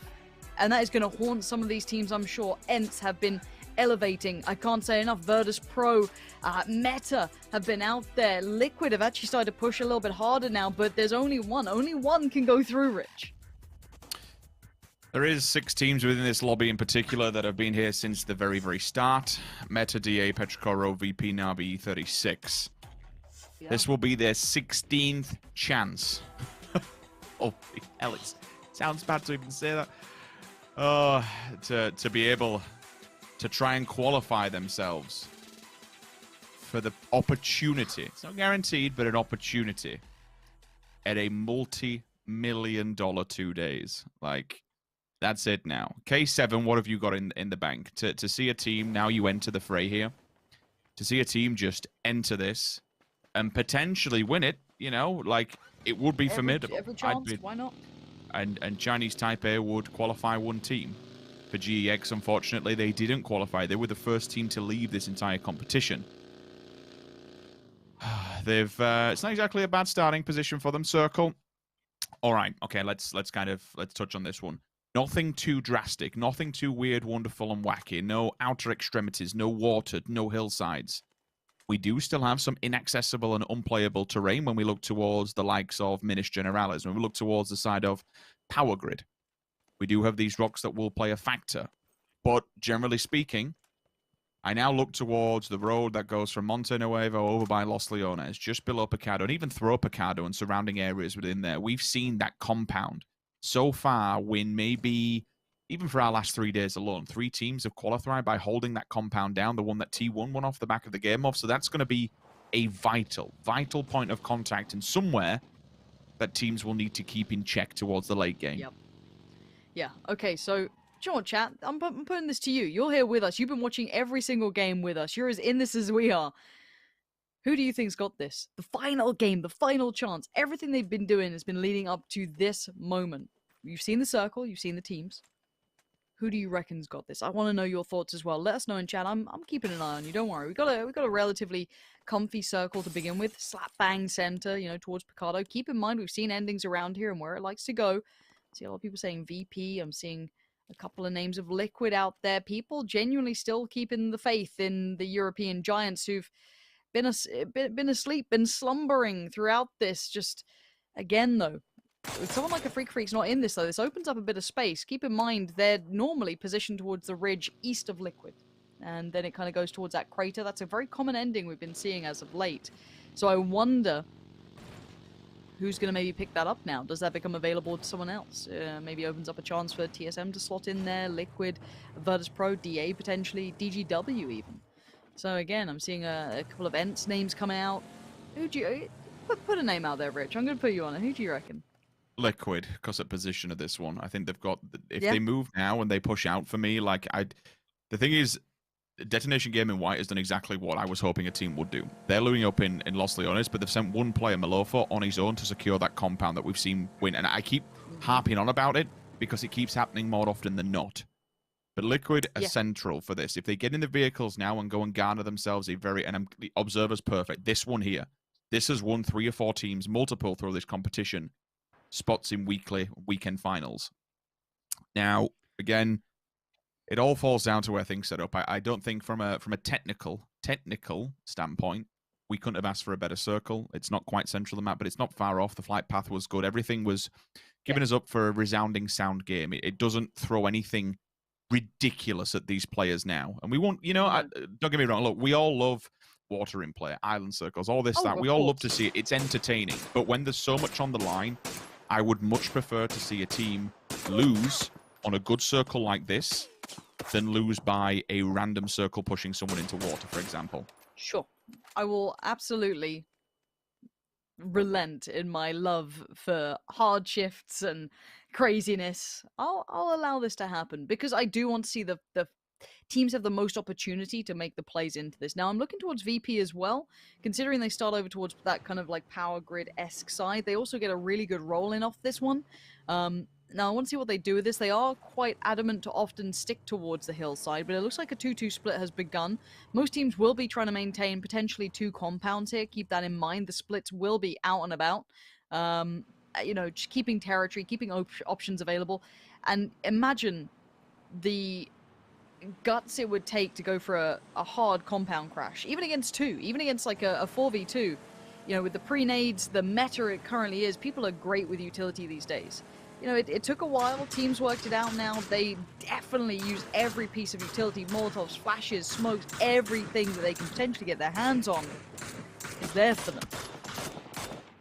So now, you see the first couple of shots coming out. That's from TSM towards LG Divine. Turtle might have to take a second to get maybe a stim off, maybe just get out of the vehicle. This might be his route now denied, and he is very low HP. Wookie Bookie, let's see it. You're going to give us a treat. I know Rich always gets a little grin on the face when Wookie Bookie's playing around with the bolt. But as it stands, most teams still alive. Every player still up and okay. Turtle has at least survived for now. Opposing side to these circles, they can be very stable. They can be very quiet. Ents are the only team that are not residing within the circle currently. They're working their way from Thierry Bronca and Cruz de Val. They'll be the last team to hit this one. For Ents, I reminisce at times where multiple times they decided to go all the way down on the eastern embankment and try and bring themselves in. Back a Los Leones, back a La Bendita. The old La Bendita drop between the farm and the fields was somewhere that Ents held residency for quite some time. Turtle Picks up his teammate. It's time to get the hell out of there. Damage has been done, so you have to be careful while crossing all this. Weaken player on the back. Rather unfortunate. Still, more shots will continue as VAR just keeps on tapping away. I think only just, it wasn't easy, but only just, they are away for their life for now. Up on top of that plateau. It's not exactly bad. It's not the worst place in the world to be. It's going to be on top of the ridgeline that does look down. Still, Malofo is holding that big compound on his own. I honestly wouldn't be surprised if someone like Damwon realizes, okay, there's no vehicles outside. Okay, there's maybe only one player showing his hand. Let's just bang it in there, take control of it, and claim it for his own. Liquid also looking straight down. Look at Klib's arrow. He is focused on that one player within there. Mm-hmm. I think it's a fantastic idea. It's, do they have the guts to go for it? This could be the first blood drawn. Attack all around, getting a little surrounded, and a gamble read on the right side, but Besto swings through. Clears that up. There's no waiting around here. Besto means business. Back to getting his loot, all his goodies built up. Na'Vi going to be on the outskirts towards Chumacera, kind of towards where AAA are, of course. Not surprising, as they did just meet. But the first blood moves a little bit of a percentage chance, I'm sure, away from AAA, but they will have their 3 still standing. Now, I want to keep my eyes towards LG Divine. I see them having a little look towards the vehicles, and now this is close to that compound with Malofo, so I wonder if they're trying to go for this end. And that's going to be, oh my word, Indigo. Quickly moves around, but he finds 2. Good work from down 1 there to catch 2 of them. Deny that play towards potentially the compound. I don't know their full intention, but it was certainly very close by, so if they'd scouted that out, they might have considered it. Now, does down 1 decide, well, that could be our compound to take now? But who knows? For now, we still see Malofo alive and perfectly fine. Ents have finally just touched the edge of the white all the way in the east, and they'll be moving past Impala. If they keep going on the same trajectory path, they will touch La Bendita and nobody will really cause them grief. They'll be in there clean. Bottom side Los Leones, again, we have to kind of, in our minds, think it won't be going there just because of the ridgeline that sits behind Los Leones. Same goes for Power Grid. You would now need 2 northwest shifts back-to-back in order to bring Power Grid into play and into focus. It's not going to happen as far as I'm concerned, but still, there's no rules to say that it cannot. It would be aggressive. It would be cruel. But it would take 2 simultaneous back-to-back pushes to really make that happen. TSM will set up shop in the place that we found VP finding residency in for quite some time. Instead, they'll now sit onwards of those hills, looking past Picado, looking onwards of DA's compound where they had a fight with Liquid in the previous game of Miramar. Further afield than that, you'll see Meta, Na'Vi, Chumacera, prime territory for them. The 2 different sides of Chumacera, the low ground, the high ground taken. Circle, where does it go? What do we do? How do we throw this lobby? It's central, smack, bang, on Picado. And that means now everybody, Power Grid Hillside, well, E36, VP, TSM, K7, my opinion, all of them have to go south. Oh my. This is going to get sketchy. And I see you guys in chat, and we thoroughly appreciate the support and how much you guys have been paying attention, your dedication to this, because it has been traumatic for some of these teams, and you guys have been there with us the entire time. So a huge shout out to you guys at home. But let's see how this rotation goes. DA, TSG, Furia, they're in the vehicles. They're all trying to kind of centralize up, magnetize towards Picado almost. And for now, they avoid each other. For now, they continue in a similar path, but close enough by that there's now danger. They're noting each other, trying to keep track of all these compounds, all these buildings, all these teams. Like, right, okay, maybe this team, okay, this could be DA moving into here. All right, mental check of this. TSG, right, they've opted for here. Now, again, I look at VP. Now, they've opted to go a little bit further in. They moved south, which you said they probably should, and they have done. E36, a similar position as well. So this is where I look towards Ents potentially as a team who might find a little bit of friction in the east. There's a couple of teams mostly on the move, but where do they go now? For Ents, I think they'll probably come through Graveyard and then maybe work their way down that roadside. At the embankment, but the problem is that Petricol Road set up in a 2-2 and TSM is a full 4-man stack just looking onwards of that. If they decide to transfer down that road and aim towards Picado, it's going to be hell in a cell. I mean, they're actually still staying stationary at La Bendita, and I think for this circle it's totally fine. Yes, you are playing a numbers game and you are leaving yourself at the mercy of the circle, but given how it should move, we're kind of, you know, still guesstimating which way it will go eventually. it wouldn't be a bad read, really, to sit where you are, stay stationary and move on the next one round. A quick turn and a drive-by. Debate from the vehicle. How he didn't knock that player, I have no idea. And 2 for 2. 2 they stand, 2 they fall, just like that. And Detonation Gaming White is opened up. That is just... He should have knocked that player on the bike. He tunnel visioned so hard, the rest of them just drove through. And DGW find themselves at a 50% mana disadvantage. Is this the springboard for Damwon to kind of remember who they are? Couple of early kills, start feeling out the game, start feeling confident in the final moments. They are truly the missing piece, right? Like, they are the team that has been absent, but we all know how notorious they could have been. What they could have done to this lobby that never came through. But does confidence start to mount now? Just feeling out those early kills, just kind of getting themselves in the mood for things. Who knows? We'll see if that does echo forward. My eyes still are just honestly pinned to the map. Just watching these teams move around. ENCE are still looking for options. K7, that ridgeline is theirs. E36 did shuffle through, as said. Most teams are safe. Unless someone does something crazy right now, which I don't see anyone doing. This should be okay. And most hold a pretty decent split. We aren't seeing like just one compound in play. I'm looking towards VP if they're getting a little close towards E36. But the circle updating in about 5 seconds now. We have to see where this goes. Now, that ridgeline would have been a fair shout earlier, but only Malofo went for it. Now, let's see if this updates. Okay, we got Picardo, we got VP in play. We got E36 in play. Liquid can compress towards Jeems here. They'll be in the vehicles quick and get towards Picardo. LG Divine, pretty safe. DA, as said, towards the more southern side. Furia right amongst it. This is a good circle for a couple of those teams now. But the ones on the outskirts, your Damwon Kias, for example, your DGW, your ENCE, your Na'Vi, dicey times now. This is straight up where it's time to work for your money. Now, we've cut off about 40% of the map here. Anyway above that roadside that runs from Picardo over to the western side of the circle, gone. Get yourself off that hillside and get yourself within now. Damwon Kia, unrelenting. Detonation Gaming, White still being chased down, being hunted by the Koreans. The final player is left standing in the vehicle, and the...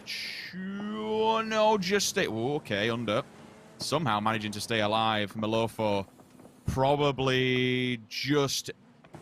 a reach too far. That vehicle is battered. It's bruised. And it's Jeems to put the nail in the coffin. We lose our first team in 16th place. Damwon going towards Liquid right now? They're pulling up on this. Okay, Ibby's found under, but they need to commit if they want more of this. Indigo's on the way. He's got himself the shack to at least maybe lob some nades from. But Ibby too aware of that. Going to put one right through the window, at least towards the doorway. Here's the rest of Damwon. Can they get anything done? No, because look at Kill Demo. He's got vision too. Oh, say goodnight, Damwon Kia. Out in 15th. Liquid maintain, as do Furia. This is such a strong hold they have on this roadside. 2 holding it in the middle and 2 up inside the apartment blocks. They have tons of vision. They can read this. They can orchestrate everybody around them. Ibby and Clib just have to hold point while the rest of them, excuse me, Jeems and Clib, have to hold point. Well, the other 2 just sit happy, defended. Savior up on top. Wookie Bookie trying to deal with them. Xenan spotted as well. They understand K7's approach and where they are. They're the ones holding them. They're the gatekeepers now. We move over to Na'Vi. Going toe-to-toe with Meta Gaming. Another team has left us just like that. We lose 3 in under a minute. The breach is real. As Na'Vi push through the compound and wipe out Meta. And that's Meta gone. Another team that was potentially a conversation towards late game, who'd been pushing pretty hard throughout this, a couple of moments getting towards those late games, almost converting, but it not being quite there. And this game, the chance gets denied. A good attempt from Meta, but that's their tournament done now. And we look towards the rest. They get to stabilize, but I'm still seeing ENCE looking for a home. Quietly building in the southeast, and I think Jayers isn't far away. He's in the next compound up. Now, if they lose a player here, if they get cost a player, it could be pretty problematic for ENCE, but no, it looks like Jayers goes, right, I can't hold this anymore. Time for me to join with the rest of the boys, and we have update on Circle in 5 seconds. Eyes peeled, boys and girls. This is the one that could really crunch it. Should go south, you'll imagine, away from the rocks, and it does. VP, Liquid, DA, Furia, E36. Still primed. Does Liquid maintain this 2-2? Do they try and maybe solidify towards the 2 in the middle, or fancy this position as being good, as being helpful? But what do the teams on the outskirts do? This might be time to just send it and pray. There is room, but it is... oh, it is dangerous out there. The only downfall, which, oh, should I pause on this? Yeah, stuff it. Petrichor Road's pulling up onto Fury. Okay, nade misses. That's fine for now, but they only get so many at that. Once that's done, the information's given up. Necro, hot off the heels. 1-2, thank you. Petrichor Road melted on the approach. 2 left standing within the door. There is Mamu answering back. But if they can push out from this, the denial was real. So they've done so much damage towards the side of Petrichor Road. Long is going for the deeper angle. Same pull-up now, this time with a different team. AAA, Ents on the back lines. Ira out on transfer. Oh, no. TSM, they've actually hit the fences. But I tell you what, thankfully, VP was not looking outside this window. Otherwise, they would have been battered. Now the breach is real. And VP, they're sharing this compound. Yeah, I don't think they want to, but they might just have to. TSM on the low ground, VP up towards the top, and Wookie Bookie tasked with trying to keep control of the doorway. Do not let them up here, VP, because they are hungry, these TSM boys. Now, you are seeing Ents taking a fair bit of flack from AAA as well. Rustamar's just got knocked. I don't see a flush yet, but that could be on the cards. Here we go, back into this fight. Similar scenario, as said. This is a horrible situation. Fury making a mad dash for it, being pushed out by TSG, and Rusty Zera on the run. Barely is this vehicle functioning, and they're gone. 13th for Furia. That'll be secured by Ibby. Now, Tixu did just find one towards Svit. That would be Ents maintaining position in this compound, as there is just Yanku alive. Now, did Ents get a flush on them? I don't think they did. No, they did. Okay, they are down to 3. So Yanku can maybe do some more damage, but Tixu's on the case trying to work further forward. And now on that corner, Yanku to try and make that final stand. Falls away, nade to hand. Tries to do something. And Underhand could do some work on this, though. Doesn't quite find it in time. Buys a moment to hit that reload, but they're going to push further forward. They want in. They get the 1-for-1 trade, and it's more than enough with the numbers they maintain. But this has not concluded the entire scenario. You still have VP and TSM way closer by than they'd like. Split between the compounds, it looks like. So maybe a readjust for VP here. And while Ents do survive that engagement, whether they not survive the next one could be the question. RV, Senya is deep on the roadside, keeping track of them with an SLR. TSG also came for a quick wander over. They've gone for the 3-1 split. Volibear will hold a priority compound, which stops Ents' approach down towards the eastern side. If they go forward direct to the north, they're in trouble. DA and TSG will see them. So for Ents, this is an absolutely abysmal place right now. They are clutching at straws to try and keep this alive. If this circle is unfavorable to them, which it is, it pulls away, they now have a very barren landscape to try and get through. VP TSM. Nobody wants to get involved within that fight whatsoever. They are going to be just bunkering down into the latter stages of this game. Liquid is forced to move. And when I say move, the 2 players from Picado. The benefit of doing that, there's no one in Picado to hold them down. They can wait until the very final moments, bring the vehicles across, and then they're safe. But eventually, Petrichor Road has to move into that position. Can Liquid keep this clean? That's the question. If they can batter back Petrichor Road without losing anybody, they have a damn good chance at this competition. Well, now's the time, right? They have to think of a plan in mind to be able to deal with Petrichor Road. Now, if they're late to it, they could get overrun. I'm seeing Petrichor Road get towards vehicles. I'm also seeing Ents in the middle of the field trying to create that smoke wall, and they'll get Triumphant looking their way. DA will be looking their way. You can see all the arrows turning towards his side. Deep breath, boys. This is going to be it. Liquid on the move, beating Petrichor Road at least to the punch. You can see Long was already leaning towards that hillside, so they can start to maybe supplement the players who are already in this position, but have to mind their heads, because E36, if they crest a little too high, they will see them. Na'Vi on the move up, K7 will get vision towards them. And TSG, Petrichor Road, and Ents continue to try and battle for their way in. Here come the nades. Zanon's going to post that through, but it's going to probably cost him his life. It has. Now is the nade good enough? It's gone right in between the vehicles, but not enough close towards the players. Now here come the kills, though. DA join in towards Na'Vi. Ents begin towards TSG, and Ents need to sweep if they want to work forward. TSG are right in between this, though. It's Petrichor Road on one side, and then... Oh, this is brutal, James, but he can't probably get the flush at this point, considering the rest of his side are in a bloodied battle. He needs to help his boys here, because Diggory's on the move. He's going to at least get one from Triumph here, but he might die now to the blue. No. Leans forward, kicks in, tries to find the next step, can't get it. Jan's found Tixu. This could be the end of Entir, and the flush on James from Mamu. That comes in while this battle rages on. Petrichor Road splitting their attention between the two, but ENCE finding their way forward. Xianjian's nade does go down. It was just a little bit of a flash to come out, and he's just on the other side of that smoke. Tixu might have seen him with his last couple of seconds of breath as Diggory turns attention away, but will they keep track of this still? Waiting, there he is. Peekaboo, I see you. Diggory gets him, 8 HP remains, but the next challenger is Petrichor Road. And Long is waiting for this. Diggory is forced to heal. The Blues here, there is a vehicle there. They might just get in and fully Hail Mary it at this point. What else can you really do? The smoke wall is being built. Long and Mile will wait with bated breath. Once they run into this valley, it's time to strike. Mamu's taking the fight to Liquid. What in the world are you doing? But for now, we'll stick with this one. First one falls.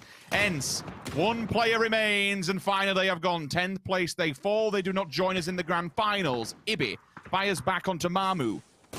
And all of a sudden, LG Divine, another team goes. Oh. Same for Na'Vi. K7, Savior. Sick work. Three Liquid of them on the push, dead. though. Hold on. Hold on. Liquid have made a push on this. I don't know if Petrichor Road are aware of it, and now they're in the open. DA's going to turn their attention and roll your mind back. DA has been the gatekeeper for some other European teams in the past, and they might just be again.